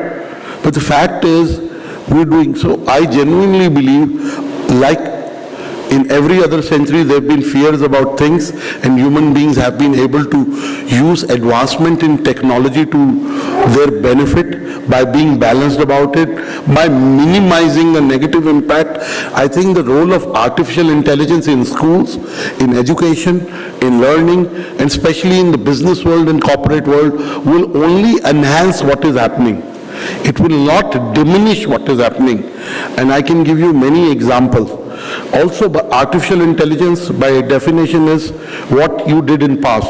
So for real creation, you will still need the inspiration and the perspiration and the gurus to be able to do. Yes, a lot of that will happen through a touch on the screen, but really artificial intelligence is a friend, is a guide, is a mentor, is a tool. It's not going to replace. 3 years back, EduTech was at the peak of Corona. We all were questioning the value of campuses, of face-to-face classroom education, the value of teachers. I remember doing a session with Professor T.G. Sitaram and other leading academicians, and we talked about it, and the word was hybrid. I think we are fully back to classrooms because there is something about the classroom and having an interaction with the professor or talking to you like this face to face, which is not there. So without going into too much, I would only say that artificial intelligence can become tools for information and knowledge. And there is a school of thought which says that in schools, teachers will do a discussion and not an instruction. That is what will happen, because the knowledge would be there. But again, that is debatable, because classrooms are about focus. They are about being in the moment. But who knows the future? I certainly don't know the future. I would like to end by saying that really the future is going to be bright. India as a country is making strides. We today on Business World ran 2 articles how India, I don't think it's left to anybody's imagination. In the next 6 to 10 years, we'll do better than we've ever done. We will, when the Prime Minister would talk about a 10 trillion economy, some of would laugh. I think it will happen sooner than sooner than later. And the other thing is about, yes, there is a dollar exchange and that reduces the size of our GDP in dollar terms, right? But I'm sure even on that front we'll catch. As India has shown leadership in many domains, while in education in past we've learned from American schools, from European schools, the Danish schools that we used as example of learning. I think the future belongs to integrating technology, the learning of ancient Indian wisdom, and very importantly, the traditional methods of teaching are, in my view, at least in the next 5 to 10 years, are here to stay. Artificial intelligence must be taught in schools, must be used in schools, but artificial intelligence is a tool, it's not learning by itself. Thank you, God bless you, and I wish all the stakeholders that are in this room well. I want to end by saying that there are 3 H's and 3 C's that you must remember. I keep reinforcing them. If you really want to learn, you have to stay away from 3 C's. First is complaining. I think if after COVID we are healthy, alive, our families are healthy, our communities are healthy, our businesses are doing okay because they provide livelihood and impact, we shouldn't complain. Comparison, the biggest thing. Social media is about comparison. I have 10,000 likes, he has 20,000 likes. I think we shouldn't compare. Each one's journey is unique. And third is criticize. Sometimes we criticize and their people, leaders, without knowing the choices they had, without knowing their journey. So I think stay away from the 3 C's, and as I keep saying, the 3 H's that matter is hope. I genuinely wake up every day believing today will be better than yesterday, tomorrow is better than today, and give whatever I do my best. Second is hard work. Maybe I'm a little old. I genuinely believe whatever you focus on grows. Chinmay is focusing on fostering this bridge between academia and the business world and provide livelihood to students. I think because the more you focus, the more it will grow. So hard work and focus and impact go hand in hand. And third is humility. As you grow, as your impact grows, you have to be more humble. Because if you want to be innovative, the first quality that you need is humility, an open mind. An open mind and humility go together. So have an humility to be able to accept ideas that you don't understand, because we don't even know what we don't know. Thank you. God bless you. To stay informed about the startup ecosystem, subscribe to My Startup TV.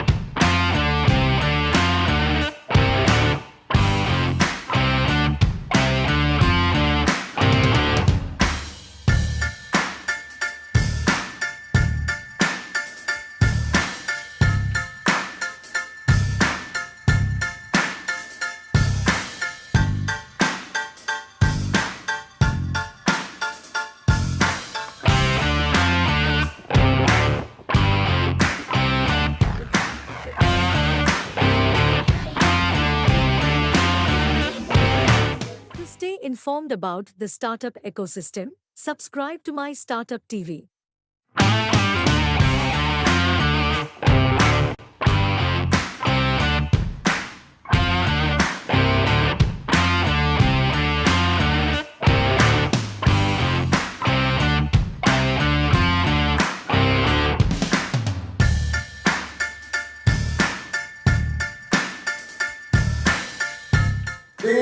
When Chinmay told me about covering multiple aspects in one presentation, we are constrained by time. I will run the slides literally like question board speed. And I would want you to just keep your eyes wide open and absorb as much as possible. This is the agenda.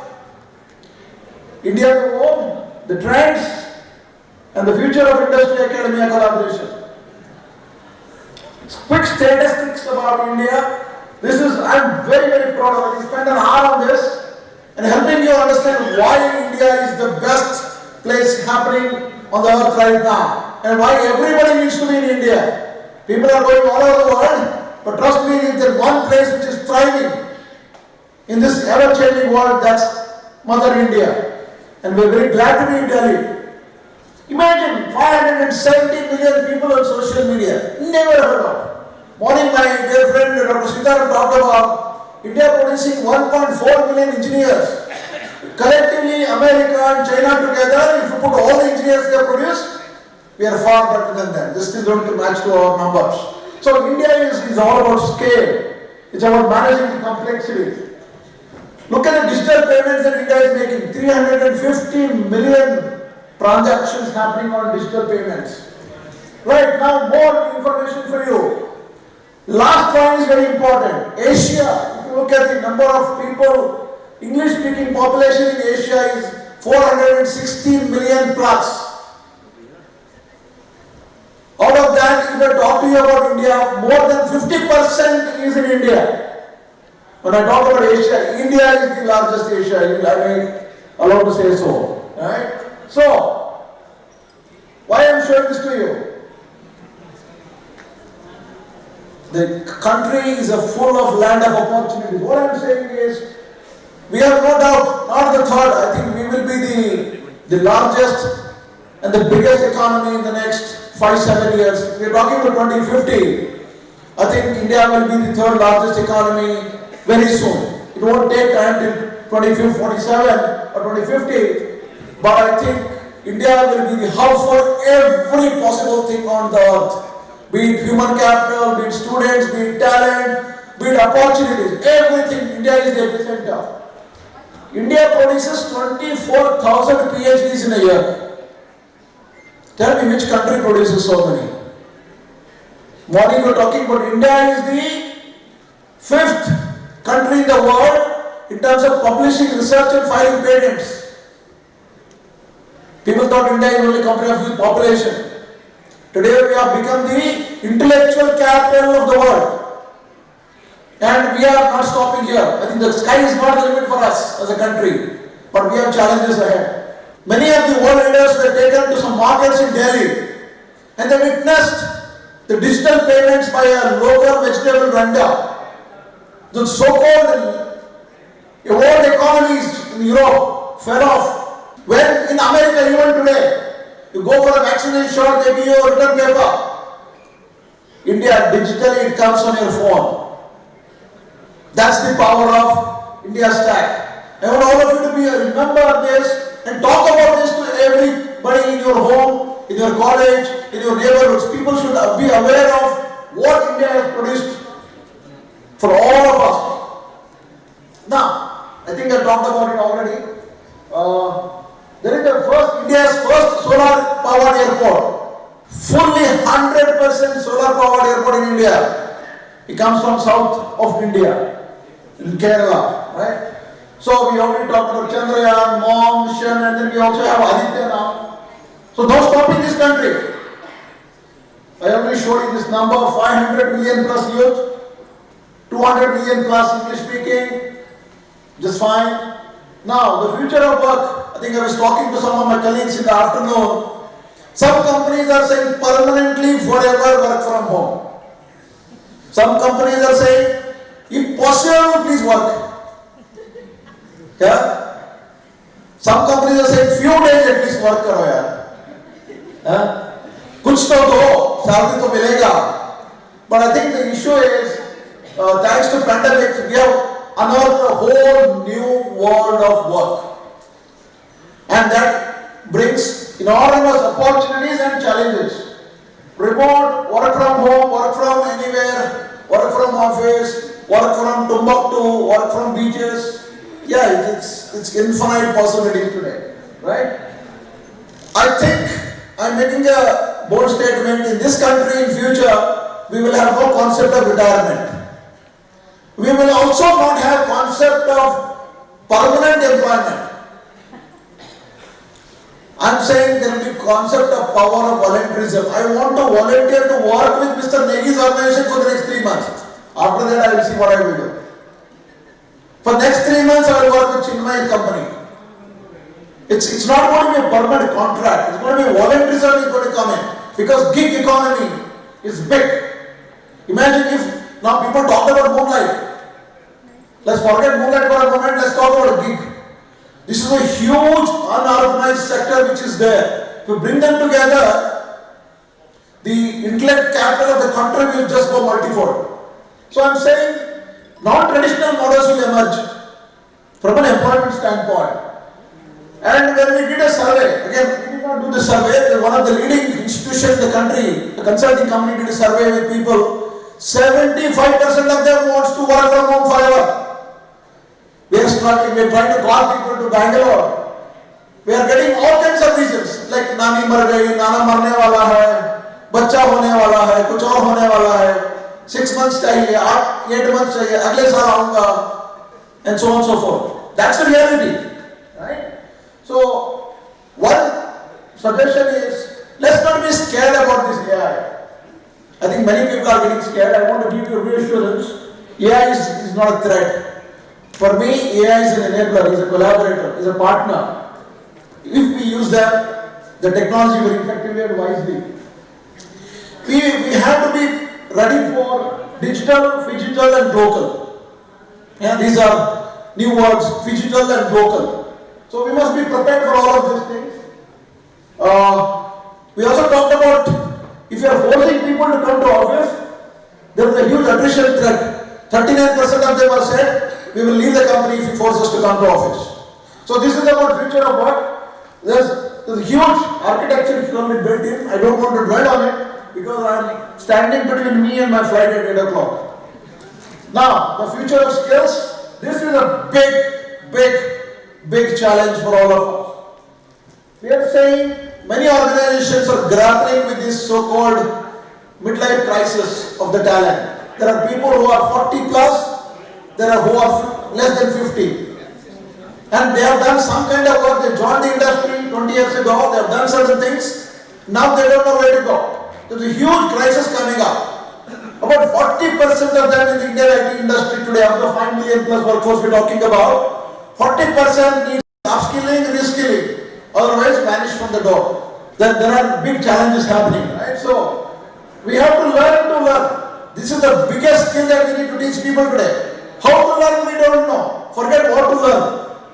Learning to learn is the biggest skill. So, how do we do it? What do we do about it?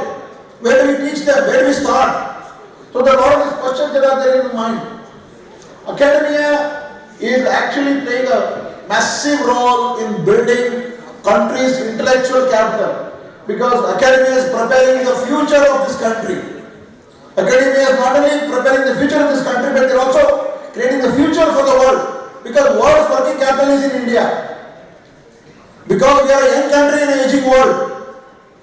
There are many working population around the world. Because India's average is about 33-34 years. Whereas other countries are 45, 55 and 60 and so on and so forth. So truly academia is doing a great honor by building intellectual capital for the world. You have a big role to play.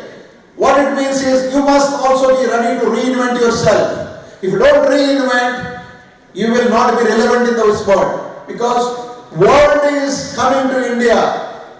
The global academic institutions are knocking at our door because the government liberal policies, everybody wants to come to India.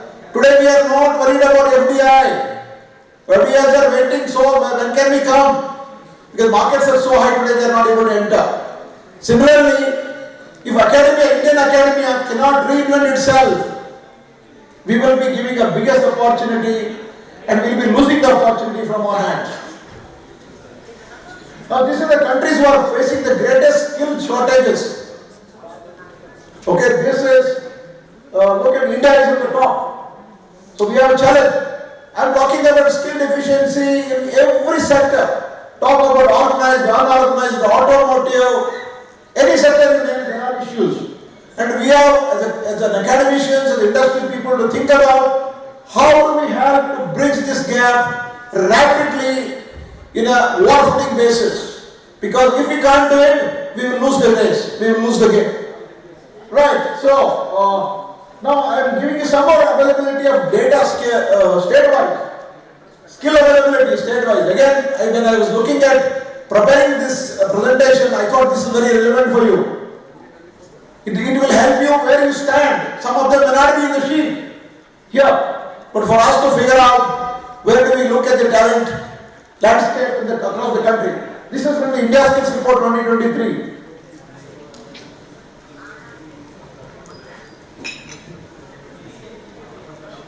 The world of AI has already arrived. Next time when you go to office, if at all you go to office, you will find your neighbor, not a human being, a bot will be sitting there and doing the job 200 times faster than what you do on a given day. So I call it as a hubo world. It's a combination of humans and bots. I call it as a hubo world. So get ready for a hubo world actually as we enter the future of AI and the world of AI. One more interesting data which will scare the hell out of all of us. If you are hiring for the talent for the 2030, you don't know what job descriptions exist. If you hire somebody today for the job that doesn't exist, you don't even know the definition of the job in 2030. So how will you do your talent planning? What will you look for in the talent? Is it AI, machine learning, Python? Yeah, it will vanish in the next real time, I'm telling you. When I entered the industry, technology was changing once in 3 years. Today it is changing once in 3 days. The number of mobile phones that are coming into the world, somebody was telling me, Apple 15 Pro Max, 5 billion phones were dispatched from India to be exported. 5 billion phones. So look at the technology which is coming in. So you have to look for what do you prepare for the future. How do you create the talent for the future, not knowing what jobs will be there. That's the challenge for industry and academia. Right. Now, this is the AI stack. I'm sure all of you know because I shouldn't be showing this, but I wanted to get the connection for all of you. But the more important is in the top right corner of the slide. The need of the hour is not the only AI. If you forget HI, probably we're missing the biggest enabler of AI. Human intelligence with artificial intelligence. And you are creating the artificial intelligence, right? So don't ignore the human intelligence. The potential of human mind is actually infinite. So the idea is how do you create a blend of HI and AI to build the skills for the future. Right. Again, this is more about AI. A lot of people have spoken about. I want you to just observe the slide for about 30 seconds and then I'll go to the next one. But the important here is that you can fulfill the 50% of the talent needs by your existing talent by using something called an URL method. Upskill, reskill and enable people to learn. It's very, very important, right? So we talked about VR, MR. Today the medical field is using some of this technology, virtual realities to educate in the field of medicine. Because people are not finding enough resources, so they're using AR, VR and MR for the advancement in the medical field. Now, what are the realities of academia? Sorry, please, I hope nobody has a tomato and potato and all of that stuff, right? So, but I'm down to talk to you about the realities of our current landscape that we have in academia. We are continue to deliver 19th century content, 20th century methodology, pedagogy, people who learned from their forefathers, teachers who learned from their teachers, continue to do the same thing even today. But we are engaging in the 21st century talent who has attention span of not more than 7 minutes. Every 7 minutes you have to reconnect with the student. You don't even look at the student, you keep writing at the blackboard and then nobody will be there in the classroom and so on and so forth. So how do you do that? I call it the ADS syndrome.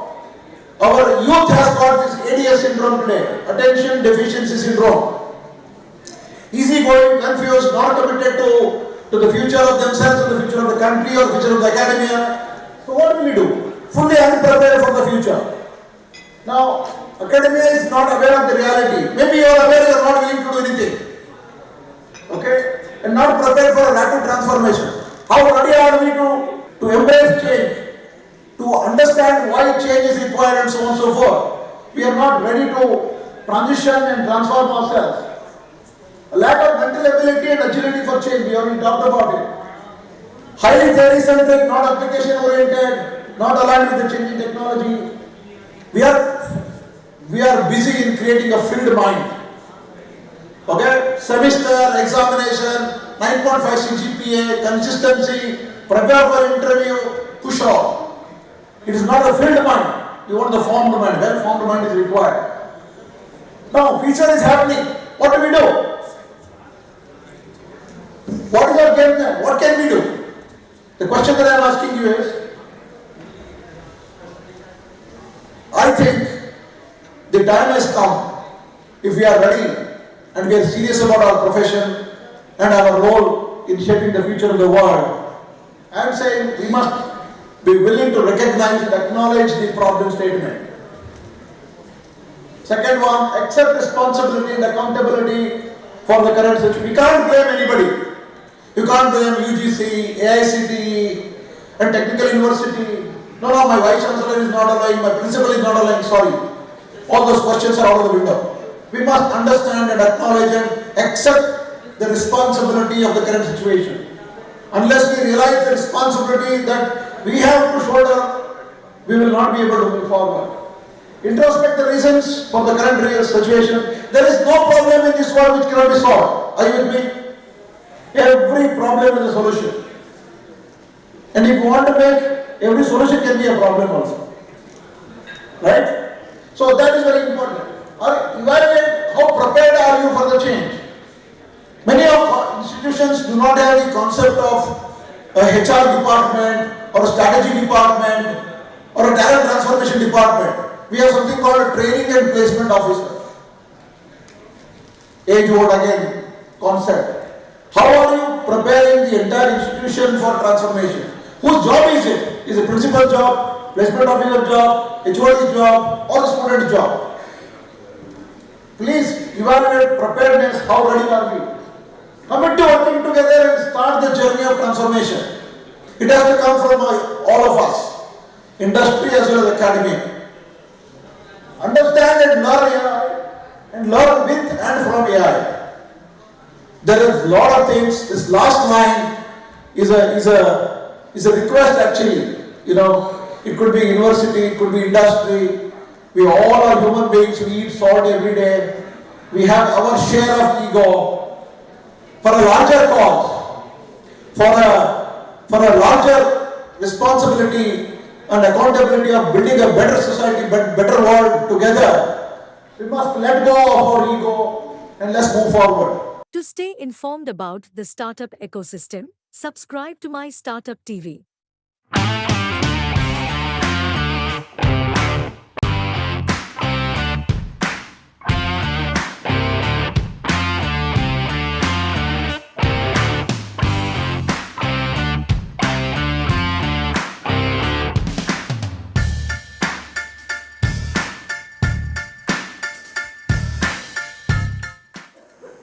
Friends, when I joined AICT, that's the time ChatGPT was sort of announced. That was last year, okay? ChatGPT 4 came out. Then, one evening, I was just sitting and thinking about, I just joined AICT to understand what it does. Because many of us, when Anchor told us I understood what AICT is, I'm one of the graduate. But let me tell you, from my last 1 year, many of them have not understood what AICT does. So when recently we announced that we will also, monitor the quality of our undergraduate management education, there's a big hue and cry. They were worried why AICT is taking over. We are running this very effectively. I just wanted to tell them AICT is not taking anything. Okay, AICT is not an institution for that. AICT is All India Council for Technical Education, is a standard setting body. It's only set the quality parameters for us to evaluate in an higher education, particularly in the area of technical education. So there, we are not only handheld, so we actually, as a body, started even as a 1945, as an advisory body to Government of India, then British government. In 87, when large number of engineering institutions mushroomed in the country, particularly in the state of Karnataka, Andhra Pradesh, then Tamil Nadu, okay, and Maharashtra. So 87, there was an act came in and made as a regulator. And coming back to the AI, when I was sitting, I wanted to understand what AICT does, so let me see what these artificial intelligent models, chatbots, have understood about AICT. Believe me, When I asked to write, it threw about 15, 20 pages of all, because it's all what is there in the internet. It just collated and threw at me back within 10 seconds. So I was not very happy because I was not able to read that 10, 15 pages. So I said, I don't know what it came to my mind. I said, write a poem about AICTE covering everything. Believe me, in 10 seconds, there was a beautiful poem about AICTE covering all its activities done better than what I understood by that time. That was mind-boggling.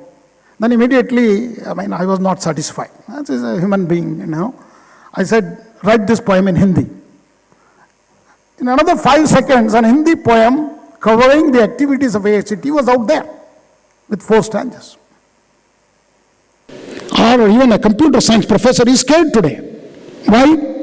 If he gives an assignment to write a code, student will submit a code written by ChatGPT to the teacher. That code is much better than what a human being can write. Okay, at least as of now. Maybe not a very complex thing. So you could see now the threats of AI also coming in. So we need to now, friends, need to debate, discuss what are the positive effects of AI, what are the ill effects of AI, and how ethically we could use the AI. That's where AICTE has set up a committee to look at, to address, to understand how effectively we can use. Friends, all of us, all of you are here, I think majority of our engineering graduates, isn't it? I think majority. Because that's where India has done very well, because we generate about 1.4 million engineers every year. This is the number, ladies and gentlemen. This is where we need to be focusing on the quality. Friends, a lot of positive things have happened. In the last 2 years, look at the companies, which have become the unicorns, 110 plus. And when, Honorable Prime Minister, I heard a speech or a small bite in the video, he is talking about when in 2014, when he took over, there were 100 startups in the entire country. Today, more than 1.2 lakh startups. So how the startups ecosystem has emerged, just like that. There is a lot of hard work done by the Ministry of Education, and many of you, every one of you have contributed to that. Friends, research and innovation is going to be the focus. That's going to be the future of India, and AI is going to pitch into that. AI is the future of innovation. And today, with huge the digital public infrastructure we have created to the whole world. Look at, some of them are mind-boggling. Even countries like America are scared of. For example, vaccination. How many crores we have done. It's all data available digitally. And Aadhaar is again a mind-boggling exercise. And the next one is going to come, watch out, is the Skill India portal. Skill India portal, if you have not seen, please watch that. It's going to integrate the entire skill ecosystem of the country. Skilling is going to be the key, ladies and gentlemen, other than the knowledge creation, which I just talked about. Okay? So India, how it has done in knowledge creation, let me tell you, today we are top 5 country in the world in research publications. Top 5 country in the patents filing, okay, and awarding. And top 3 in the startup creation in the world. So we are we are already there, ladies and gentlemen. As Honorable Prime Minister keeps on telling us and reminding us, Vikasit Bharat at 2047, I don't think we need to wait up to 2047. It will be much before that. The kind of infrastructure what we are building is the world class. I got myself associated with the highest elevated rail bridge construction, and completely done by Indians, okay, which is across the Chenab river, Chenab. Okay, this is it's almost ready, because the other part, which which connects the Srinagar to Jammu, is the one I'm talking about. Okay? Right now, you know, the trains are running up to Katra, which is the Vaishno Devi temple. Many of you might have visited. But already trains are running in the valley, in the Srinagar valley, but the connection was not there. So this is the bridge, Chenab Bridge, which is 355 meter above the riverbed level of Chenab. And the entire slope stability for 15 years it has taken, almost 15 years. So I got associated in 2004 with this project, and we were there up to 2019 till this foundations stability. I'm a geotechnical engineer, completed that. Another classical example of infrastructure we have built is, I can go on many. So, but I will tell you which is touching the hearts of every Indian, which is Ram Janmabhoomi, Ayodhya temple. Because you could see Jai Sri Ram, Sita Ram is here. Why I am saying you is, I was associated with the foundation design of that. The entire foundation was a unique foundation designed for 1,000 years life. Very unique example. Okay? It's not an ordinary temple. Why? Because it's the aspiration of 1.4 billion people of India. And the way it has been projected now, all over the world, ladies and gentlemen, whether it is rivers of water come from every river and every people, and it has become a movement. I think whether we like it or not like it, this is the time India has one unique identity for us. So friends, today with AI being the key in front of us, innovation learning, access to information, personalized learning with such large digital public infrastructure, but I explained to you 3-4 of them, digital literacy becomes a very important criteria, friends. All India Council for Technical Education has taken a big step. Many of you may not know what it is doing, because I would like you to take your time, little time, go through the websites. Okay? This time what we have brought a completely very, very revolutionary approval process away from a regulator. We have opened up, so quality will survive. Quality institutions will survive. And we have brought the entire undergraduate education in management and undergraduate education in computer applications into the fold of quality. They will be working, they will be giving degrees wherever they were giving before. Their administration will be same, but the quality initiatives, whether teachers training or maintaining this standard of teacher-student ratio, and then new curriculum with mandatory internship. Friends, I have to talk about two initiatives of AICTE. One is the AICTE internship portal. Today has more than 2 crore verified students registered on our portal. 75,000 plus companies on our own portal offering the internship. And this year approval process we made 1 semester compulsory internship to every engineering student of the country. Okay? And AICTE second initiative was the placement portal, which we have just started for the rural and tribal area engineering institutions. Only this year, because we want to start first to them so that they survive the wrath of all these bigger institutions, so that they can show the placement, because finally education is about employability. Unless there is a good employment and which we can create, there is no end to. Whatever education we talk about is useless. Okay? There should be a good, finally, people who are going to implement and help us. So this is the second. And another very important is hands-on experience for our kids. AICTE Idea Labs we have created at 107 locations. Students are going to experiential learning. If some of you have not seen, please go and see the AICTE Idea Labs. They are very unique. Students and teachers are also getting in. Our ATAL program, that is AICTE's Teaching and Learning Academy, is another very big initiative. So we are trying to prepare for the future, ladies and gentlemen. with the constant evolution of technology, integrating technical talent into our young kids. So we made a minor degree can be obtained by any of my engineering graduate, whether he is a civil engineer, mechanical engineer, or electrical engineer, he can get a minor degree of 18 credits to 20 credits in area of data science, artificial intelligence, robotics. Okay, now you can see how the future skill has been integrated into the curriculum. Friends, AICTE has also planned to incorporate new areas like semiconductors. Actually, as chairman AICTE, I am the responsible person for implementation of semiconductor capacity building in the country.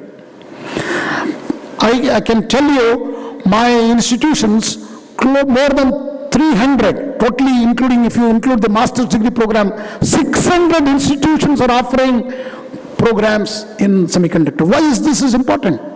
Friends, as you just talked about AI, semiconductors are also pervasive, friends. It is there with every one of you today. You are carrying them. It's going to be revolutionary if you don't really reinvent the wheel on the semiconductor area.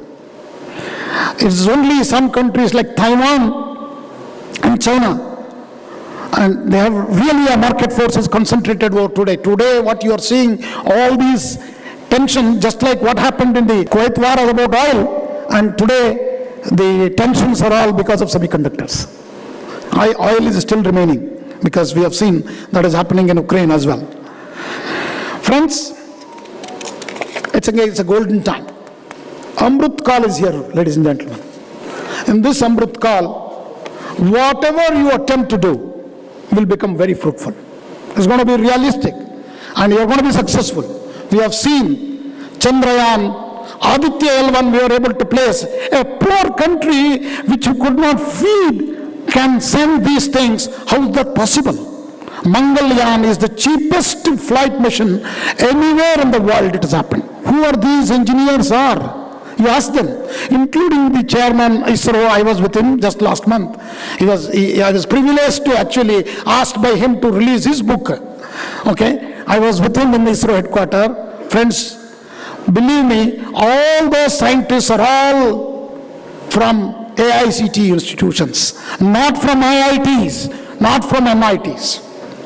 So you can see we have created a talent in the area of STEM, and this is the force to reckon with. And this talent is going to be there, and we are going to be the engineers of the world. By 2047, India would be developed country. Is the dream, is no more a dream, ladies and gentlemen. It's the reality. We need to put hands together. All of us have to put hands together in these areas, and I think this is the time, and which is never there for India. 16th century belonged to whom? 16th century belonged to Netherlands. That's the time the sailing started. 17th century and 18th century belonged to British.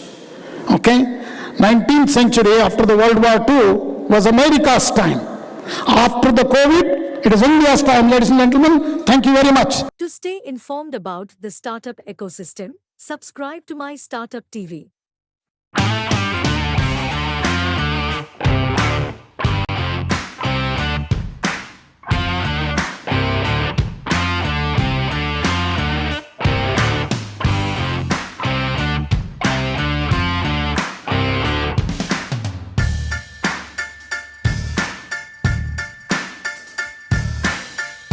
So, ladies and gentlemen, I'm very proud to be here and proud to be representing my organization, that is Armed Forces. You see the topic that I have got to speak, from battlefield to boardroom, evolution of leadership in disruptive era. Let me tell you, my dear ladies and gentlemen, last 30 years of my life, I have actually lived, breathed this topic. And it would be my pleasure to share few life lessons. And let me transport you a dark, cold, moonless night, date 31st December 1997. Place Leh Military Airfield. Altitude 11,000 feet. Rarefied atmosphere. For those who do not know what rarefied atmosphere means, ask a Fauji. Rarefied atmosphere means that the oxygen is less, very less. Your lungs scream for oxygen. This night, the mercury had dipped down to minus 15 degrees. And when the world was celebrating to usher in the new year, a lone lady officer was supervising her team that was tasked with clearing the snow from the military airstrip. After many hours of relentlessly being on tarmac, motivating her team to work harder, and gave a thumbs up to ATC. A big shabash to her team. They all said Happy New Year to each other with steaming hot mugs of tea brought from the langar. They silently accepted her as the leader. This was the sight next day.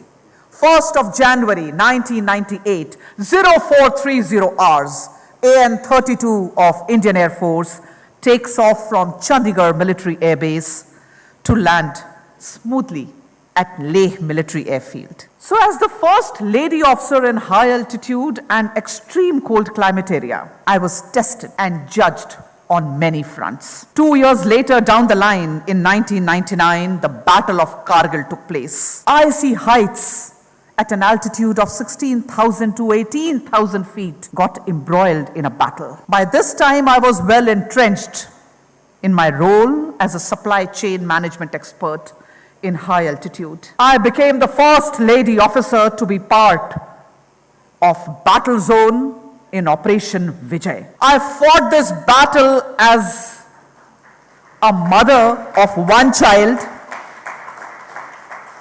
pregnant with another child. I was in second trimester of pregnancy. My husband was fighting the battle in the most treacherous area of Dras. But above all, I fought this battle as a soldier of Indian Army. Gender does not matter. This is a story of a time when there were just a handful of women who had any visibility in the space, and the culture was very different. Well, it is important for me as a trailblazer of that time to share the story with all of you, so you know what it takes to be first in any domain. Well, you are right. On the extreme, my left, that is me. And this is just before the Battle of Kargil started. If the problems vary, then degree and magnitude of setback will also vary. So it actually depends on what is at stake.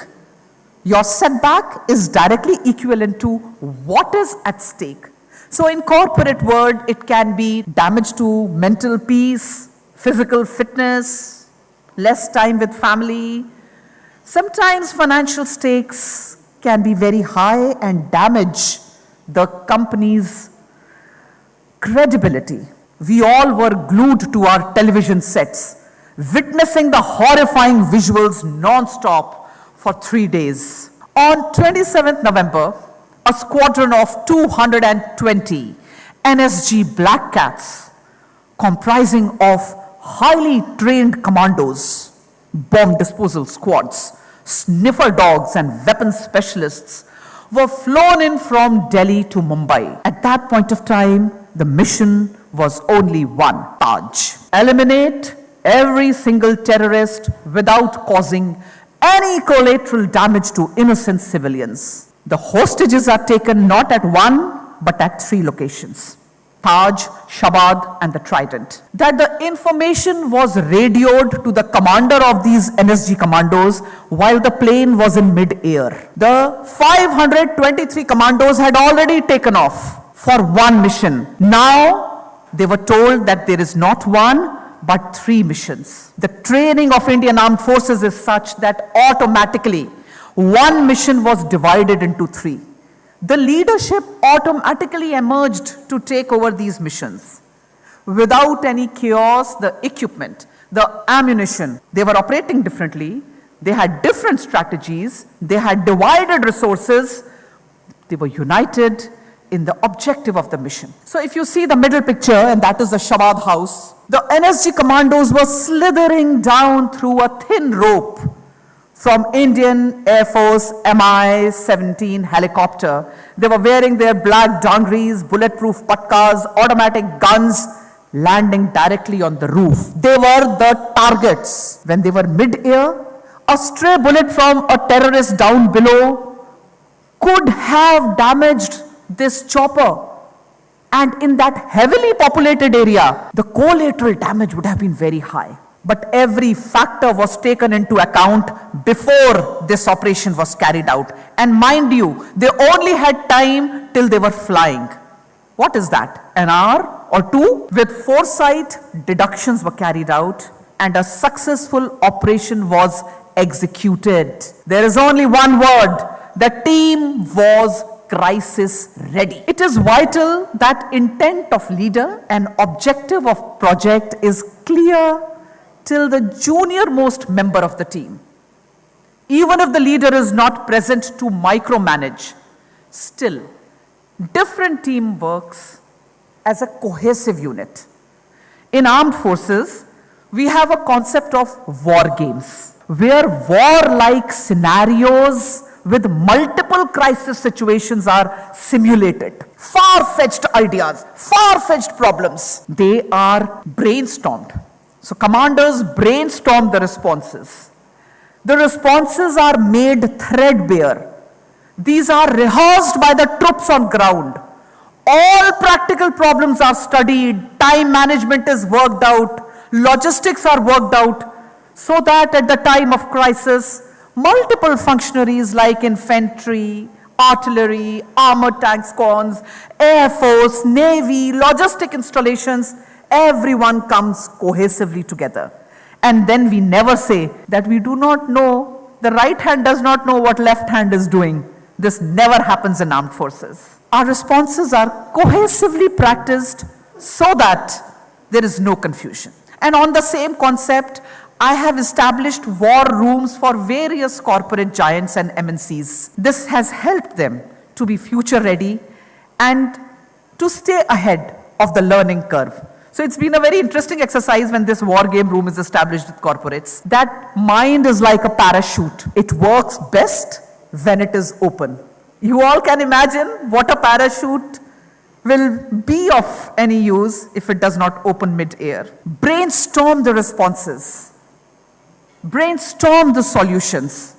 Train your team how to perform during contingencies. Practice, practice, practice, practice, practice the procedures and SOPs till it becomes a muscle memory. In armed forces, we have a maxim. Those who sweat in peace, they bleed less in war. Heading huge organizations, and you know that nothing major happens overnight. Not even pandemic. What to say of this? Even battles do not happen overnight. Movement of enemies there, built-up of logistics is there, which is evident to the trained eye, which we call battle indicators. So as a leader, develop the skill of situational awareness. What do I mean by situational awareness? ये कोई बहुत बड़ा word नहीं है. If you try to understand, it is have an ear to the ground, have an eye on the future, and a practical head firmly placed on your shoulders. That is the first step to risk management. Your decision-making abilities during difficult times depends on how well you can judge the environment before the crisis has actually struck. Your SOPs will take care of the day-to-day working. No one needs a leadership in peace situation. You need a leader only when the going gets tough. So rise to the occasion. To many of us, the pandemic came as an act of God. But to the people who strive to be first time right, the indicators of the start of pandemic were emerging very evidently. Be situationally aware. Finally, the hallmark of leadership during disruptive times is the power of communication. When leaders communicate their expectations with open attitude, they provide clarity and logic to their team. You all must have seen that your team will have more trust in you when you are transparent and when you give clear instructions. because clarity limits miscommunication and confusion. This is the Battle of Dograi, Indo-Pak War 1965. Dograi is a small village on the outskirts of Lahore, and one of the bloodiest battles of the sector were fought here. Jawans of 3 Jat Regiment launched an offensive against invincible Dograi, Pakistani artillery ka stronghold, infantry ka stronghold. Their commanding officer was Lieutenant Colonel Desmond Hayde Mahavir Chakra. Now here we are talking about communication. So listen to this story with that angle. So soldiers were spread across Ichogil Canal. They were in platoon strengths and they were fanning out from the bridgehead towards enemy. बहुत भारी गोला बारूद चल रहा था. Colonel Desmond Hayde was going from trench to trench, platoon to platoon, speaking to the people, speaking to the soldiers amidst the heavy shelling. Very clear instructions. Where will we go? Dograi. Where will we meet? Dograi. And then he said, Kal raat ka khana kahan khayenge? And the Jawan said, Saab Dograi. Now he ups the ante and says, अगर CO साहब ने गोली लग गई तो क्या करोगे? यानी, if your senior leadership buckles and is not physically present, do you need micromanagement or do you know how to work ahead and gain the objective? So when he said that CO साहब ने गोली लग गई तो क्या करोगे, तो one of the jawans said, CO साहब ने कांधे पे टाक के ले जाएंगे लेकिन रुकेंगे डोगराई जाके. यानी सीओ साहब को कंधे पे उठा के ले जाएंगे. We will carry the leader physically, but we are going to stop only at Dograi. And let me tell you, even if only one soldier was alive that day, the mission was so clear that even that single soldier would have flown the tricolor. So ladies and gentlemen, leadership is a contact sport. Don't leave it only on AI. More so during disruptive times when the team is looking at the leadership for guidance. A leader has to connect with the team in a language that they understand and create an emotional bond, not a transactional. This is my last slide for the day, and I would just like to tell you that during disruptive times, only those organizations thrive where leaders take initiative. The team takes ownership of the task and together they think of out-of-box solutions. There may be times when only thinking out of box is not enough. You have to erase the box. Think of a new solution. Absolute de novo. And if you can do that, you will be the leader of all times. So ladies and gentlemen, feeling of belonging evolves where respect is earned, honesty is appreciated, loyalty is returned, and trust is gained. That is all from me. Thank you and Jai Hind. To stay informed about the startup ecosystem, subscribe to MyStartup TV.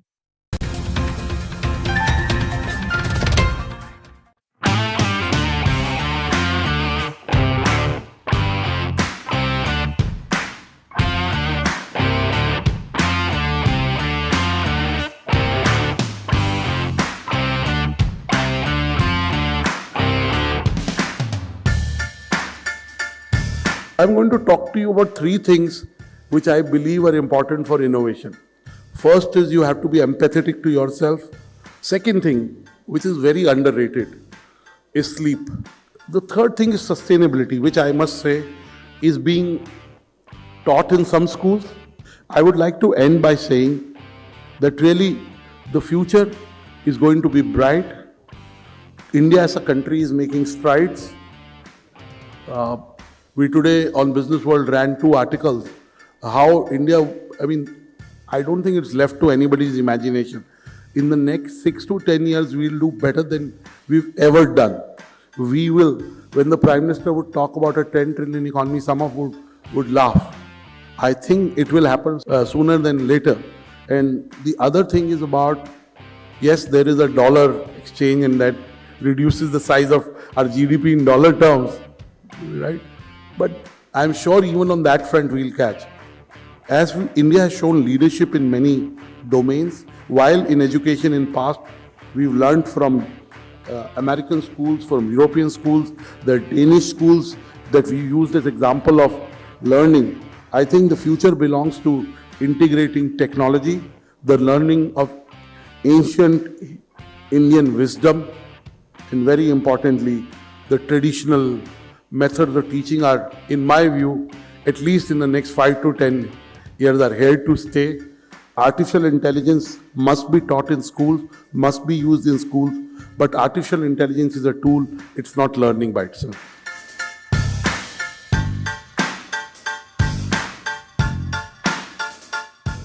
Friends, when I joined AICT, that's the time ChatGPT was sort of announced. That was last year. Okay, ChatGPT 4 came out. I wanted to understand what AICT does, so let me see what these artificial intelligent models, chatbots, have understood about AICT. Believe me, when I asked to write, it threw about 15-20 pages of all, because it's all what is there in the internet. It just collated and threw at me back within 10 seconds. And I said, write a poem about AICT covering everything. Believe me, in 10 seconds, there was a beautiful poem about AICT covering all its activities better than what I understood by that time. Then immediately, I was not satisfied. As a human being, I said, write this poem in Hindi. In another 5 seconds, an Hindi poem covering the activities of AICT was out there with 4 stanzas. So what do we think about in a poet's job? Even if I asked a poet to write this poem, he would have taken 1 year. Let me tell you why. Because he has to understand what AICT does first. Okay, and read all the material, churn it in his mind, and then think about writing a poem. But anyway, I did not satisfy there. I took a delegation on semiconductor to Taiwan. And then, when we visited, for Taiwanese, Taiwan itself is not a completely independent country yet. Okay. When we visited, they thought that the big delegation has come from India, 10 vice chancellors and then chairman of AICT. So they had arranged all the students' project also on display. One of the student project caught my attention. This boy has developed a robot to play a guitar, okay, the music. Now, that's, I think, I have seen that in many of the Institute Innovation Councils, AICT, Institute Innovation exhibitions. Many of our students also does that, because nowadays the development of a robot is not a big thing. But what it attracted me, that particular student project, is he has used AI to even compose the music and play that through a robot. So this is much more worrisome than the poet job what AICT did.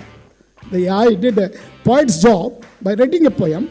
Now a musician job is also taken away by the AI.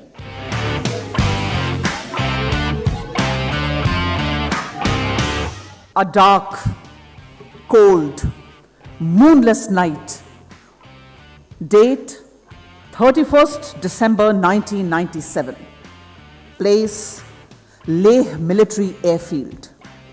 Altitude 11,000 feet. Rarefied atmosphere. For those who do not know what rarefied atmosphere means, ask a Fauji. Rarefied atmosphere means that the oxygen is less, very less. Your lungs scream for oxygen. This night, the mercury had dipped down to minus 15 degrees.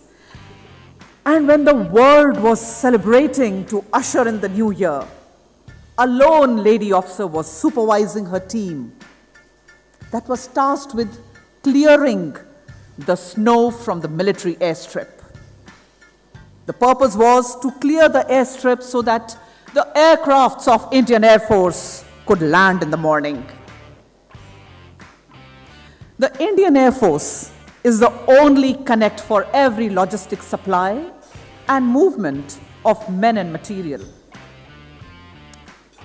Well, This was also the time when women officers were very few in this alpha male domain, all across men, and only one lady officer.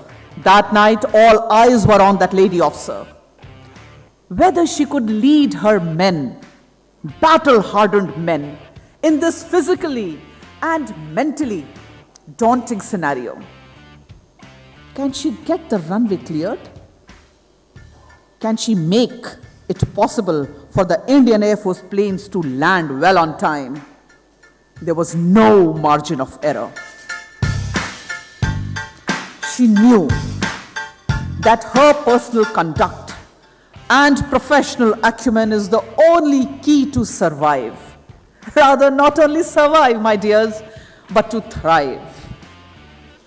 After many hours of relentlessly being on tarmac, motivating her team to work harder, she finally was satisfied and gave a thumbs up to ATC. A big shabash to her team. They all said Happy New Year to each other with steaming hot mugs of tea brought from the langar. The men, they silently accepted her as the leader.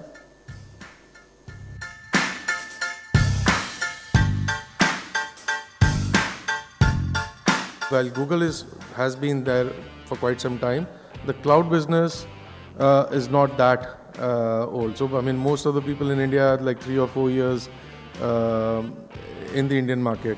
But what has been happening is we've been working with education a lot. And along with education, when the word tech comes in, that's where I think the transformation happens. I think the solutions are always centered around the student. And in the process, there are multiple stakeholders to be worked with, which is the school administration, the teachers, the entire support staff, the parents. So how do you kind of get all of them? Because transformation will happen to the student when these stakeholders also understand how does tech influence them or how do they apply tech. I'm about to talk to you is mostly on 2 parts. One, how is Google, when I say Google, not just Google Cloud, how is Google looking at education? Second, a little bit about AI, but then more importantly, how do we want to engage with colleges, universities? Largely, this is aimed at higher ed. And in the process, how do we engage with companies who want to work with these colleges or universities? Okay, so if you look at, when we look at education and we look at our products, what we offer, there are 4 key pillars which come to that. The first is access. And access is to devices, whether it is to Wi-Fi, and it is equitable access. The second is working with educators to adopt whatever technologies used to be accessed, whether it is a Chromebook, a laptop, a smart board. So that's where the capability comes in. The third pillar is content. Now, we are not into content, but yes, we have platforms where content is being created, like YouTube is there, or there are companies which create content using our tools on our devices, and that content needs access as well as capability. And the last thing is, if technology is going to be used, you need to be able to measure it in some way or the other. Is it adding benefit to teachers? Is it adding benefit to students? What's in it for the institute or for the parents? And then not just measure, but also be able to take corrective action. Like all students' learning curve might be very different. Now, for a teacher in a standard class of 35 to 40 students, it is very difficult. But can technology come to the aid and provide that analytics? So that's where I think we are looking at technology as Google to play a role. And we are partnering with different organizations who are building solutions and also some taking our solutions to the educators. So that is how we look at education here, not just here, but across the world.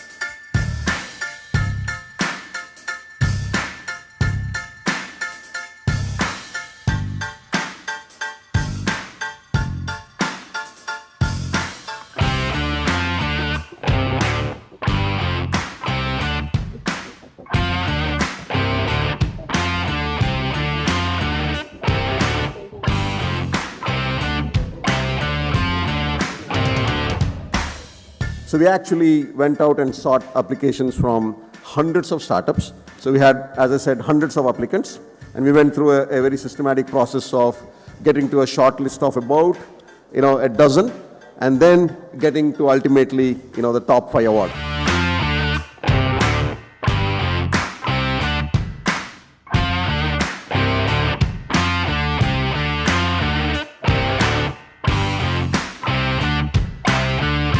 First, we have AI and its impacts, then issues with AI, or basically ethics in AI, then jobs created due to artificial intelligence, and jobs that cannot be replaced by AI. I've only mentioned 2 of its impacts, which is education and finance. First of all, as I stated, personalized learning. So personalized learning platforms such as Brilliant tend to understand the students' learning abilities and create tasks and exams specifically for the child. After that, we have virtual classrooms. Now, due to COVID-19, we have been more elaborate and, it's not really alien to us anymore. After that, we have language learning apps. So I myself use Duolingo, I'm sure After that, we have educational content creation. So nowadays, no one really pays attention in school. You sleep in school, you rest in school, you come back home and you watch YouTube to learn, or you use AI platforms to learn.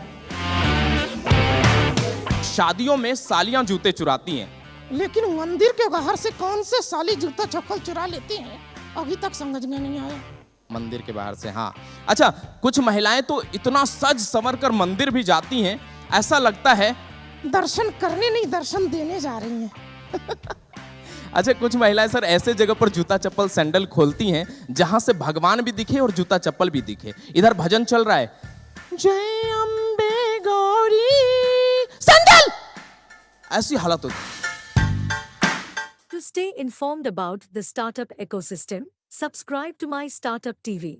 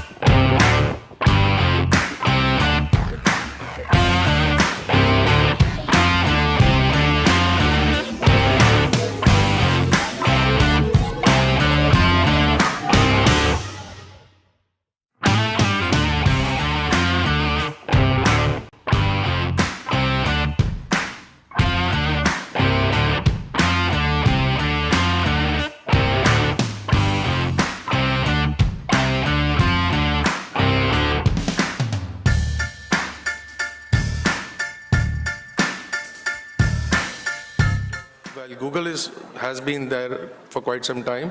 The cloud business is not that old. So, I mean, most of the people in India are like 3 or 4 years in the Indian market.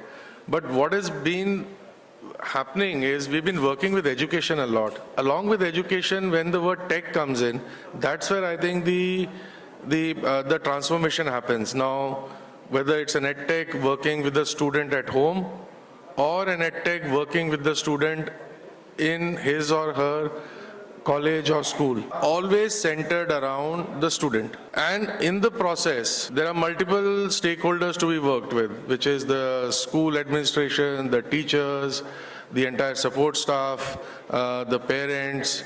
So how do you kind of get all of them? Because transformation will happen to the student when these stakeholders also understand how does tech influence them or how do they apply tech. Now what I'm about to talk to you is mostly on two parts. One, how is Google, when I say Google, not just Google Cloud, how is Google looking at education? Second, a little bit about AI, but then more importantly, how do we want to engage with colleges, universities? Largely, this is aimed at higher ed. Okay, so if you look at, when we look at education and we look at our products, what we offer, there are 4 key pillars which come to that. The first is access, and access is to devices, whether it is to Wi-Fi, and it is equitable access, so that every student or every teacher has access in his or her campus or at home.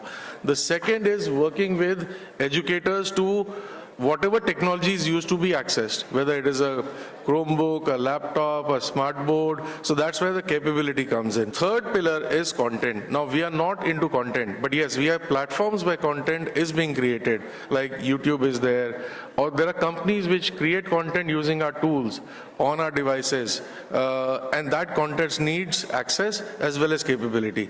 And the last thing is, if technology is going to be used, you need to be able to measure it in some way or the other. Is it adding benefit to teachers? Is it adding benefit to students?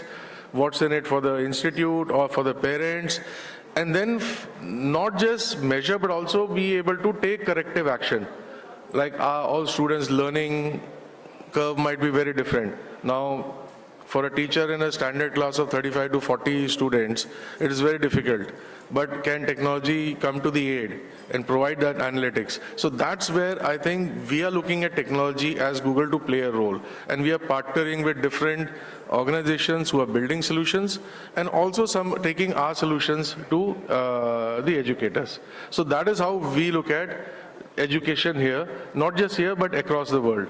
And we've been working, like I said, there's a Google for Education team, which is a different team, which works with both K-12 and higher ed, both private and public schools. So that is a different team, but we work very closely with them. AI. Now, AI has been there for quite some time. It's just that the buzzword came out when maybe some of the platforms came out where Gen AI and some of the platforms like GPT and BART came out where it became a very common buzzword. But AI has been around for some time now. Now, for example, if you in your respective school, college, or for example in your organizations have used any Chromebook or any Chrome product or any Gmail suite, you've been looking at predictive text. You've been so that is some form of AI where it is predicting what do you want to write. Where the crux of it is, does it help to boost your productivity, and does it give you as an educator and as a student to express yourself? You might not be good at speaking. Now you might not be good at typing also. So can technology, when you speak, can it type it out for you? So can it be expressive? That is what we are looking at AI to play a role. I won't take all examples, but there are different institutes and different edtech companies who are working on different productivity suites. Now, why I'm sharing with all this of you is because there is things happening in India. If you want to know about them, work about them, do reach out to Chinmay and us. We'll be willing to work with you in that area, where you can help boost creativity and productivity amongst your students and teachers. There is a company, there is an institute which came to us. They said we have to reduce the assessments. Now, this institute is not a accredited institute, is a training institute. They train for IAS students. But they say that there is so much of assessment, written assessment, which we have to assess. It becomes difficult. How can AI help solve that? So we are working with another organization, a partner of ours, to convert that written document into digital and using the learnings of the educators, how do they assess? Building a logic for that and letting AI do the first round of assessment. Okay, so that has significantly improved the or reduce the time for teachers on pure assessment. So now 90% of the assessment happens there. The last 10% comes to the actual teachers. So that again is an example of where productivity is increased, and that also helps not only the teacher but even the students, because some of these institutes, they take weekly tests and they have to, or they take tests on an alternate basis. So they have to give that results also quickly back to the students. So this is another form where AI is being used. It's not that it will be used in the future, but it is being used today. Similarly, if you look at innovation at, now there are universities, I remember my university, mine was a state university in Goa, but there are private universities today who have, and I saw the gentleman from Chitkara, I'm not sure if he's here, but I had visited their institute, I think in 2017 or 18, and he talked about that entrepreneurship lab, and I've seen that lab. In fact, they are one of the private universities who started using technology earlier on. Now, even for them, the issue was students kept on demanding more and more. Like someone asked that, what do you do with technology? It keeps changing. Now, that required a huge amount of processing power. Ultimately, what that means for an institute owner is, if you ask Mohit Chitkara, what does he feel? He'll say, okay, I'll have to put up another lab, I'll have to put up another physical infrastructure. Today, there are companies available with us, like Unicloud, where you can take digital labs. Why do you want to put up that infrastructure at your premise? Now, those are high computing labs. Give that access to the student, give him some tokens, so you're saved from all that cost of maybe savings on your infrastructure, but more importantly, it is on demand, and demand is, again, it can be either during, after college hours, or it could be during one specific time of the year. So you can then accordingly use that power, rather than investing everything in yourself. So that's what, and that will help drive innovation also, because if you see some of these incubators, you walk up to the students, I mean, they are open till 8, 9, 10 in the night. That's when they're actually doing that stuff. So using technology also helps in innovation. So from that perspective, I think a lot of universities are looking at how do they adopt cloud? How do they adopt the power of cloud to drive innovation? And AI is a part of it. This is a very important one. Every edtech we talk to, who is an edtech who is into skilling of students, especially school students and college students, where there is a set curriculum and you have to teach that curriculum in that specific period of time. But you know that the students need more of you. So how do you replace yourself? So almost every edtech out there, or every institute who has their own content, they are figuring out, can we create a teacher assistant for the teacher? Can that workload? Now, assistant comes in two forms. One, can the admin load be reduced? Second, can the admin load, I mean, is setting up the question paper, doing the assessments. The second thing is, if the teacher is not available, how do I then replicate access to student that he or she is still talking to that teacher? So that is where I think this large language models are coming into play. You must have heard of GPT or BARD, but those are consumer models. Now, someone talked about data privacy. Someone talked about ethical AI. That's where I think you'll need to figure out, if you have your own content, you can use that content to train your own model and give access to that model to students, your own students. What that will ensure is, one, your data is protected. Second, you're giving access to students only for that data. So if the student asks to that data, who is Salman Khan, the model will not answer. So it is very relevant to your data set, and you can do that. Now the issue is, you can come to Google and say, why don't you take that? Now, there's data available in NCERT, there's data available in AICTE, but that's a gray area. We don't have rights to use that data to train our models. But if you have right to your own data, your own notes, your own IP, your own videos, teachers' videos or content, that data can be used. If you have those rights, we can help you train your models and deploy it in a very efficient way. That becomes as a secondary teacher. Now, that could be a text-based or that could be a voice-based. There is an edtech who's wanting to replicate himself or herself, star teachers, to do that. That is where AI is going to help. That Again, the advantage is access available to student beyond classrooms or school hours from the teacher in a very safe environment. That student may not ever raise his or her hand in classroom, but on his or her device, they'll be open to ask questions and get a reply because they know that they're in the safe zone. No one will question them, oh, you don't know this. So I think AI can be used in multiple ways. This is another interesting area where we are working with a lot of again, EdTech and education institutes to build their data models for a virtual teacher or an assistant teacher. What could an ideal institution be like? It is the same thing which you have been doing, that students should get personalized access. That is where they will perform their best. Teachers should spend more time, maybe less time on admin stuff or checking papers, more time on assessing students, okay, where does a student need help, what are the really tough topics. But for that, what support you need is, that's where tech helps you, is giving you that analysis. Okay, now there is a company, again, I won't name the company because they are working with the NDA with us, but what they're trying to do is, if they want to see how many students have enrolled, how many are likely to clear a complete course. And this is not a free course. This is a very expensive 2-year to 4-year paid courses. But it is a hybrid course. Now, I wanted to show a quick video about Workspace. It is a very powerful video. There's a new product we launched, Duet AI. It's a 2-minute video, but it's I think it'll talk about, I won't talk about Workspace. It's a good video to just see how AI is being used in a very, which can be used in everyone's device.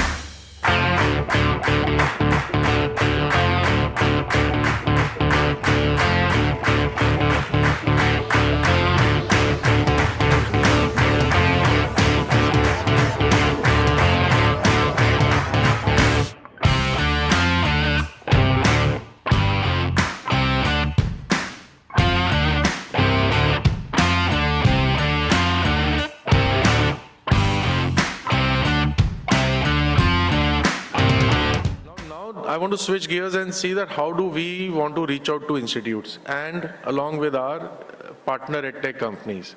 So, like I said, we have an education team who reaches out to institutes, both public and private. We have a DevRel team which goes out specifically to technical institutes where they want to teach programming, and they've been going out for many years. You must have seen some of you, if you're from the academia, some of you might have Google ambassadors on your campus who are Android champions, so that is one team.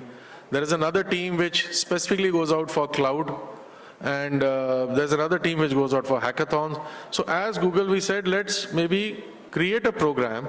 Through them, we launched this program called Digital Campus on Google Cloud. And I know the theme was more incubators, startups. This is where actually the startups start actually. I mean, most of the ideas come in college, right? So what is happening in India also is cloud computing is going up. No need to take the details. I'll give you the website link. So what we said is, okay, let's look at 3 sets of universities. Universities which have, let's say, standalone, which have up to 1,000 students, then 1,000 to 3,000, and maybe 3,000 and above up to 10,000 plus, because large campuses will need a different kind of engagement. So we brought in everything, something for everyone. Now, obviously, yes, and those are the workspace licenses. But then, apart from workspace licenses, which universities will use, we will also give for the students credits to, like I said, to test out these labs, credits for testing out whatever they're learning on cloud, that labs, certification courses, and also there will be, so that's for the students.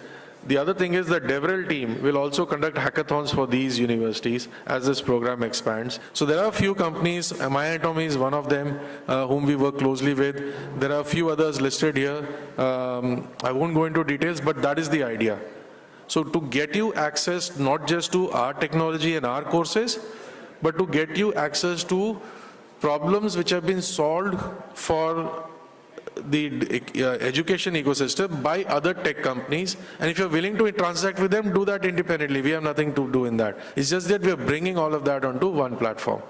There is a website, this QR code you can scan, but I'll send Chinmay all the details. You can reach out, and there is a dedicated website to this. As we build this community, we feel that we should have more and more of these universities. We will start doing some local city events, local city catch-ups across. But we just started this 2 months ago. So we are hopeful that maybe by the next admission cycle, by June, July, there'll be a lot of universities which will tie up on this. So that's all I had to share. I'm around here if you have any questions. Thank you. To stay informed about the startup ecosystem, subscribe to MyStartuptv.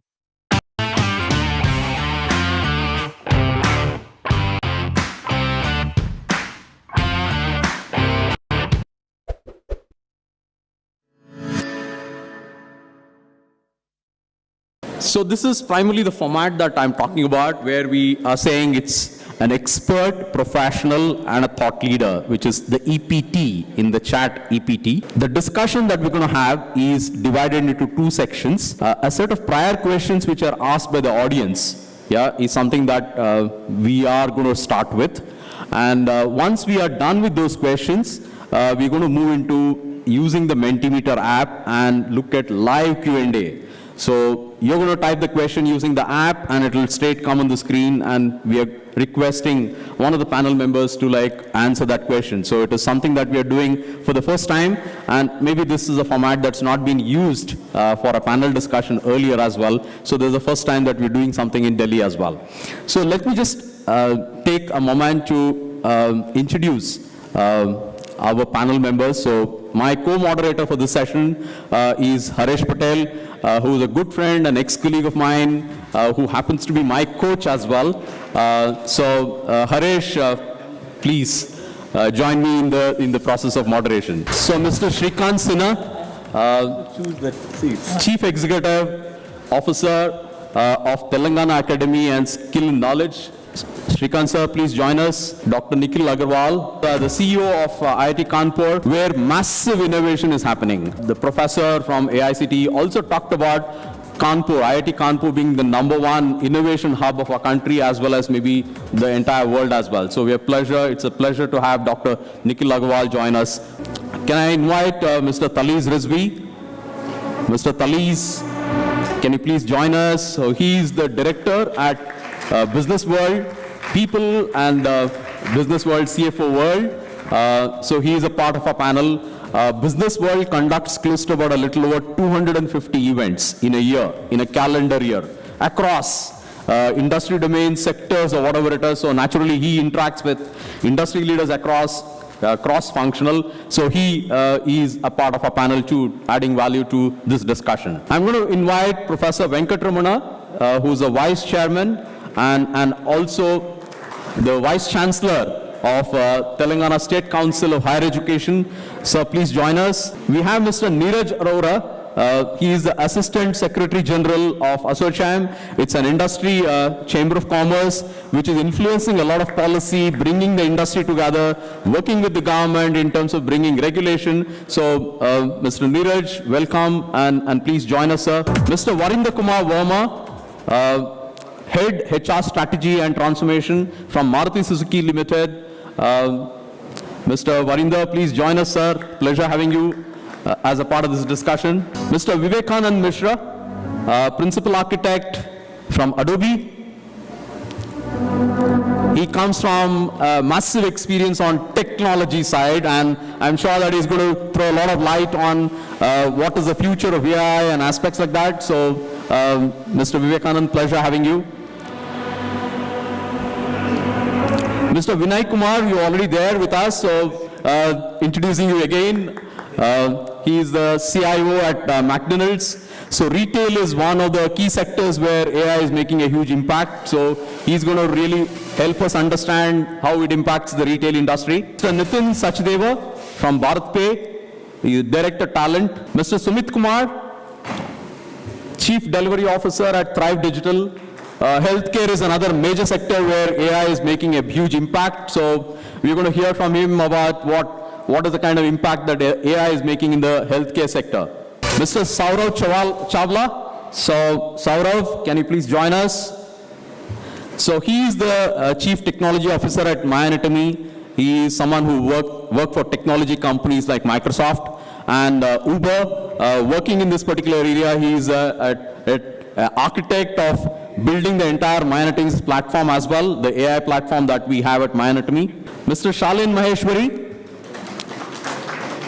someone who is an orthopedic surgeon, and runs a company called Meraki, which is one of the only companies which is actually impacting what we call as the blue-collar workers across the country, consolidating a workforce which is huge in numbers. And he also manages several other businesses from his family.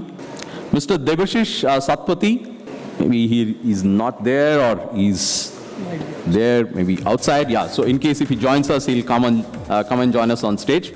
Now, what I'm going to do is I'll talk a little bit about, and Mr. Siddhant Agarwal. Are you there, Siddhant? Yeah, please.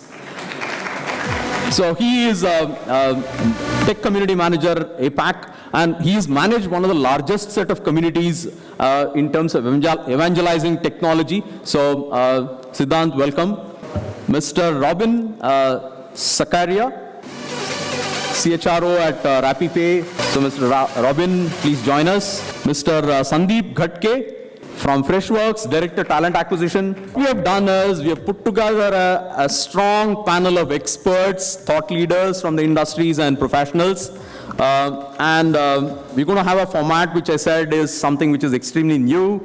And I would request Haresh to please introduce the format quickly, and so that we can get on with the discussion. So, gentlemen, please take your seats. Be comfortable. I think it's a pretty large panel.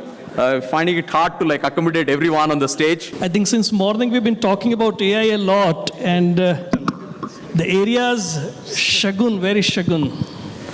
Yeah, the 13-year-old, somebody who's studying in 8th standard, she already said the things that these are the type of things which we know about AI. So I think we need to ask a lot deeper questions. And see, the 13-year-old knows already so much, so you might have to play a little bit harder and give a little bit more insight than the 13-year-old has already given, isn't it? We're going to do this in a two-part. The first part, we're going to talk about the impact of AI. I think we'll start from where the whole knowledge originates. So we'll talk about the impact of AI in education field. So that's why we are starting education and skilling the way it should happen and how it should be doing and what all things AI can do. So that's the first part we'll talk. Second, we'll go to the organizations because that's where the impact is being felt. We'll hear from the industry experts and leaders and thought leaders that what is the impact AI is having and how are they prepared? Are they prepared at all? AI, again, whenever we talk AI, something comes to our mind. And then if we go to the researches, 80% of research is focused only on 2 or 3 areas. I'll share about those things as we go on. But then what are the newer areas in AI? where people should focus or the direction of the whole world should go. So that's the third part which we are going to do. Impact done. After that, we're going to talk about ethics. We're going to talk about the framework, regulations. So that's the AI regulatory framework. We'll take a little bit deeper dive into that. That data privacy is something which concerns most of us. So we'll talk about that. And finally, we'll end this presentation and panel discussion with ethical and responsible AI. So we'll hear the views from gentlemen here. So that's the flow. Ganesh sir? So I'll start with the first question. How can traditional education integrate AI effectively? So this is primarily for enhanced learning, looking at teaching methods, curriculum, etc. So this question I would like to request Mr. Sumit Kumar. Sure. I think a lot was covered by the young generation when she was presenting, right? So the education system needs to be looked at in a new perspective. Again, it's my opinion. ChatGPT, etc., is something which will help the students in terms of knowledge. But there has to be a lot of focus on creativity as well as social emotional learning, right? And that's going to be very important, right? AI is definitely going to help, again, aid the students as well as teachers in terms of knowledge, content creation, assessment, and reduction when it comes to administrative efforts, right? So those are things which are given in terms of advantages. But what needs to be looked at is how do we help still maintain that empathy, the connections with the students, right? And there is where I think that should be the focus, and that would continue to be the focus when it comes to education. And again, a lot of things around creativity, right? How do you assess not the knowledge, but you're assessing the skill, right? There's going to be a lot of focus on skill, creativity, and experiential based learning, right? And there's going to be a shift from how good you are in terms of content knowledge, but there's going to be more focus on application, right? How are you applying the knowledge?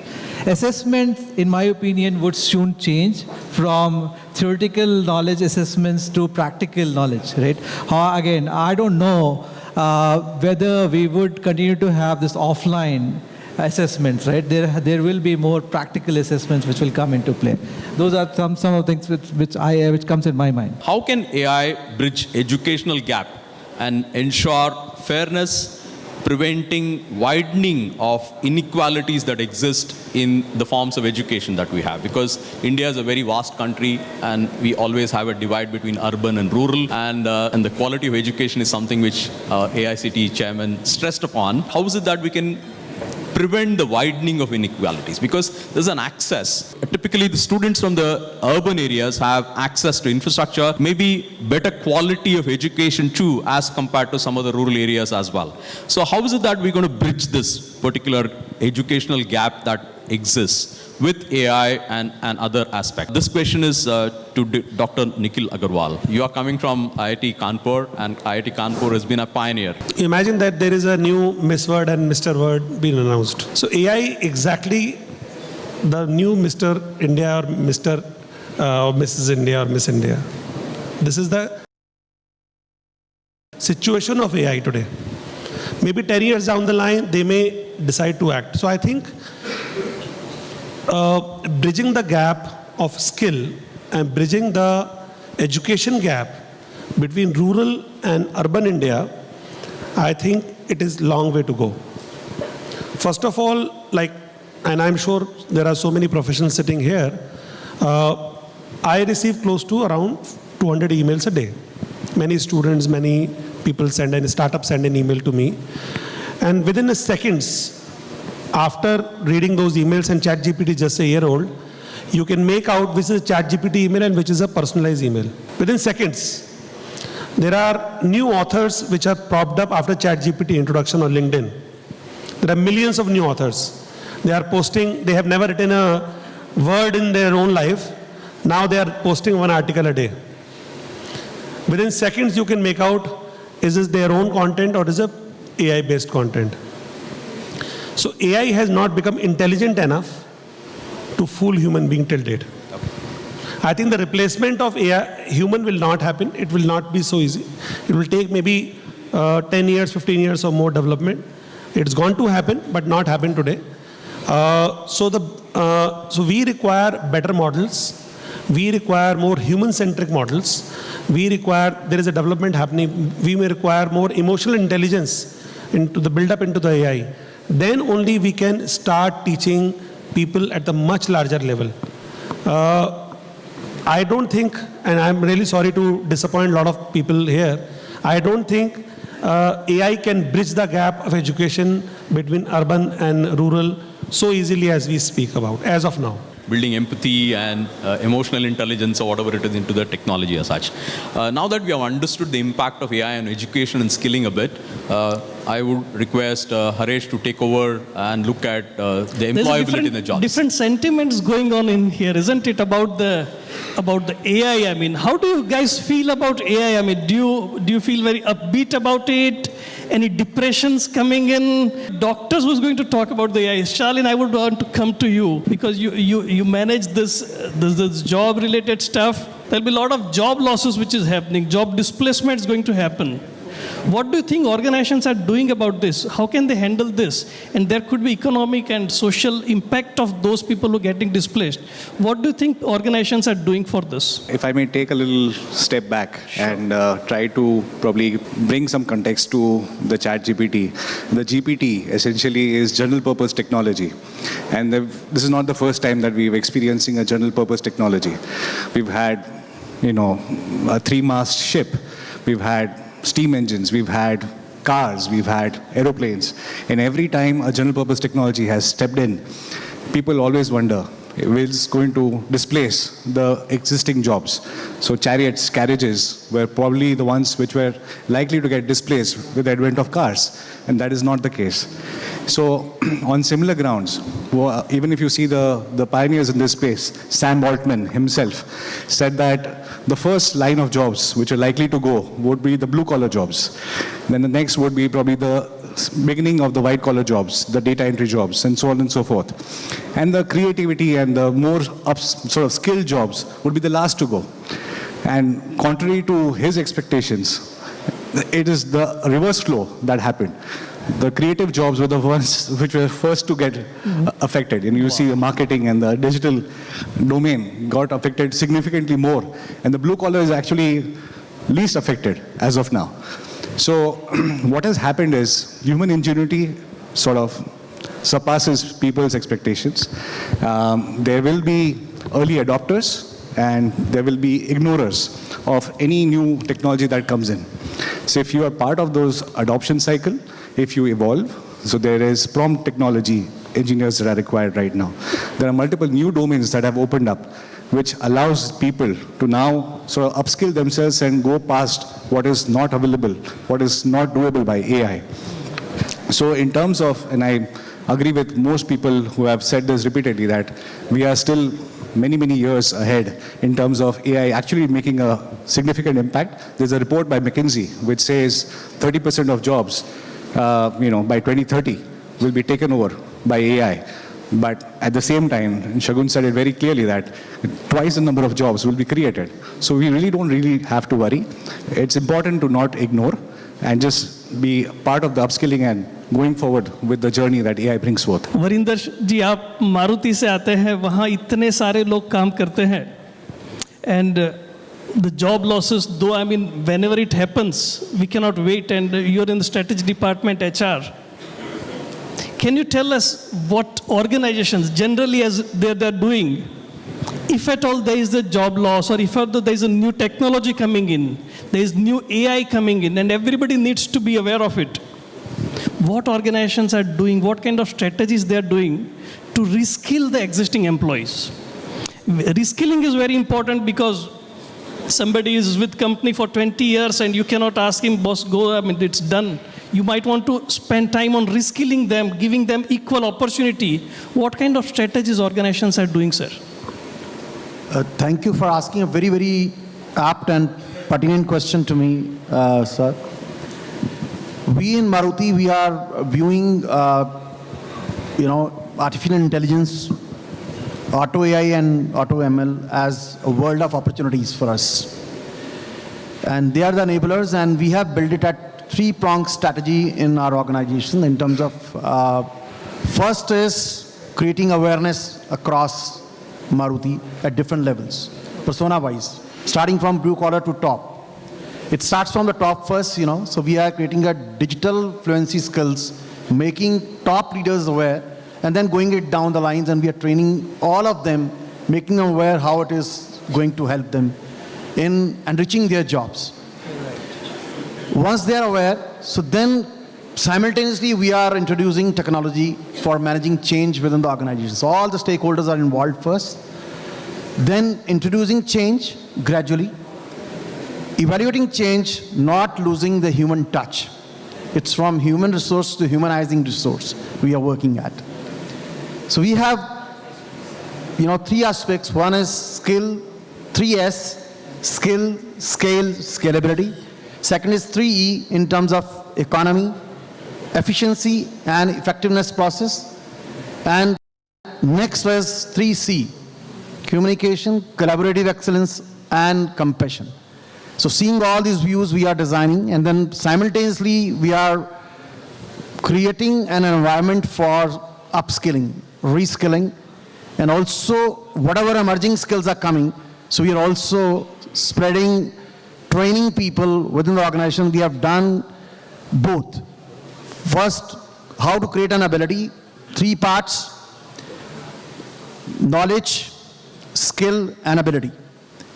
So how to build those competencies. We have tied up with IITs and IIMs of the country to have cohorts to bring in, research and all those aspects. Joint research and cohorts have been created with the faculty. Second is we have adopted ITIs and institutions across India to build, create an curriculum for us, co-design the curriculum, which is the need of the industry.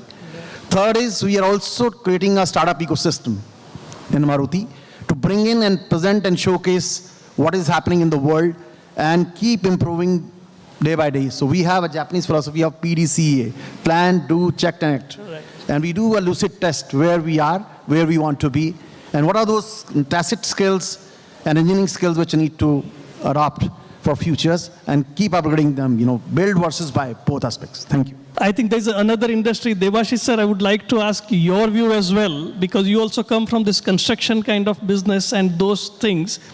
Can you give us your insight, what's happening in your industry to reskill the people and giving them the level playing opportunities? I think it would have been really interesting to know that, because the IT industry, sir, everybody's preparing. But when there is a non-IT industry, the core manufacturing and where brick and mortar work is happening, I think we're missing some critical important points. Education, I think this is one more field where teachers might need to get upgraded. Siddhant, educational institutes where teachers also might have to get upgraded, what kind of things can be done? The teachers first need to understand that the curriculum also needs to be upgraded. Also, there needs to be certifications for the teachers to get upskilled. A lot of organizations these days are providing certifications. They have academia programs which they can collaborate with. The universities can collaborate with the organizations to be part of the academia programs.